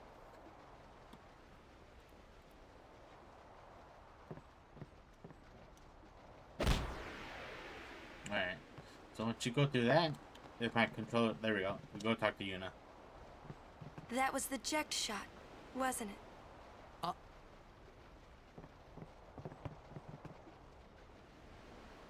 How do you know that? Sir Jekt showed it to me when I was a child. He called it the Sublimely Magnificent Jekt Shot Mark III. Huh. Stupid name, huh? You know what? There is no Mark I or Mark II, you know? My old man said the name Mark III was just something to hook the crowd. He said they'd come back every night expecting to see Mark I and Mark II. And they really did come back. I used to get so mad.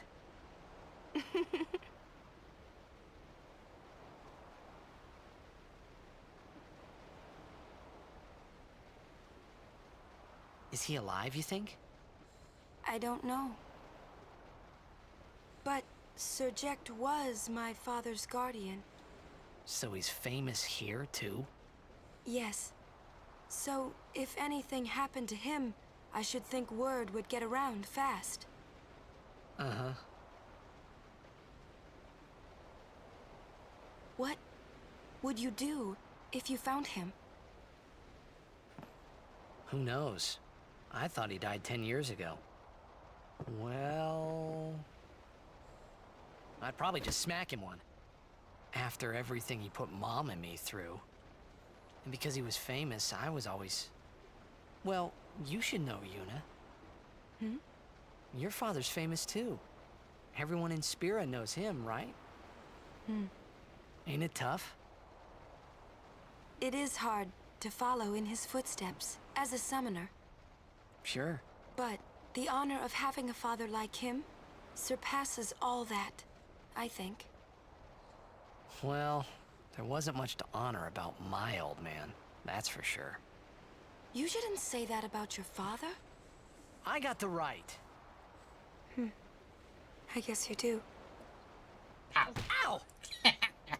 Show me that move again. Yo! Oh, I didn't think my old man would come to Luca. He never did like watching other people play. But I couldn't help feeling something bad was gonna happen. Mm-hmm. And these feelings of mine are usually right. Sure, Indeed I are. had told Waka I'd help him win the tournament, but I wasn't sure I had it in me to play at all anymore.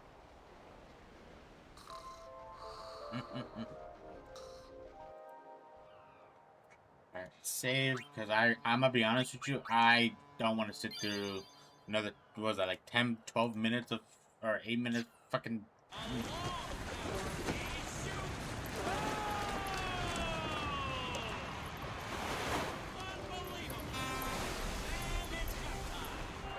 Ladies and gentlemen, the day we've all been waiting for. The opening tournament of the season. This event is sponsored by Yemen. And this year we celebrate Maester Micah's 50th year in office. Ah, over there. The ships carrying the players are arriving now. This would be dock number 2. All the way from Killica, it's the Killica Beasts. High Summoner O'Holland used to play for them. A big name to live up to. Their hometown was recently attacked by Sin. Isn't that right, Jimmy? Yes, Baba, they're gonna be pulling out all the stops to try and bring back the cup this year. Exciting, isn't it, folks? Our next team off the ramp is... Well, well, well. If it isn't the Besaid Aurochs.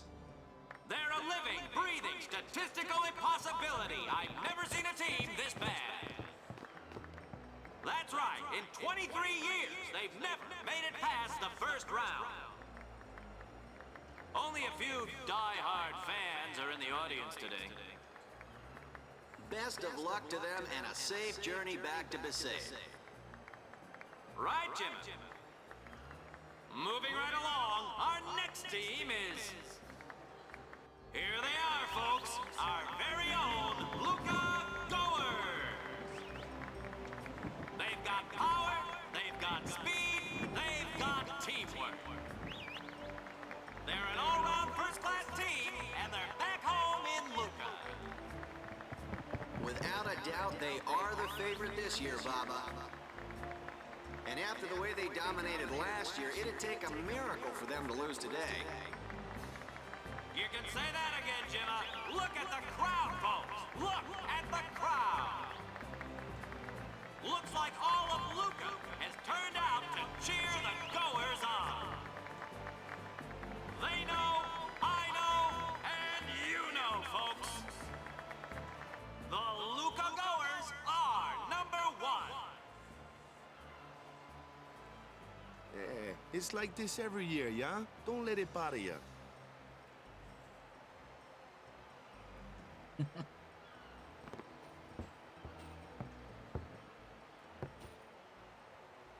Stop right there, Goers. You guys are smiling now, but not for long. 'Cause this year, us Aurochs are taking the cup. I love the disappointed walk on the back, What bro. in Yevon's name were you doing up there? We sure stood out, though. We were on the sphere. We were. Maester Micah is here. Already? The number 3 dot. What's up now? Maester Micah has arrived, that's what. Micah? Maester? Maester Micah is the leader of all the peoples of Spira. He's come all the way from Bavel. The tournament is being held to honor his 50 years as Maester. 50 years? Shouldn't he be, retired by now? Hey, mind your mouth now. Let's all go see him. I mean, he's walking in wrong. Alrighty, let's take a quick little thing, see if we can find any items. There's a couple of chests I think we can find, or I guess we'll get at some point. Can't see a thing. Shh.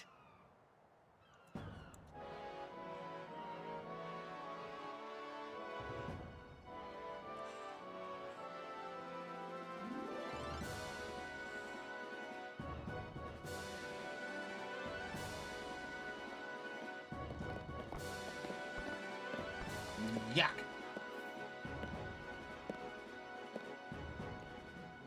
That's a Guado, right? Who could it be? Isn't that Maester Seymour?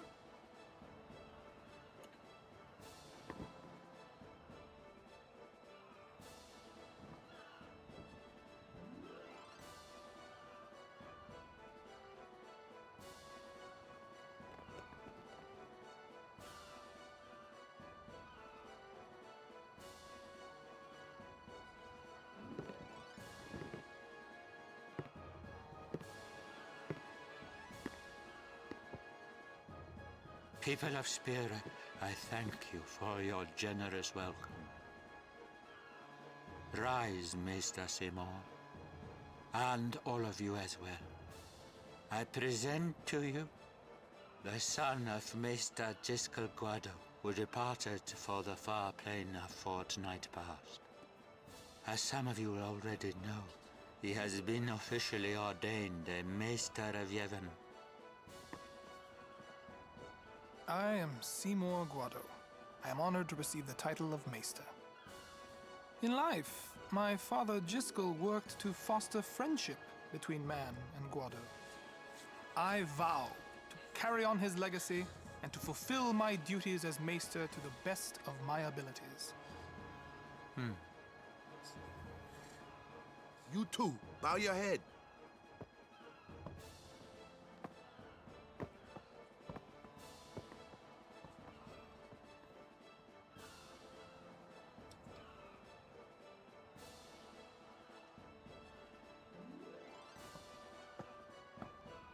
Really psychs you up, yeah? All right, last meeting before the match. Also, I just want to say, screw that guy. He's one of those where he's like he's one of those few. At least for me, he's such a good character, but I don't. Yeah, well. It's like he's one of those where characters I really like his because he's really Where's well Waka? done, but well, Let the matchup draws. We had to play the Goers in the first match last year. The year before that, and the one before that, too. Well, we would have lost to anyone anyway. Get Waka.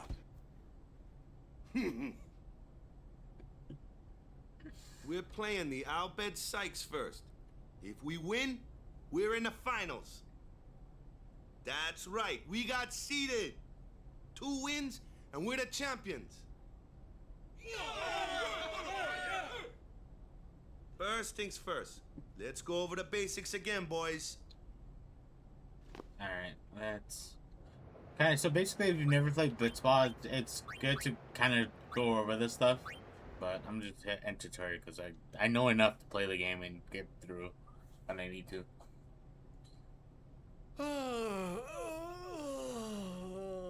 Past somebody's bedtime. There you are. Someone said they saw Sir Orin in a cafe. Orin? Yes, Sir Orin. Let's go find him.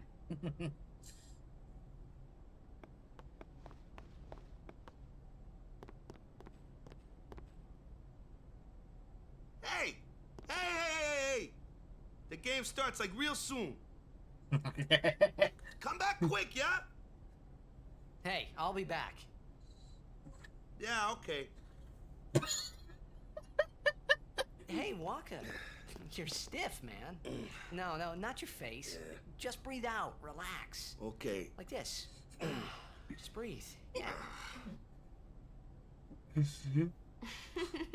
I love the little Faith Walker. It's hilarious. Maybe now we can find Sir Jekt. Huh? How? Sir Orin was also my father's guardian. So, he might know where Sir Jekt is. Let's go now. It didn't even occur to me to think that the Arin Yuna was talking about and the one that I knew from Xanarkand could be 2 different people. I don't know why, but I knew it was the same guy. I knew it was the same Orin. Yeah, come on, let's go find... Imito Sumana. Vasikna Bund. Hey! Albed Sykes, right? Some Albed saved me the other day, and this girl Riku gave me food, and... you don't understand me, do you?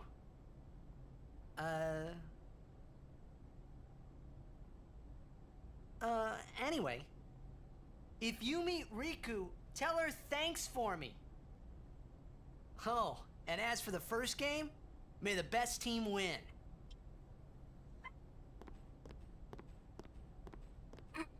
Okay, buddy.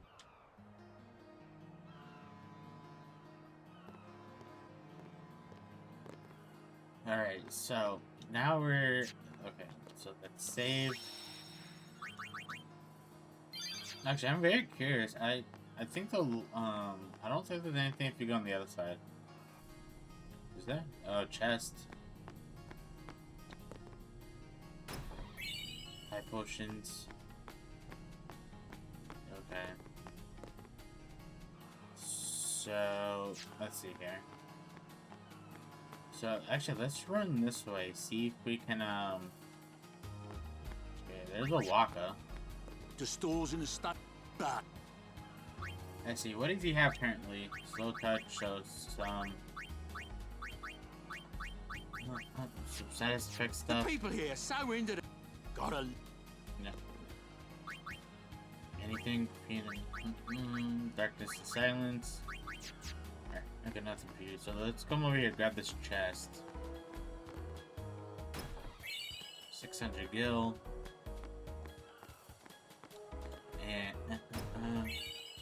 title spear.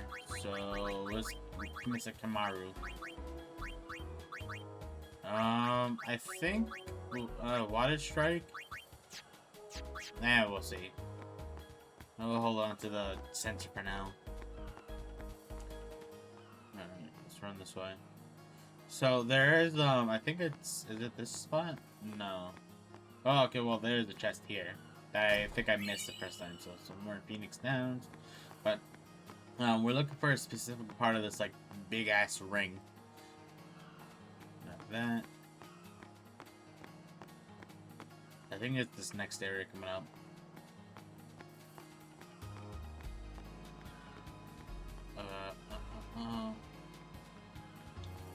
Or not?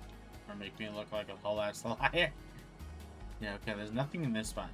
But so basically, I think one of these areas are like little like docking bays, I guess. There's gonna be a couple chests that we could snag, or there should be a couple chests. Okay, so I think it's this one. It's in there. Or is it just one chest? Oh, it is two. Okay. So one has a magic sphere and one has an HP sphere. So what we're gonna do is, we're gonna have in our party for a little bit. We're gonna have Titus. This is gonna be a party for the next little bit. So.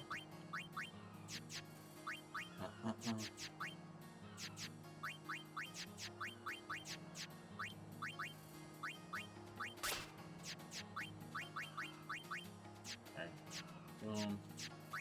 So on the grid now, let's. Oh, she's not by. Unfortunate. So I can give you the HP node then. Get you some extra HP, and then yeah, damn. So I think in the next area, I'm definitely gonna level up Lulu enough to get hold on, just get clicked out of my thing. I don't think there was anything else. I think it was just those two chests. Obviously, so we're gonna come back to this spot later. It's just more of a matter of might as well collect it now, you know. So let's run back this way, and then we're back here. So getting back to health. We'll just follow the red arrow.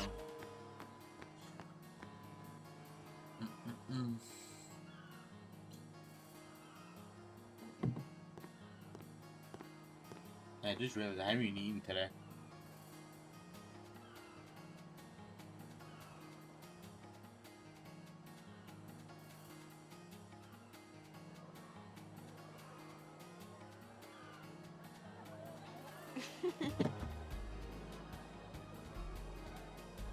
I'm sorry. Please let me through. Yo, what is bro looking at? That's crazy. Hey, let's go.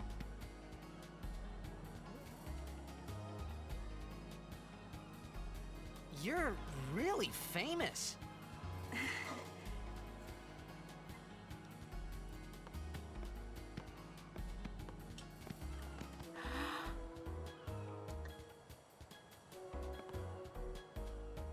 I hope we don't get separated. Yuna! Huh? Hmm? What was that? In Xanarkin, we do this to cheer on Blitz players.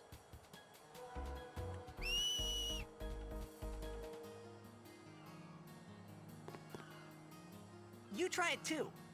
Put your fingers in your mouth like this. Like this? Not like that. This. Then you just blow.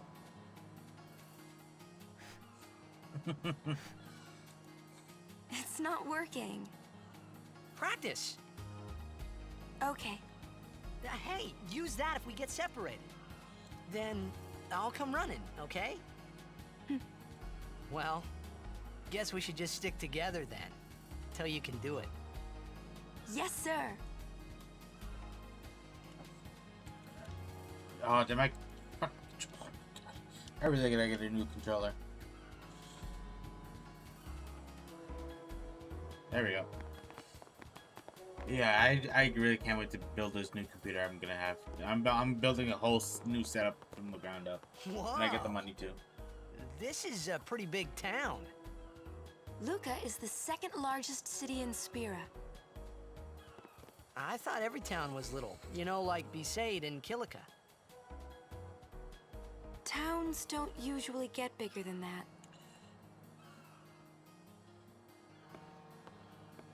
Because when a lot of people start to gather... Sin? Hmm. What about Lucca? It's safe here? It's not any different, but the stadium is here. The Crusaders fight to protect it with all their strength. They protect the stadium? Blitzball is really the only entertainment that we have. Spira's a little short on fun these days. Whoa. Talk about pressure. That's right. Is Xanarkand like this too?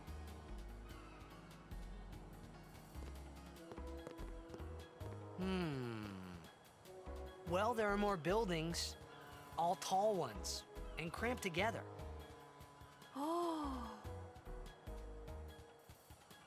They must be so tall. Don't you ever get dizzy?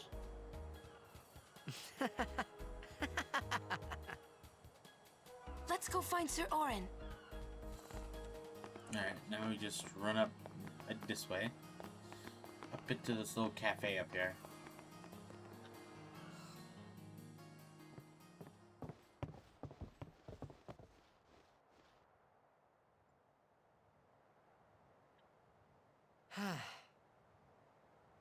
Orin's not here.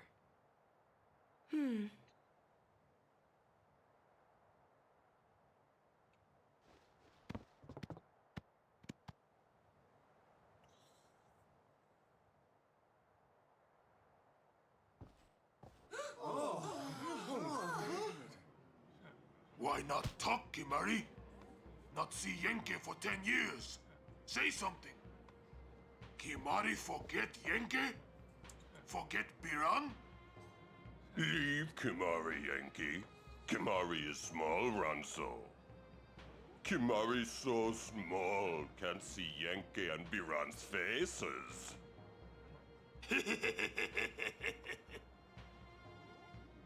Kimari forget Ronso friends? We taught you much at time of Hornmold. Biran taught Kimari to be strong, Ronso. Maybe taught too much. Take him on.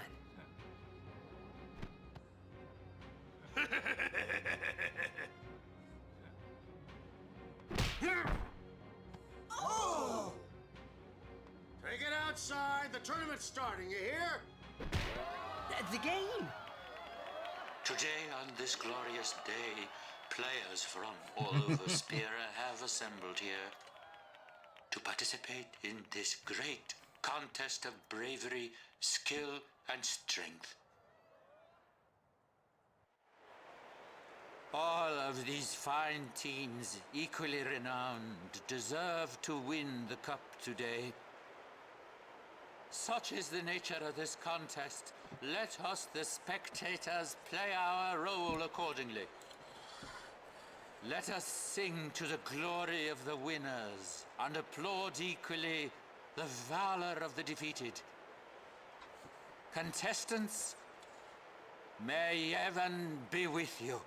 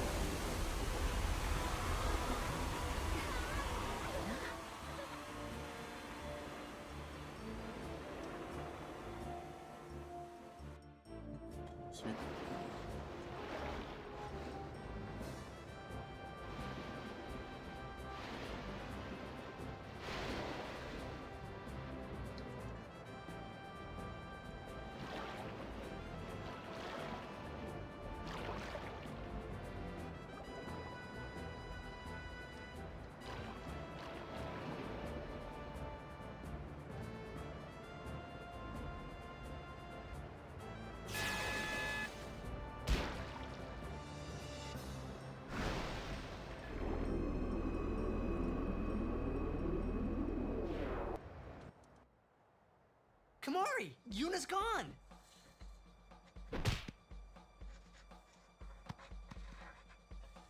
Oh, someone backed up.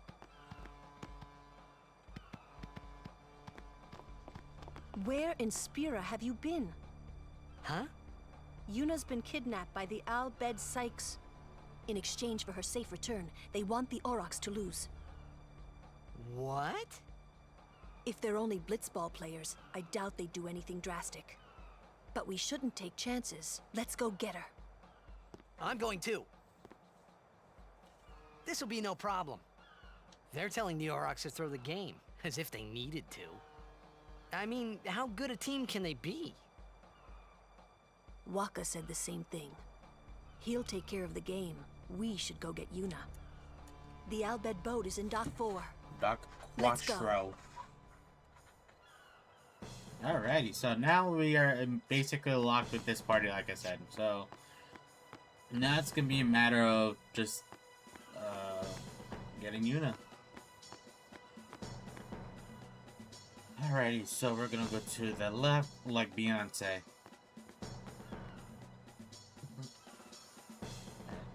So I can't buy shit from him. I'm broke. Just a broke boy. Now we're gonna fight the little robot looking dude. So, well, it's not gonna be too bad. Yeah, they definitely gave you that water strikes. Because it okay. Nice. Thunder.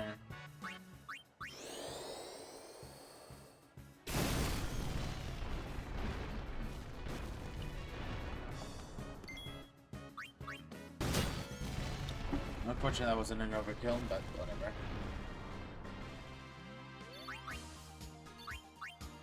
Let's,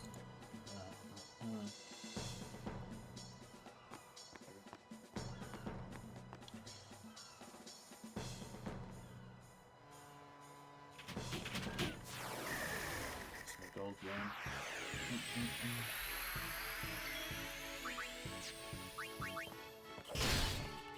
Oh, 11 HP from killing it is crazy.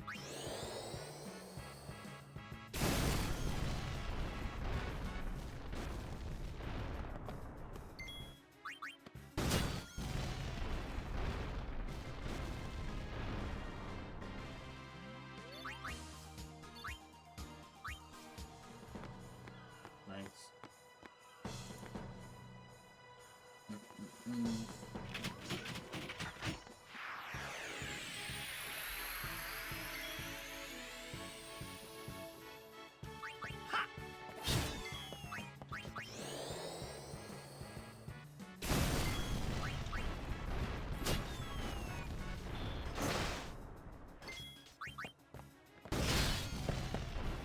And this specific spot, they're just gonna, yeah, they're just gonna. What's up with these guys? A couple waves of these.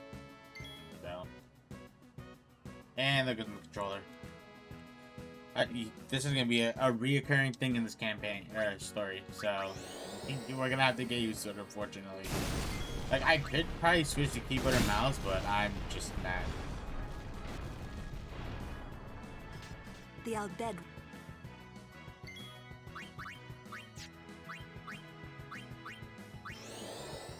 Actually, I think this is the first time I used haste in this entire campaign so far, or story, whatever. Well,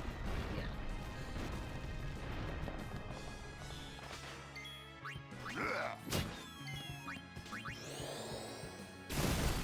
So Marty's not too far off from getting haste as well.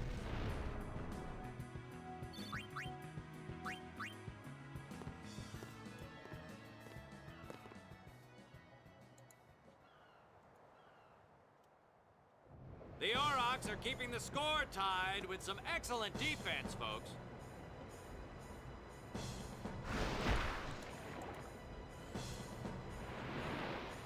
Oh, he'll feel that one in the morning. Ah, but the referee doesn't call the foul. Waka's taking a real beating out there. Huh! Still in there. He won't last. Waka's always like that. Ouch. Ouch. No, wait. Let's go. Damn.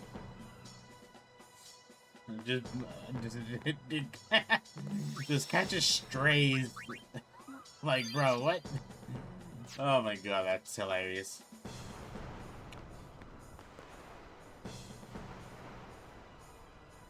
Let's go.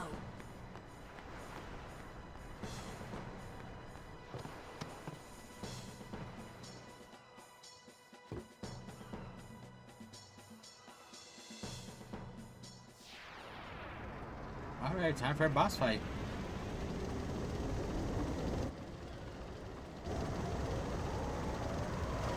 I just realized I probably should have at least gone Lulu a full overdrive, but that's fine. I love how they really made sure that this dude has a beak. Hey!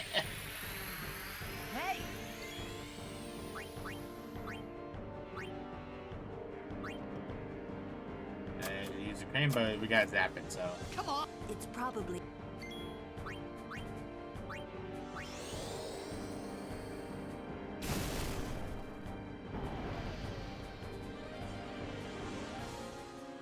Yep. I need to lance it. I don't know if he actually get anything. Yeah, no, nothing.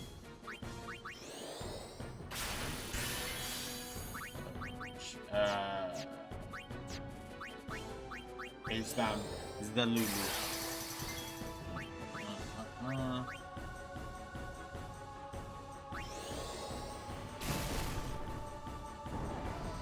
I think I'm probably like one or two more lightning bolts on it, and then we should. It'll probably move.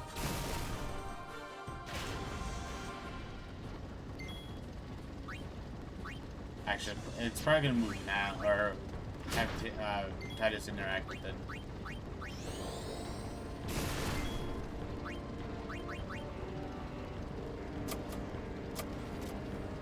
There we go. So I think this does like half the his HP. But I always forget if it's his current HP or if it's his max HP. One of the two.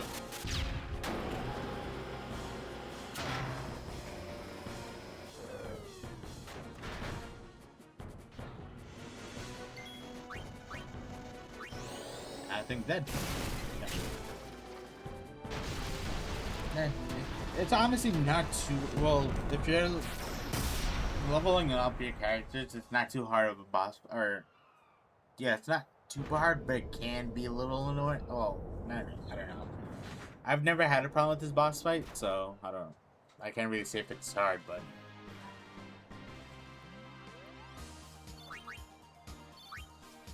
Elixir. I hope you hurt them. A little.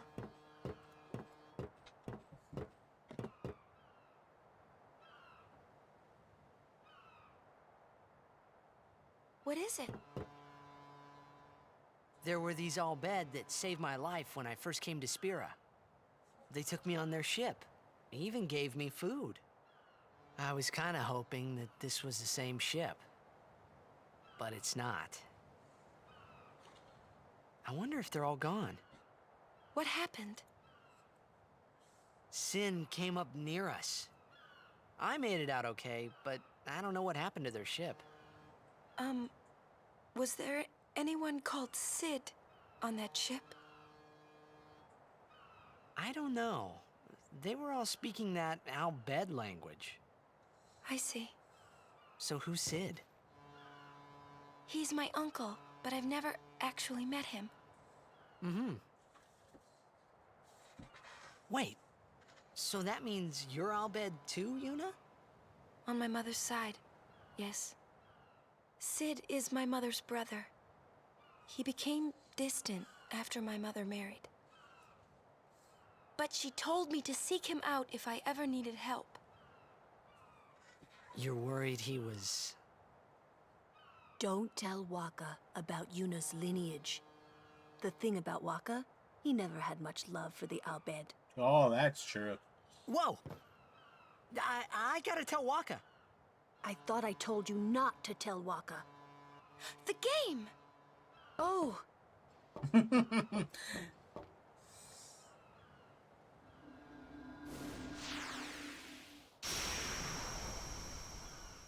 Just, I'm not gonna lie, he definitely could have, like, worded that better. And there goes my controller. 30 seconds left. The Aurochs are launching an all-out offensive.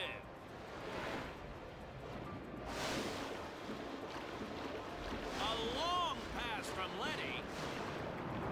It goes through. Oh. Oh. He shoots. Goal! Unbelievable. The Aurochs win the match 3-2. Nice. We won! We did it! We're in the finals!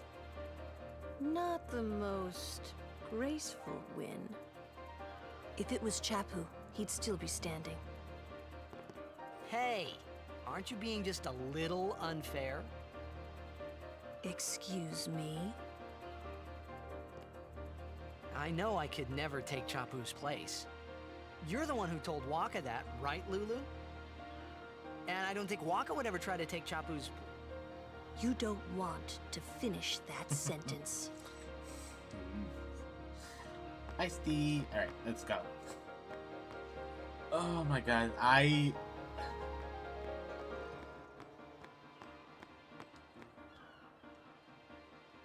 let's do a little save. You got Miss, Actually, can I... Oh, no, I can't. She still I didn't get enough... Wow, okay.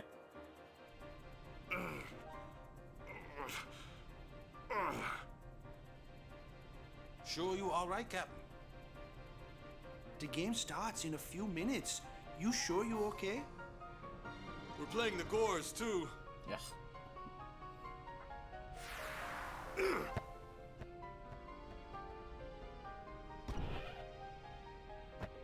Miss me?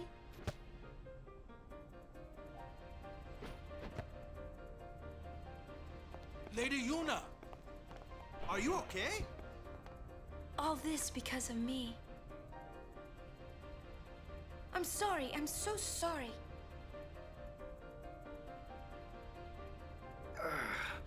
How can you let some outbed kidnap you? Hey, let it go, all right? Don't go near outbed anymore, okay? They're trouble.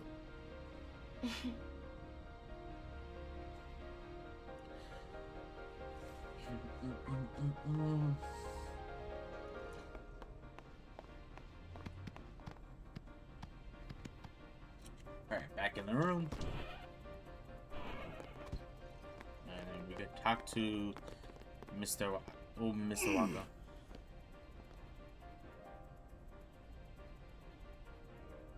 The game starts soon. No time for warm-ups. Ready? Let me at him. All right.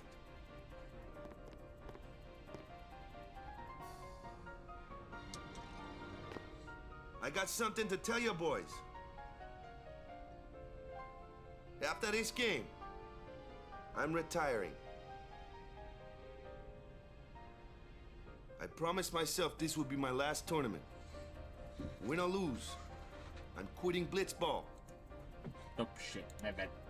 But you know, since we're here, we might as well win.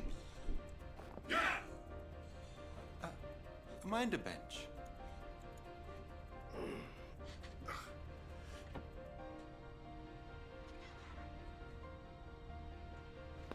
I'm warming a bench. He's taking my place. All right, boys, let's win this one. Let's make the goers goners. Let's blitz. Oh, I am really not looking forward to this game. I really am not. I saw you floating there on the sphere. Hey, you weren't supposed to see that.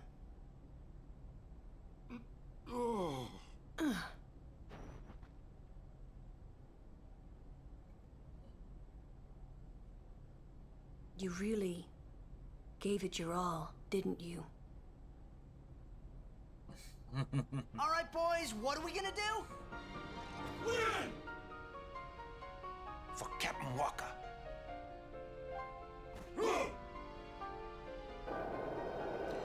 Oh my god, this is hard. This is it, folks. In just a few minutes, the championship game.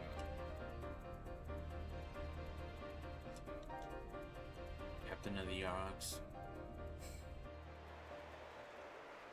But who could have imagined a championship game between these two teams?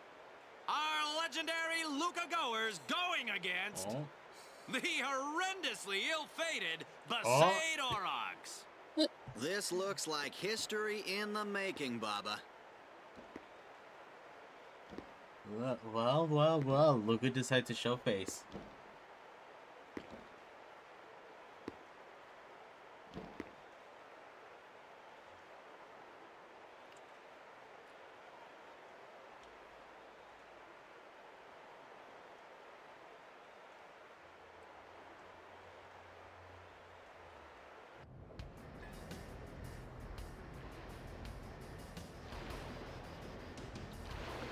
Yeah, definitely gotta say, this is definitely, like, if you've never, like, this game is, I'm gonna be honest, it can be bullshit. I gotta be honest, say. So, what I'm gonna do is, if I can be in a winning position and get the ball back, I'm gonna cheese this game out. I don't care. I'm gonna be honest, I don't like playing blitzball. I'll play it just if I have to get, like, if one of Walker's things is, or drives, well, I'm getting too far ahead. I don't like playing baseball. I'm gonna be honest. Are taunting the Aurochs.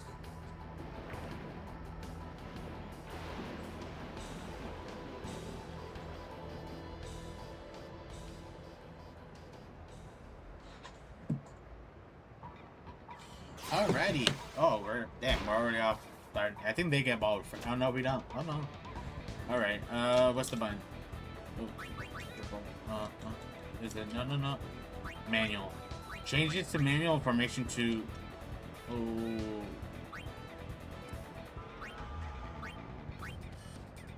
A pass to. Nice. Or set. There you are. So the way that this works is the HP is basically like. Alright. Let's get close. That's fine. Ooh.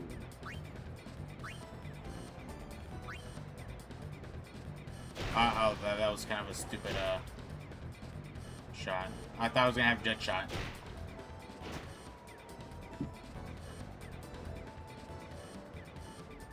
Alright, that's kind of my fuck up.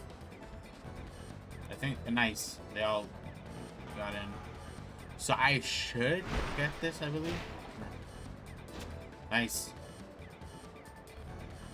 Alright, so I'm gonna show y'all how to cheese this. So you'll still get this guy.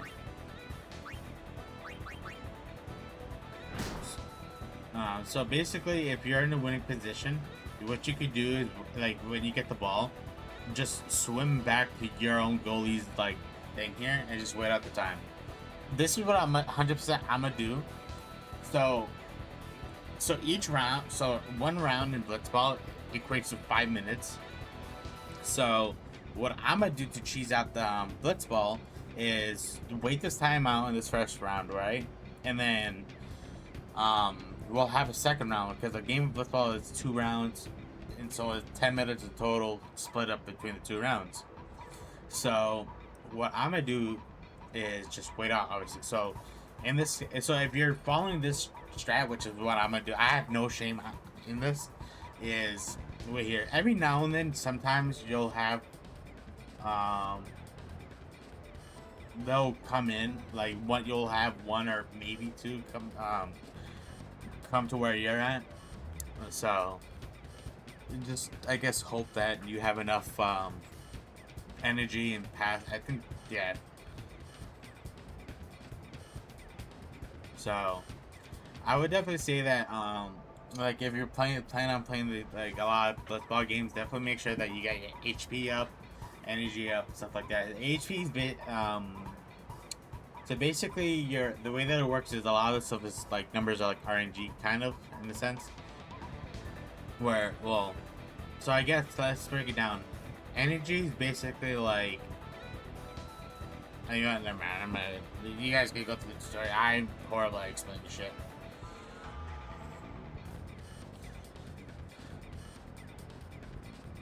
Time's up. Halftime. It's tied. The goers are just playing. The goers are just playing great. Nice. So just go through that. Zone defense.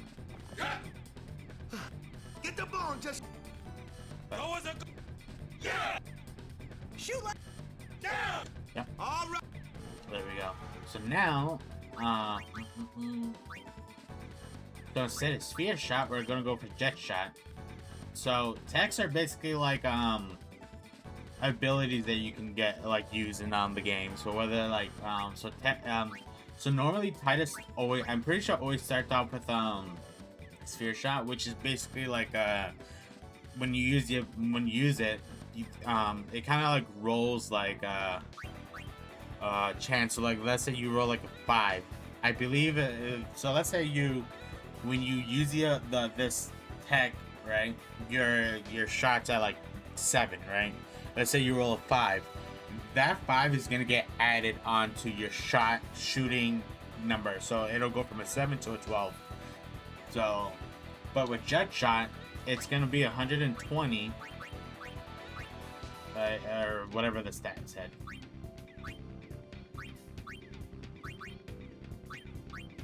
Or, yeah, whatever. I guess I'll just so jet shot knocks away. So basically, if you have 2 people, what this will do is it'll basically like kind of like you'll hit him in the face basically, so that you get him out and they don't have to like they don't fuck up your shooting chance. So we're gonna make sure jet shot gets put on, and I don't think anybody else has anything, so we're just gonna hit done. Ooh, hold on. Oh, okay, so I can't change the position. We just make sure Titus has jet shot. Yep. So yeah, it's one of those things where you kind of that's what I do. If I can get of course you get the ball.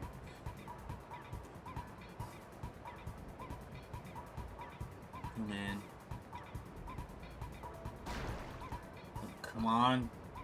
Oh, I can. Oh, come on, Titus. You had. That's annoying. Oh, can't do shit.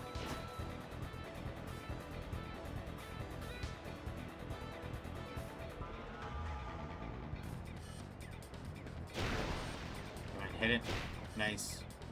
6, 5, 4, 3. Nice. Who is it? Oh, fuck. Oh, I think they're gonna get the ball. I'm gonna risk it. Nice. Alright, we're gonna pass it off to Titus. So the way that those work is they're like, kind of think of it as more of like a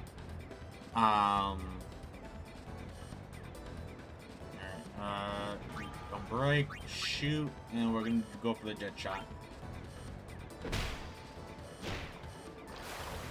So we should score.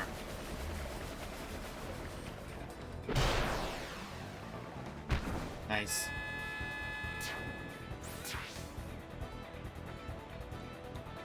So now our goal now is to get the ball and make sure that they don't score, since we are winning right now in the lead.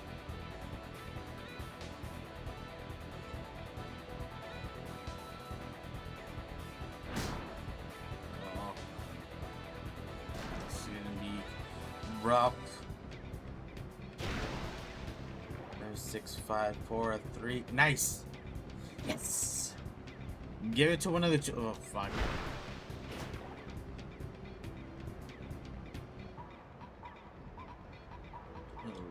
Yeah, no, they're not.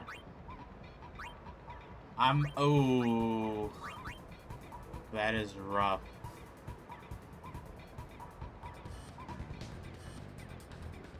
Yeah, you know what? I'm gonna pass it. Oh no. Fuck. I already fucked up. Alright, fuck. Yeah. I didn't realize Titus's pass was solo, so now he's gonna catch it. Alright, nice. Ooh, wait, where is he? Where is he? Ooh, shit. He's fucked. I'm gonna risk it. His pass is horrendous. So, you know what? Yeah.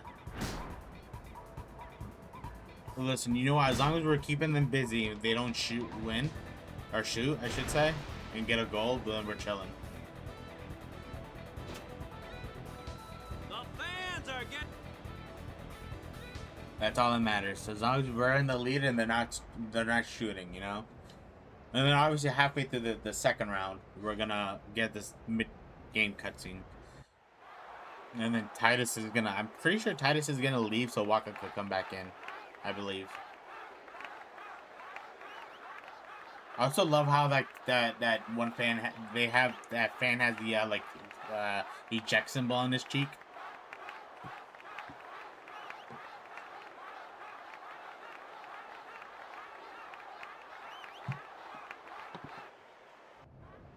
Everyone seems to be calling for Waka, folks.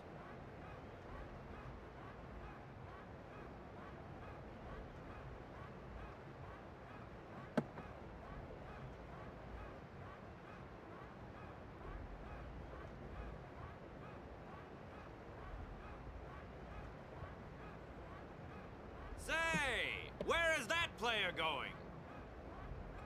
He's leaving the sphere pool. He may be injured.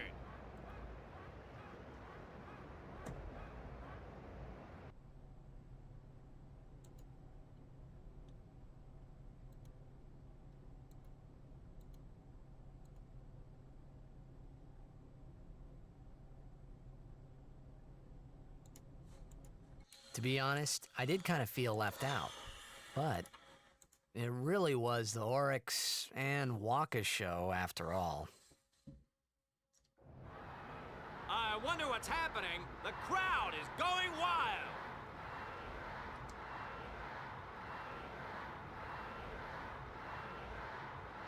Ah, it's Waka. He's back on the field and ready to go. The Aurochs seem glad to have him back.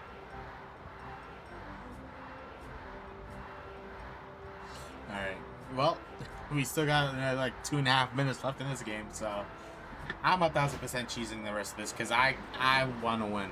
I don't give a.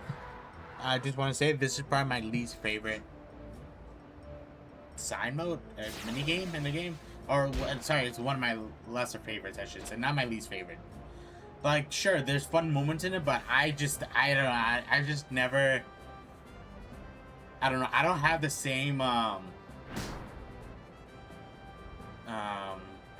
do you call it? I don't know. Oh, now you hit. Oh, just don't bloody shoot. Okay. I mean, if he gets nice.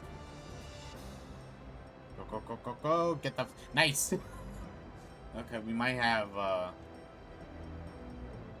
never mind. We're good. Like I said, we're cheating the last little bit because I want to win. So this is obviously so the thing with this game is the fact that depending on how the game ends, so like who wins and who loses, kind of dictates like whether or not you get a reward. So at the end of this, there's two different things you could do. So if you win, we'll get the trophy and we'll get a strength sphere. But if we lose the game, or I think tie the game, we won't do anything. So I really want to get that strength sphere. That's why I'm cheesing it. Plus, I just hate losing and skip the game against a team that's just overall stronger, you know? You're doing pretty well. He won something. Unbelievable! The Aurochs win, folks! This is one for the record books! That'll kill me.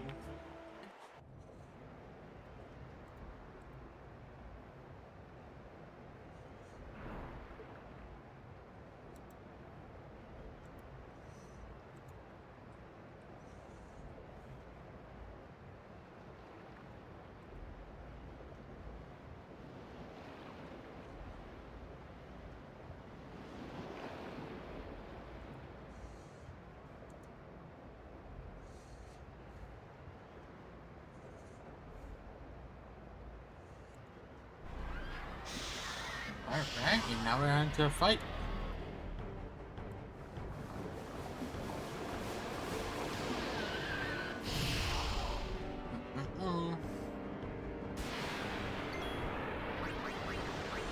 So, let's start cheering with these two because I want them to do overkill.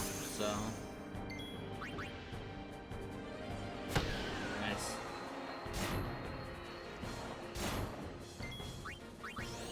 So this is gonna be like a continuous battle, like we're gonna move forward and keep fighting kind of a thing.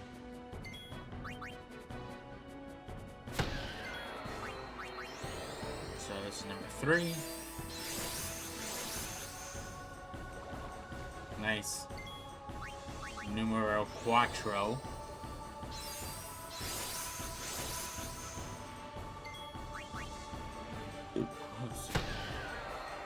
So yeah, you definitely want to try to overkill if you can here. Since you're going up against a good group, and you can get some decent XP from in here. Alright, it's the last one.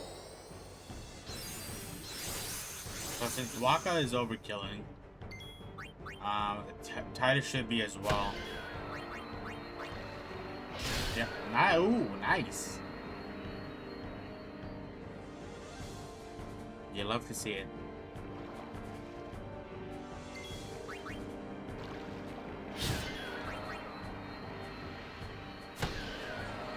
You gotta love a critical.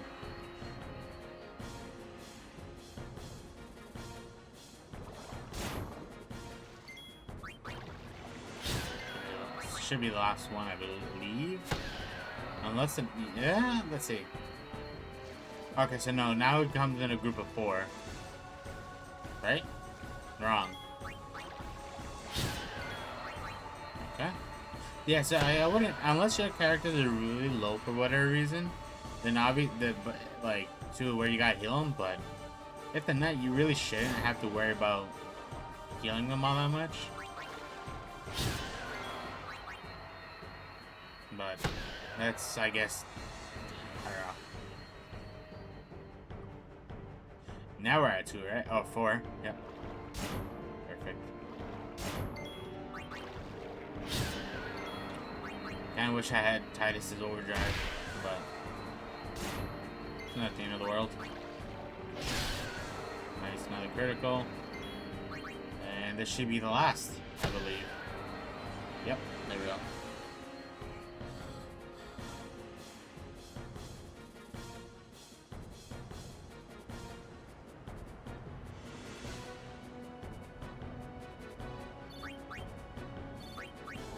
Spheres.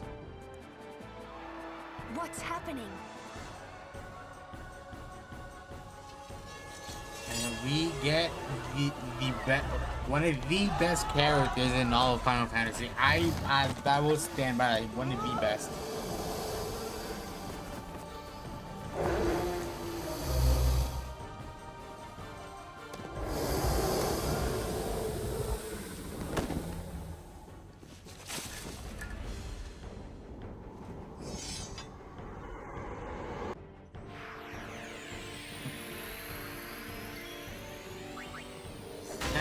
This should always be like a one attack kill kind of a thing. That makes sense. Or like, yeah, you should always die in the first hit. Sir Auron! So, you do know him? Yeah, best guardian there ever was.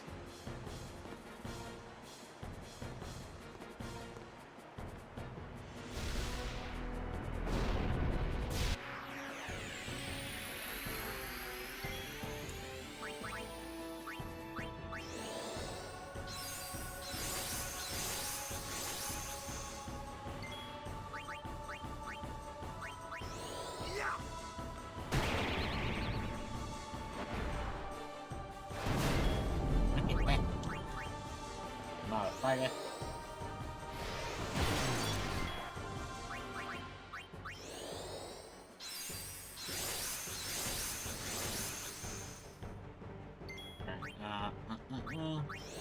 Yeah.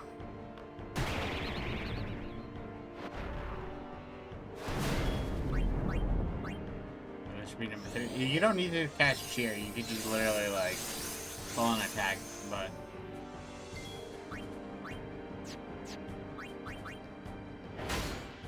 No, you should be good now. 73 damage ain't shit. And you're dead.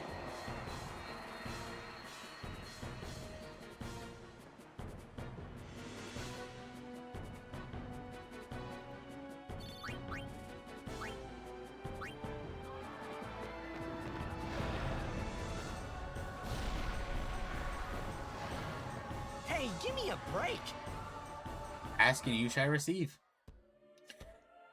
And one of time to see my favorite Aeon in work.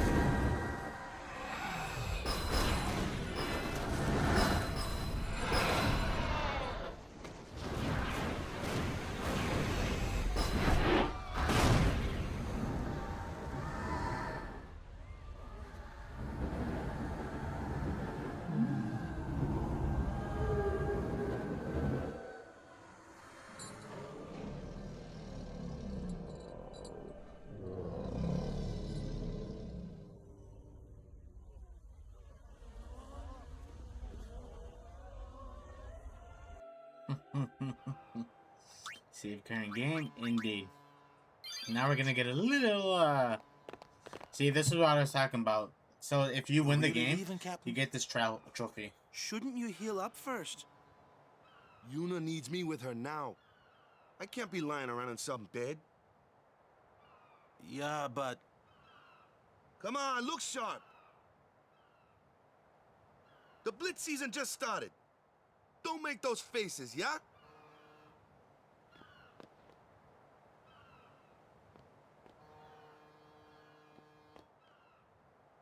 Well, see ya, boys. You be good. I can't hear you. Captain! Oh my god, such a... Are you sure? Never liked long goodbyes anyway. Sorry for making you wait, Yuna. I had some promises to keep, yeah? From now on, I'm your full-time guardian. Then welcome back, Sir Waka. Good to have you with us. Hey. It's good to be back, yeah?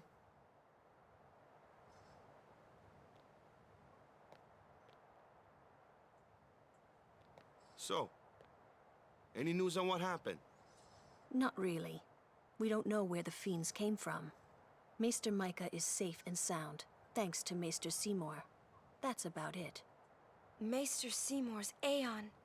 It was so powerful. Damn right, bro.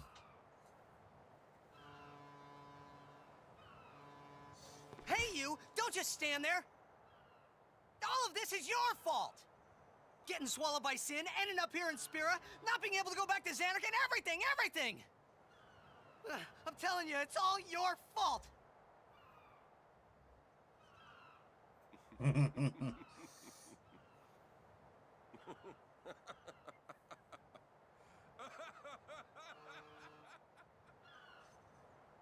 Who are you, anyway? You knew my old man, didn't you? Yeah, And you also knew Yuna's father? that's correct. Hey man, there's no way. That's just impossible. Nothing impossible about it. Jecht, Braska, and I, together we defeated Sin 10 years ago. Then I went to Zanarkand, where I watched over you, so that one day I could bring you to Spira. Why did it have to be me? Jecht asked me to.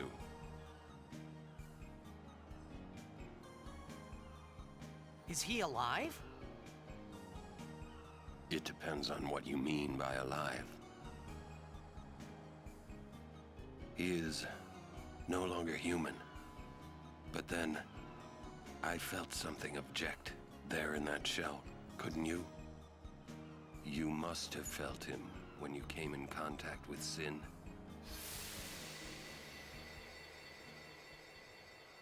It can't be.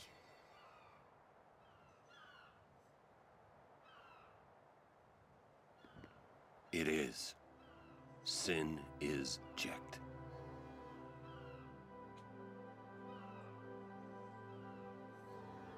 No, that's ridiculous! No way! I don't believe you! But it is the truth. You'll see for yourself. Come with me. If I say no? Every story must have an ending. I don't care about your stories!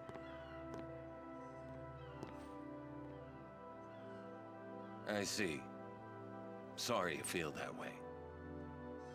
Fine then. Come or don't come, it's your decision. What am I supposed to say? You tell me it's my decision. But I don't have a choice, do I? You're the only one who can tell me what's going on anyways. I have to go with you, I have to!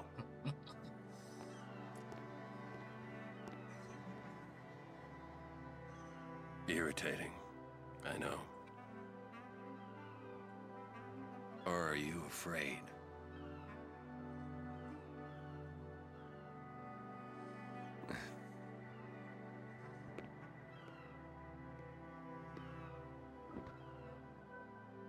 It's all right.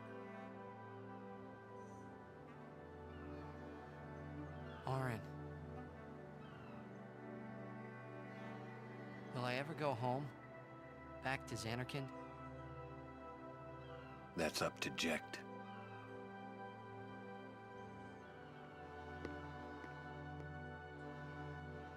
I'm going to offer my services to Yuna. Come. Oh my god, it's such a good, like, oh my god. So yeah, I would definitely say that, as you guys saw in the first cutscene over here, the chest that we grabbed earlier back there, if you didn't grab them earlier, then obviously grab them now, but, so now, we effectively, oh, not there, have the best guardian in the series, Mr. Orin himself, Mr. Greatsword Enthusiast himself. So we're gonna give him that strength sphere, get him up to speed, or get him some strength. So, do I have any of? Oh, nice, he does. I can finally get these bloody things out. Right, so now that we have Orin, so following that whole what do you want to call it, like RPG, like how every character has a role kind of a thing. Orin's basically, think of Orin as like your tanky, strong guy kind of a thing, you know. I mean, even though he has the least HP, the third highest HP, 128. But I think he currently has the highest defense. So yeah, that's thing. So yeah, you give him that strength sphere, which puts him as the strongest. So I think originally he had 20 strength, so now he's at 24. So he's also gonna be our hardest hitter. So he's basically like your frontline tank, if you will. So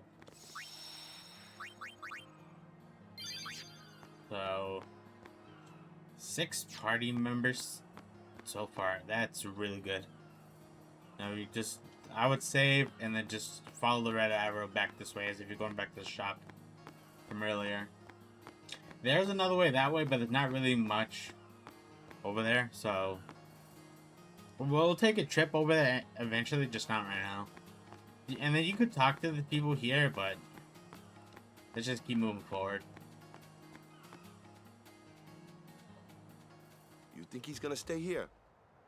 Sir Orin knows him, apparently. You were right. He did meet someone he knew. Do you think he'll find a way back to Xanarkand? In any case, I'll miss having him around. He's still in town, isn't he? I think I'll go see him. Oh! Whoa! Sir Orin!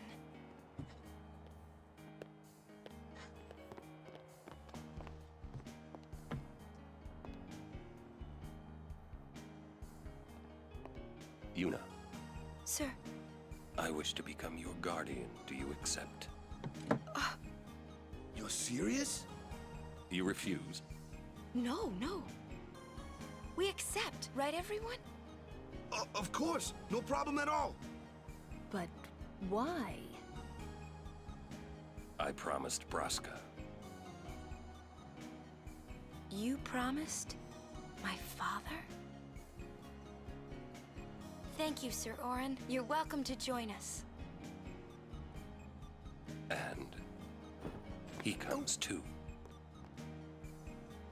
Hi, guys. Howdy. This one I promised Jecht. Is Sir Jecht alive? Can't say. Haven't seen him in 10 years. I see. You'll meet eventually. Yes, I'm looking forward to it.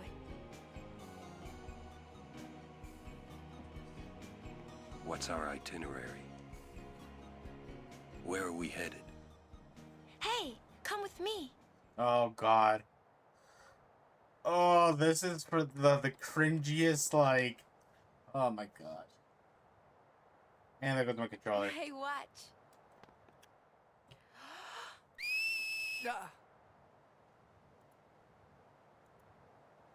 Hey, you got pretty good. You sound sad. Yeah, maybe. Want to scream? I really don't think that's gonna help this time. You know what? Hmm? It's embarrassing to say this myself, but summoners and their guardians are kind of like Spira's ray of light. A lot of people in Spira depend on us. I learned to practice smiling when I'm feeling sad, you know. I know it's hard. Yeah. I understand. I think. Right. Now let's see what you can do. Huh? Come on.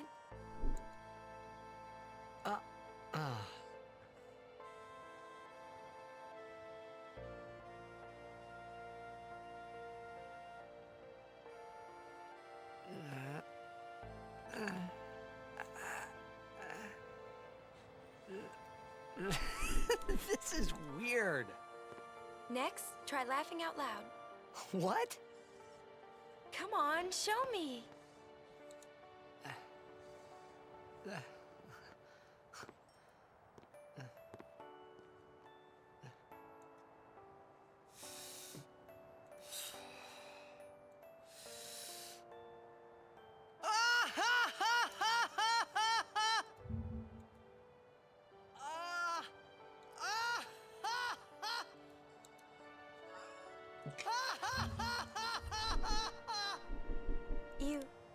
probably shouldn't laugh anymore.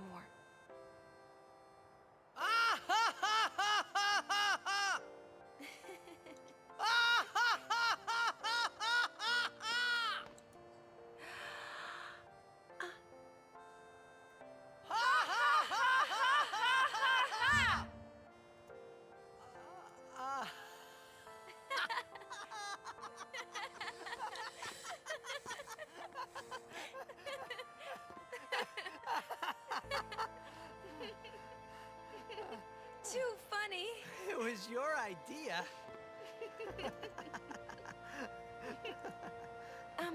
Thank you. Huh? I want my journey to be full of laughter. Okay. If we should get separated, just whistle. I'll come running. I promise.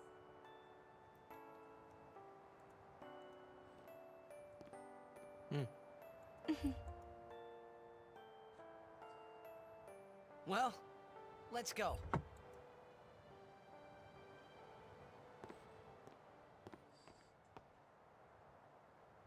What are you looking at? We were just worried you guys might have gone crazy. Sorry. Well then, all right. Now, we will go to the temple at Jose. And Guardians, don't forget to smile. Cringiest ass cutscene. Oh my god.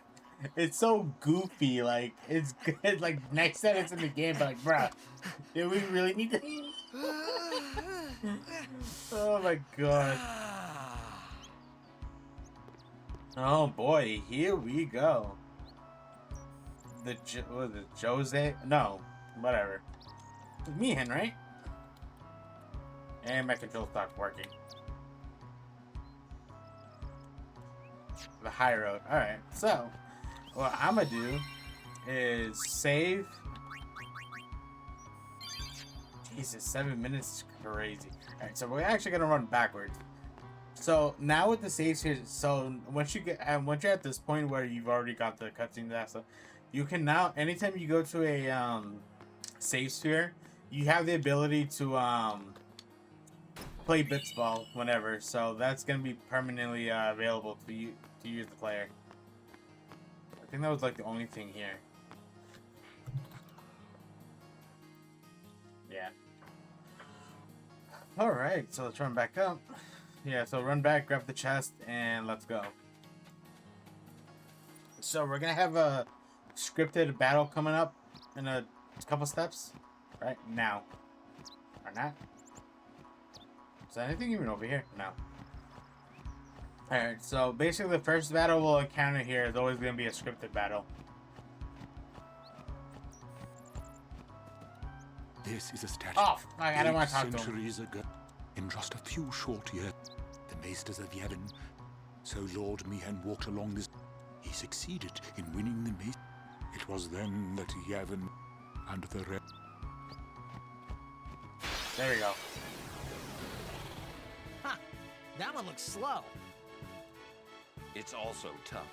Let me handle this. No way! I can take it! What the? See? And an overkill. That's great. Told ya, Sir Arn's the best. I could have done that. So yeah, so the intended way for you, the battle obviously that happened, but apparently if you level up Titus strong enough, you can actually have him just one shot that shell. So yeah, so basically the game's obviously telling you like, hey, Orin's good at fighting the Shelly boys, so. Don't break any bones, old man. All right, so bombs. So basically, if you when you attack the bombs 3 times, and you can't kill it for whatever reason, I think on the 3rd tick or on the 4th, 3rd tick, I believe, it'll just self-destruct. And I forget if it does like individual damage to one person or if he kills the entire team. Or damages the entire team, I should say, so. I'm on a roll. So yeah. What?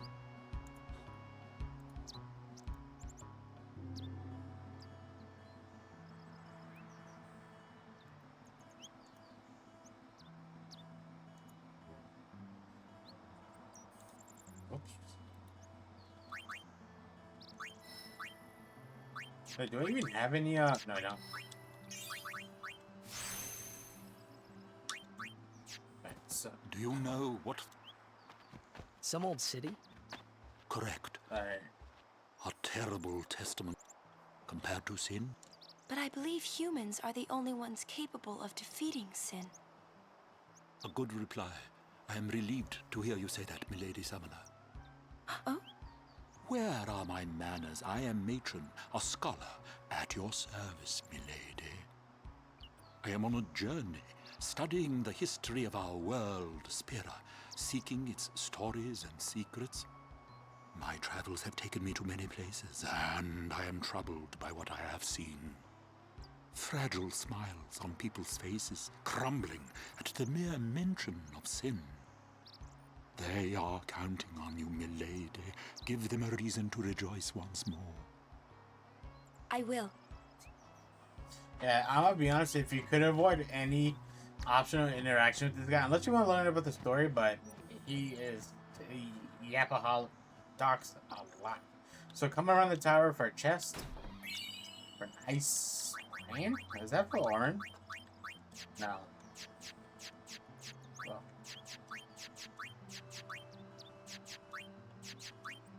What is that? Oh, that's for Titus. For I think his brotherhood's still good, so I'm gonna just keep him with the strength 5%. Can't go that way, so.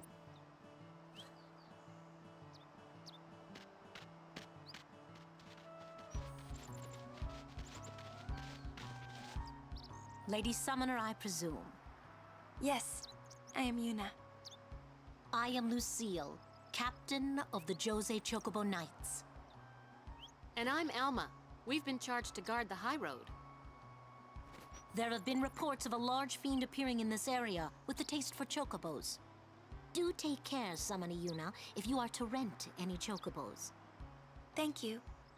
We will be careful. Good. We should get back to our rounds. Farewell. Our prayers are with you.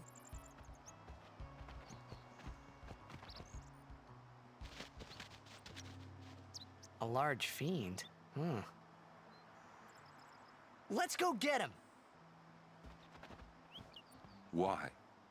It's the right thing to do. It's the right thing to do.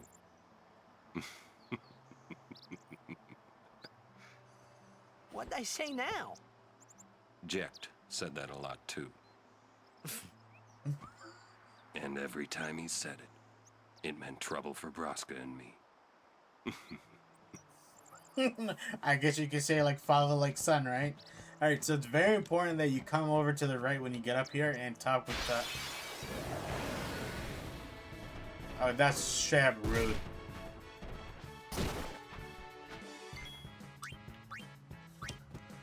Alright, so it's continuing the same logic. Titus fights the dingo, like the wolf type out, and then the dual horns just do damage to it. I don't think he had any elemental weaknesses, so you'll just do normal magic damage. So oh, I probably should heal. Okay, we're good.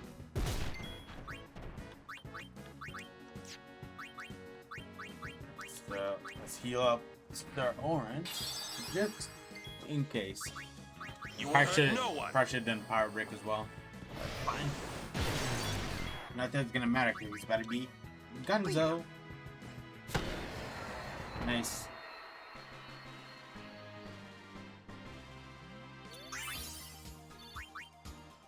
Alright, so I definitely want to keep Orin in the rotation because I do need him to level up a good bit.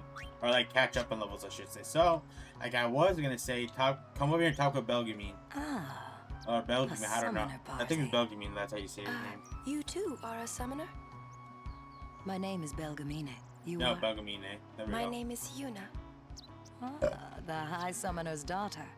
I've heard much of you. But you are still fresh on the road, are you not? Yes, I am.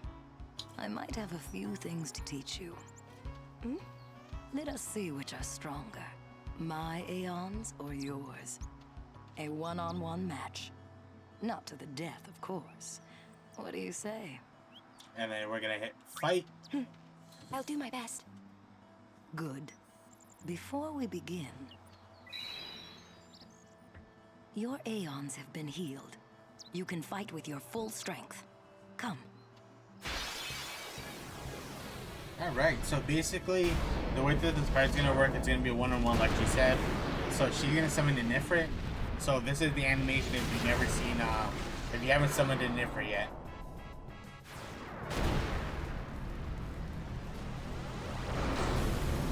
Very bloody cool, I'll tell you what. Show me how strong of a link you form. So, obviously we can only use Val for. So, I'm pretty. The only attacks you gotta worry about is the main attack, like it's, you know, this like attack an enemy.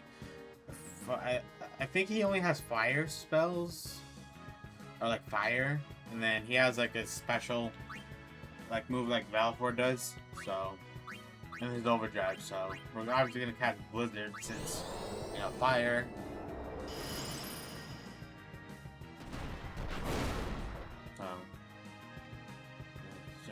So yeah. So if you feel like you're gonna take a good amount of damage, you definitely shield. I probably, yeah, so meteor strike is that attack. So the way that he's gonna work is he'll alternate between his normal attack and meteor strike.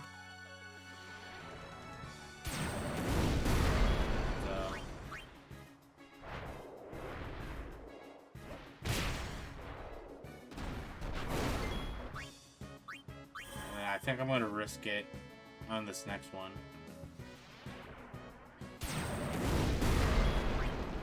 I probably need you blast. This should do a good chunk of damage. Even if I don't get the overkill, I don't think it's gonna matter. Nice. So yeah, if you are able to have your overdrive ready for this or get it early on, it's definitely good to get some hits in before you do that, because I forget how much health he has. So, not bad for one so young. I underestimated you. Take this. You've earned it. Echo ring. You show promise. With more train. Thank you. Right, but yeah, just I skip through this. Or should I? Farewell, you. Yeah, basically it's she's dead essentially. All right, so yeah. All right. So basically, you could also think of it as like a check. Like, are you using Yuna enough to get like, is she leveled up enough that you can actually win that? Really? Alright, so you can just straight up leave. So yeah. So the elementals in this area are ice. So obviously you're gonna want to use fire. And then just follow the same principle. Farewell. So I would probably say you're probably gonna be switching out. I say just keep Aura in your party, and then you'll be chilling. And then everybody else you could kind of just switch out as need be, you know, or I guess however you deem feel necessary.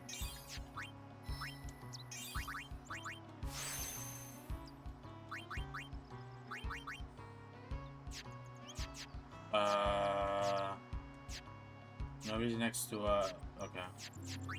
That's fine.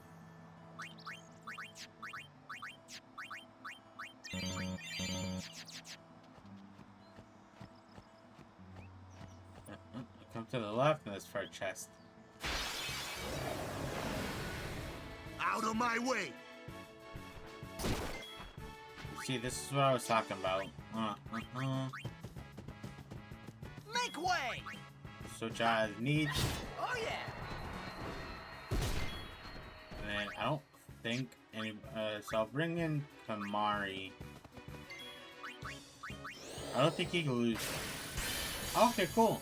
So yeah, so Kamari can learn Fire Breath from the dual horns. So it's definitely good to at least bring him once, and you know, and then Fire Breath. It's like a big ass fireball, basically. This should be quick!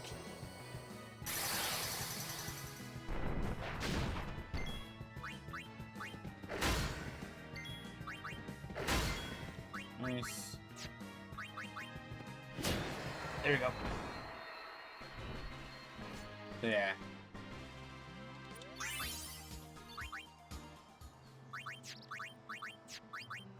So this is why usually when you're in battle, at this point I generally don't use potions unless I have to.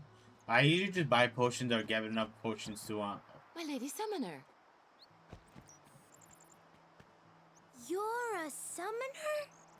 Yes. My name is Yuna. I'm Callie. Nice to meet you, Callie. Lady Yuna, are you going to bring us the calm?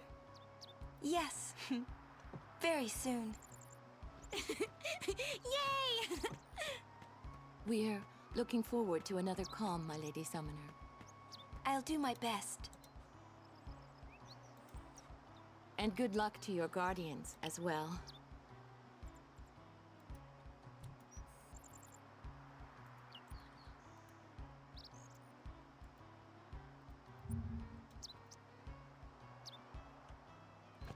What's the calm? The calm is a time of peace. It comes after a summoner defeats sin and lasts until sin reappears. Huh? Sin dies and is reborn. I get it! I thought it was weird. Yuna's dad defeated Sin 10 years ago, right? But Sin's still here. Didn't make much sense till now. Wait, if it just comes back... Don't say it isn't worth it. Because it is. Even for a little while, people can sleep in their beds without being afraid. That kind of time is worth anything.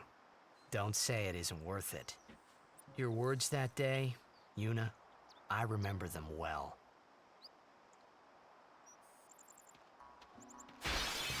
Bro, that I turned like I'm a guardian now, so watch That's crazy.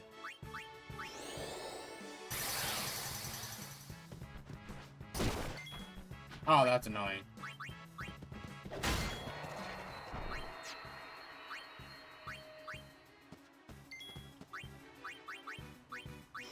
Yeah, that's actually annoying. I should just kill the wolf. Whatever.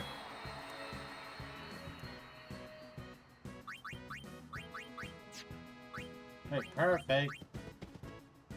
Go! Sooner.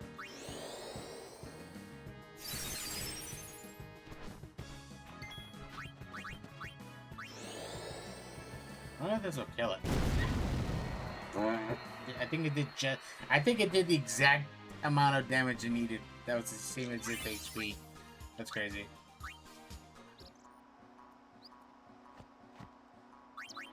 All right. Magic 22.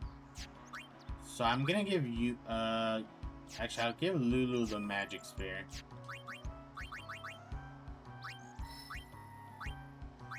So I do want Orin to kind of get the stat node that are right there on Tatis's grid. So you could just kick the ball. Always kick the ball. Yeah. That kid's gonna cry, say that it was his, and we're just gonna run like nothing happened. Bro. Heh. You suck. You suck.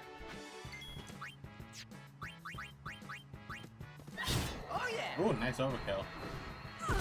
Bruh. Aid us.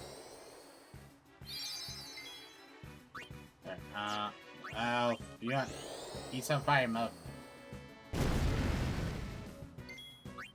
Let's bring in Sir Orin in. So be it.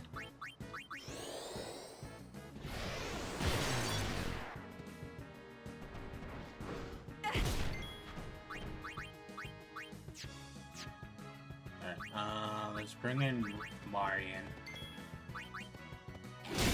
Nice.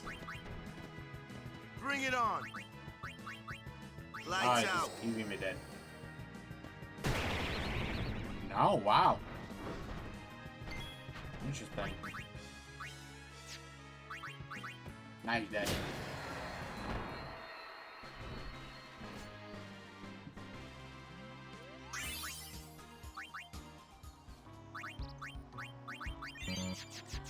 Alright, so continue on.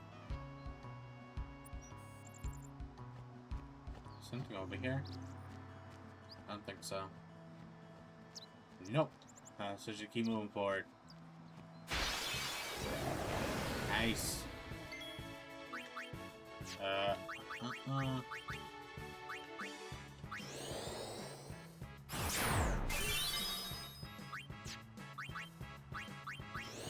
And he's dead.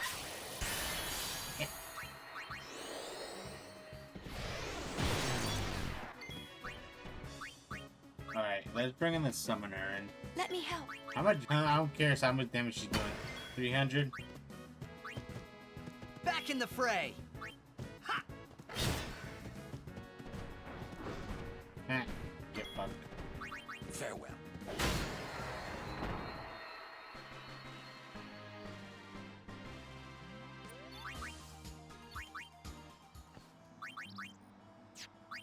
So okay, so I guess so elixirs basically, as it says, it restores one character's HP and then people to full. So that'd be good to use, but not now. We're not in a position that we need to use it now. Eyeballs. Somebody's really. Right. Let's cast on ourselves, why not? So this is Kamari or Walk, I mean. Walk us Oh, back another on the field. I think we. Yeah, I'm gonna bring in Kamari.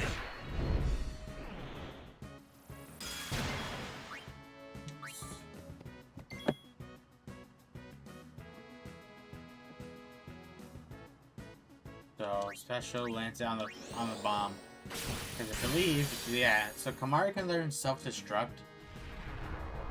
but obviously that's gonna happen. So we gotta make sure we obviously kill the thing quick, which. So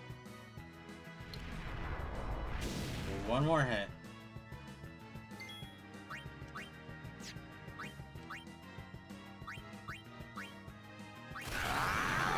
So Kamari's overdrive, you don't need to actually do anything. Nice. Oh, and he okay, good. So all right. With Kamari's, I think they're the only character in your party that, as long as you learn the overdrive, you don't actually have to input any combinations or anything like that, like Orin, for example, or stuff like that. So you just gotta learn it, you know.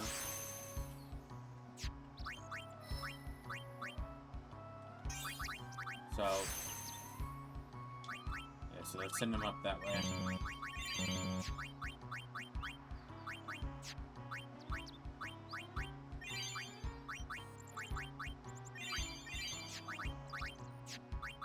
Yeah, I'm not really fussed about using ethers. It's just get everybody up to full. 2,000 gil. Nice. So go good to the right and just keep going. Alrighty. So looking towards the bomb.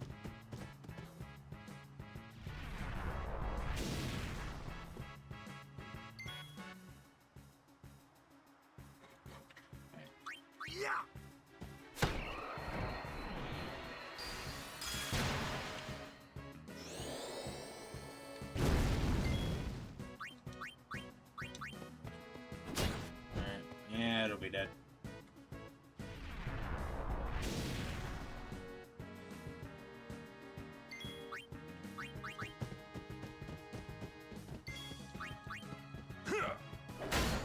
Nice. Overkill. Nice. I'm good, yeah? Yeah.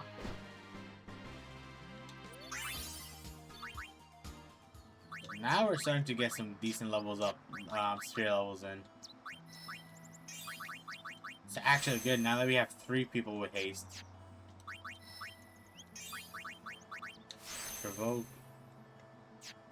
I don't think anybody else leveled up, so just keep moving forward.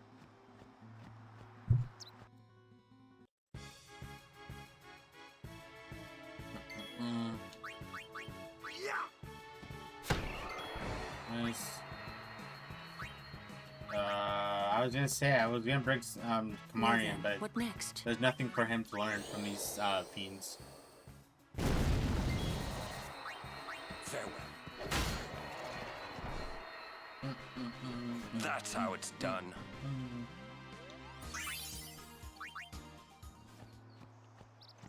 Come up to this cart.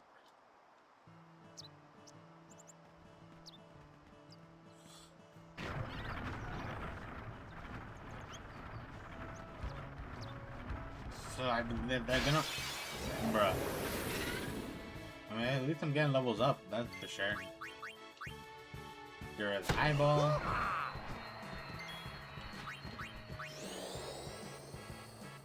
And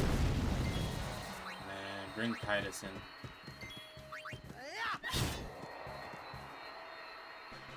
Haha! What did I tell you? You're a modest one. So let's run off to the right over here. And speak with Luzongata again. Hey, we saw the game! You guys were great! Congratulations, Waka.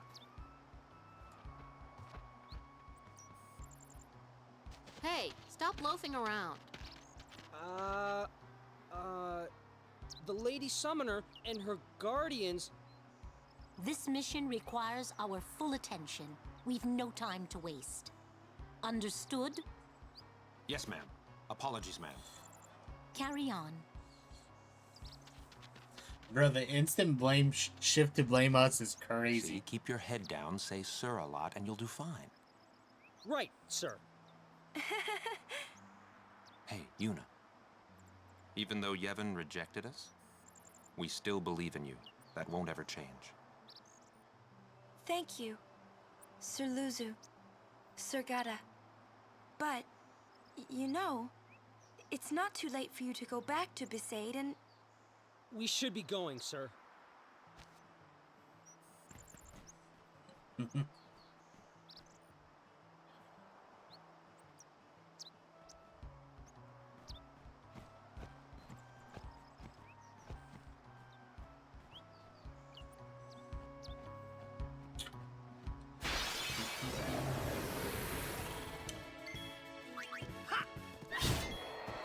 Alright, let's bring in the Orin.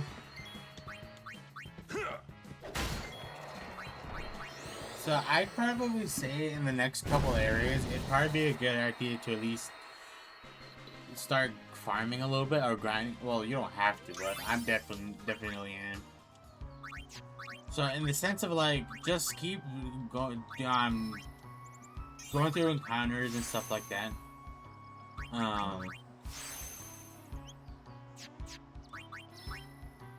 So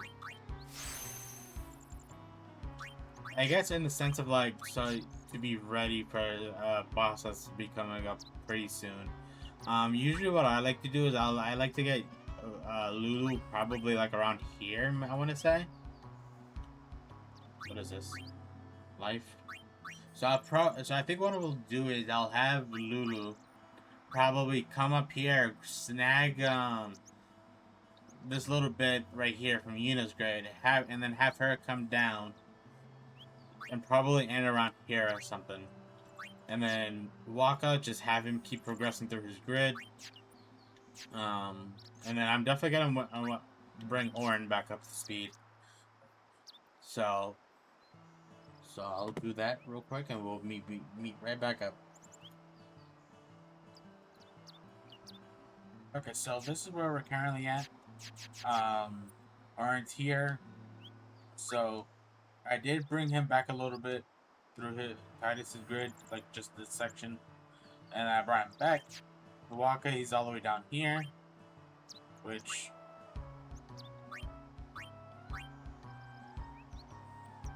I send him down the right way. Yeah, I did. So interesting that he got Osmos, but anyway, Titus is here. I just had him keep going forward. I didn't really have him double back. Waka, I definitely did stand in a couple spots. Same thing. Orange kind of double back. So yeah, Kamari's just pushing forward, and I'm bringing him back towards the magic side. So this is where we're at right now. So you can see the Orange, or actually Waka's the hardest hitter right now. But Orin has one more defense point, so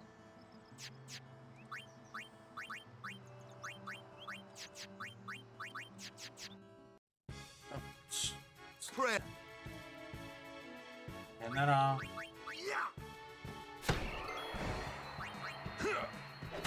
they're overkilling everything. So Lulu, she finally has her like level 2 light? like elemental spells, so we're making progress.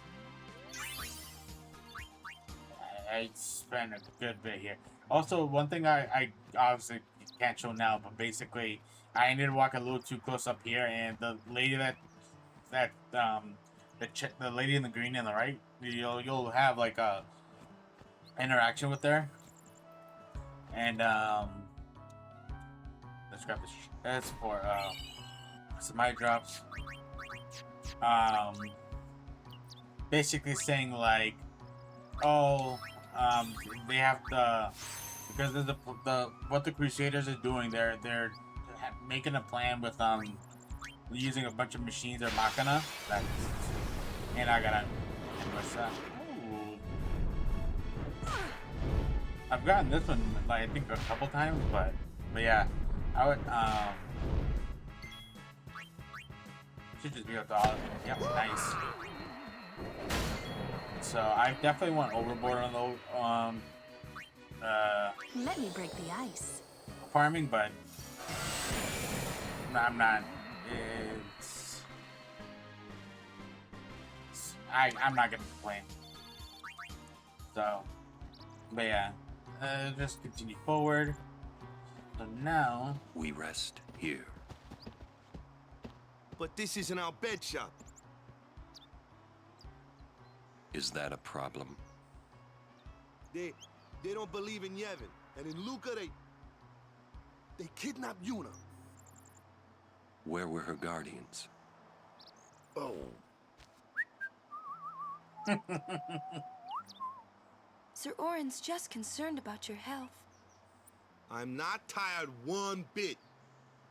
Well, I am. Oh.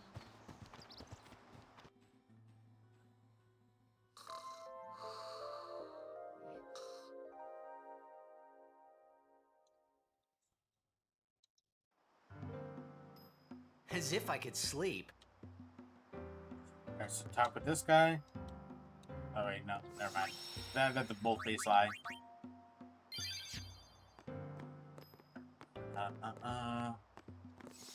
So it's another one of those compilation spheres that you could use. So don't need to do that. Let's talk with the shopkeep. What is we rocking with? Sure.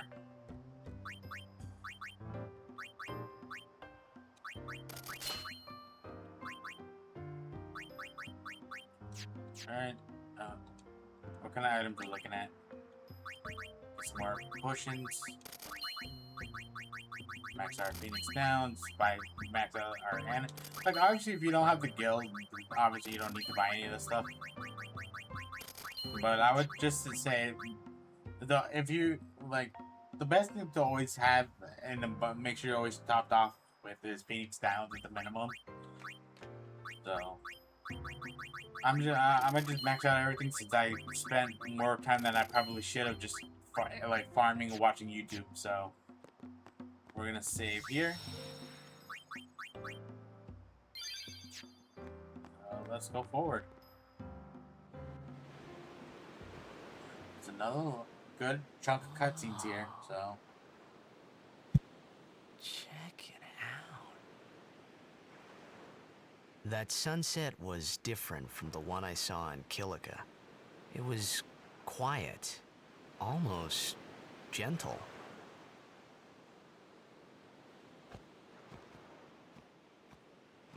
What you up to?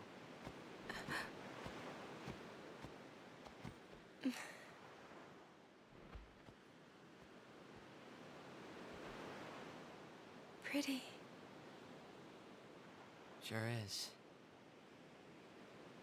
I wish I could live in a place like this. Peaceful. Living with a smile on my face every day. You can once you beat Sin, right?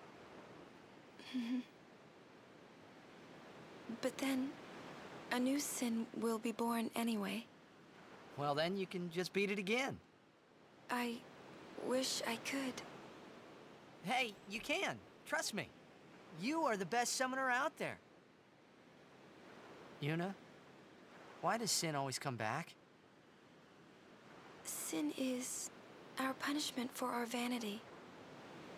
And it will not go away until we've atoned. How do we do that? What did we do that was so bad in the first place? Ah, was it using lots of Machina or something? Oh, wait, was that such a bad thing, really? It's funny. Ever since I was young, I never questioned it. But now that you ask me if it is that bad or not, I don't know. There are so many things I don't know. Well, then we're the same. Oh, such thinking is very unbecoming of a summoner. Sound like Micah?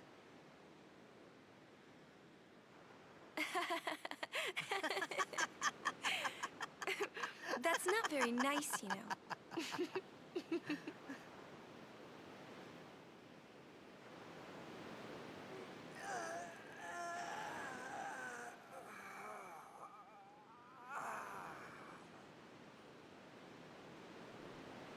You know, during a game, you have to think of Blitz and nothing else, you know? Okay.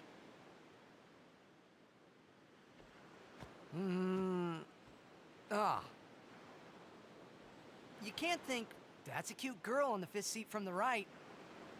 And you can't be thinking about where you're gonna go on that date, because the minute you do, that's when you lose. You see, Yuna, what I mean is, you really shouldn't worry, you know? After we beat Sin, that's when you can worry about the future. I guess.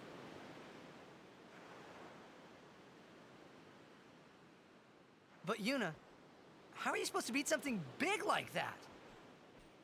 The final summoning. It's the only way to defeat Sin. The only way.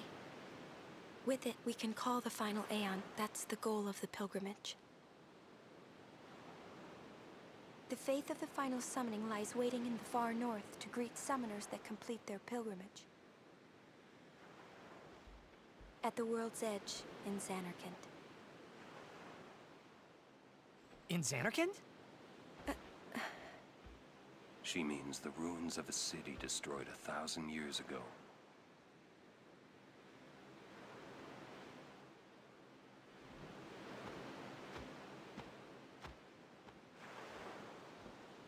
You sure it's ruins? That's what I've heard. You'll see it for yourself soon enough. Yuna, come back inside.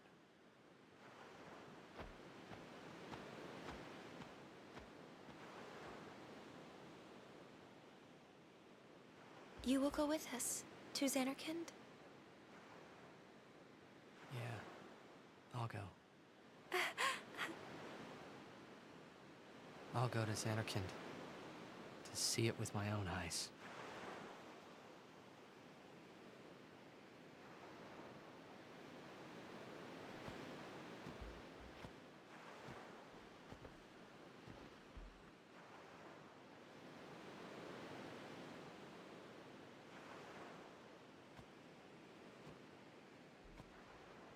I knew it couldn't be my Xanarkand, but I had to make sure.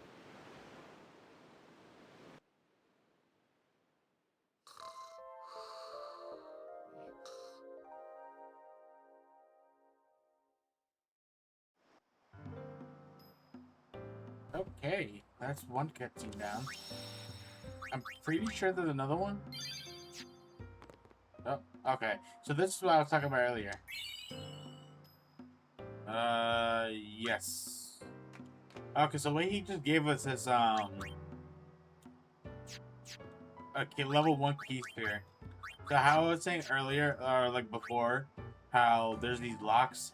So this is what we use to, basically unlock the lock. So whenever we get to a lock, we just gotta use a corresponding lock level to unlock it. So, damn, should have kept Kamari over there, but that's fine. Save again. So, now it should be another cut. Oh, hold on. Binta-sa. Oh, okay. Sorry? Ah, forgive me, sir. I meant to say pardon me, but it came out in El Bed. Oh, you're an... Mm-hmm. I am Rin, owner of this establishment. Hela Dusadwi. Huh? It means nice to meet you. Ah, well, Heli do sad we to you too. Mm-hmm. If you are interested, El Bed primers can be found all over Spira. Finding them and learning our language might be fun. Here, let me give you one in commemoration of our meeting. Although you might want to be careful where you speak our language. Get volume 8, R into H. Yeah, I hear I'll... That is a shame. That's okay. Huh? So. Oh, thank you. And he gives us 2 mega potions. Alright. Stop acting all confused, mister. So, alright, so 2 things. High potions, 200 HP so mega potions basically heal the whole party for 2000 HP, so that's good to know. So, and Rin gave us another book, so damn, I'm missing 2. I could always run back. So, I'll check different areas. But I just realized I think I might have done a little anyway, over guys. So we're gonna fight a bot. It's boss battle time. Corral. So the way that this boss is gonna work is 2 ways. He's gonna, or a couple different ways.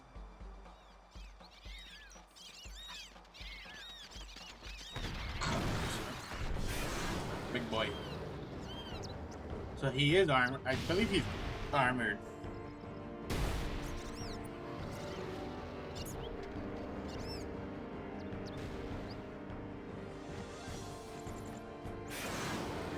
I love how Mario stands. Okay, so the way this boss works is, I'm pretty sure he's armored, but he has 10,000 HP, and he's weak to fire. So, what I want to say is, if you can, try not to kill him.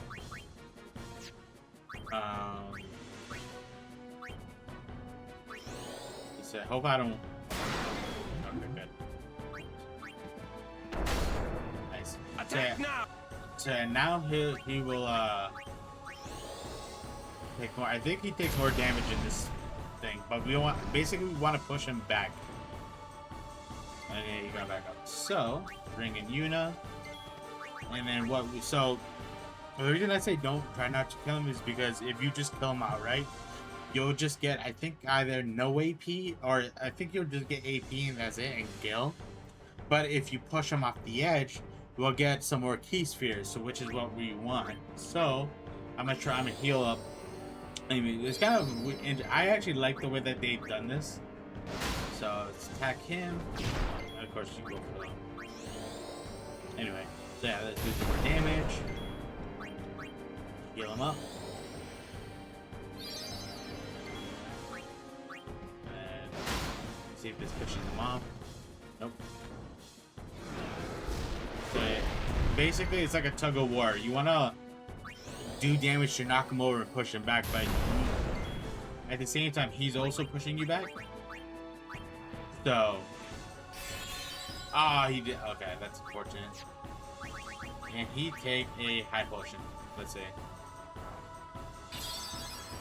Yes. Or an X potion. I'll give you one of these. Nope. Okay, so this shouldn't kill him. So, yeah, it's very important that we try to push him, just push him off the edge. And just throw a high potion that way.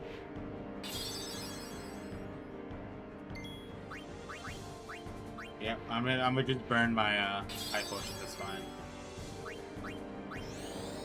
Because none of my characters should do enough damage to kill him. There we go. This is what we wanted.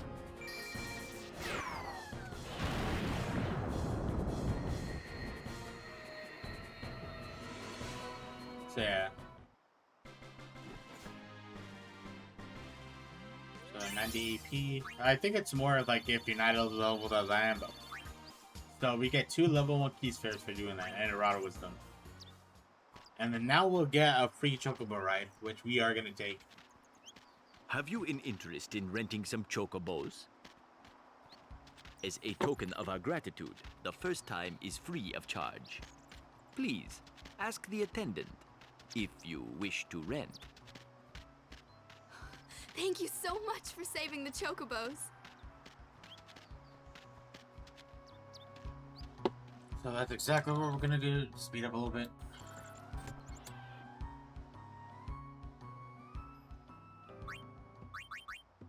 Bring him down this way. Save.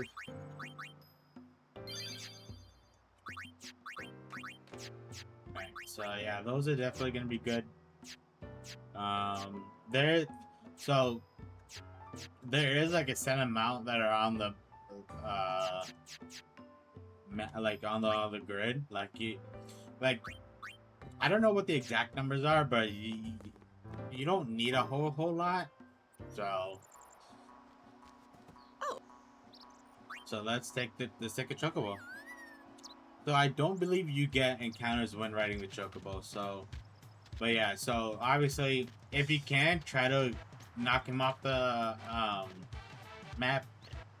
Don't get knocked off. Obviously don't die, but yeah, it's literally just like a tug of war. That's all it is. It's not too bad. So it's one of those where you just want to do as much damage as you can to knock him over, to like minimize that one attack that he does to push the whole party back. So we saw that chest. So we're gonna keep running. So when you're on the chocobo, you see that these little like yellow feather looking things?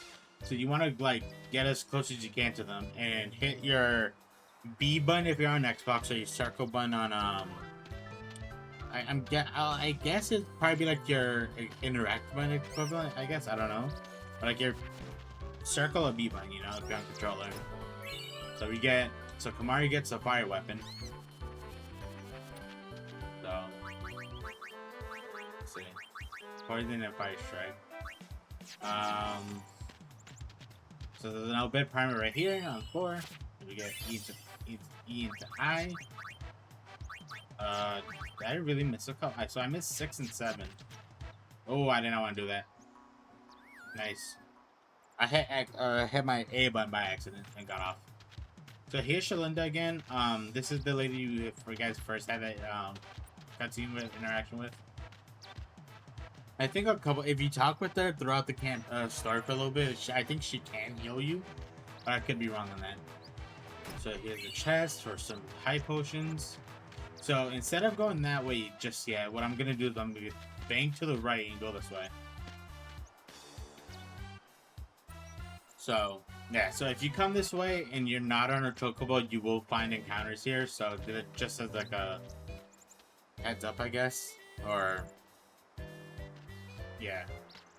We will be back here at one point later on in the game, but obviously not right now. So, and then there's a little feather thing right here. So we're gonna jump up.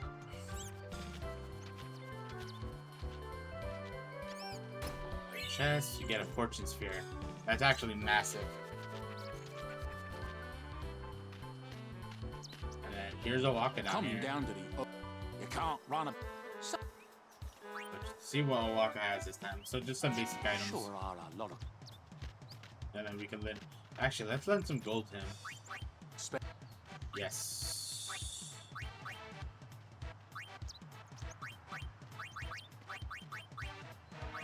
What? Make it up to you. Like I said, it's one of those where there's like certain thresholds that you hit if you like give them a certain amount of gold. Where later on you can get discounts with them. I don't know what they are, so. Oh my god, excuse me.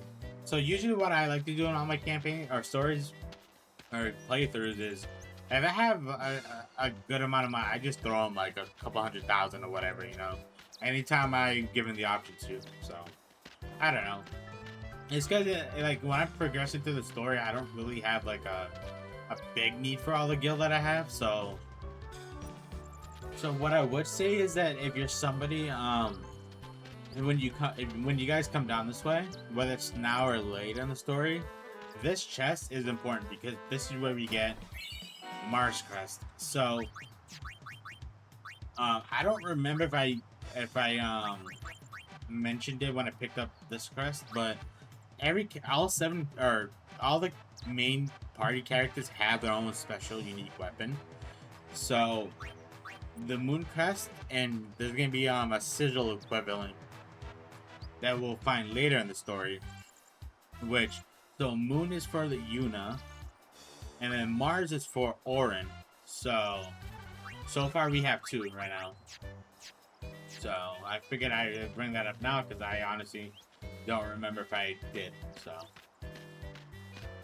at least now I know I'm making the mental note that, you know what, I brought it up at least with picking up Orange Crest, so but there. I'll probably go over it again when I actually get to that point, but that's way down the line.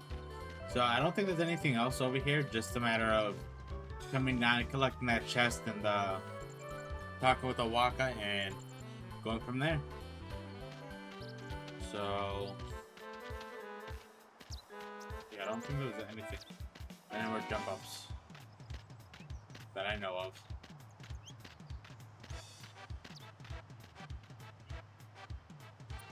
So I think this would probably be like a good spot to stop this first episode, going from the very start of the game to.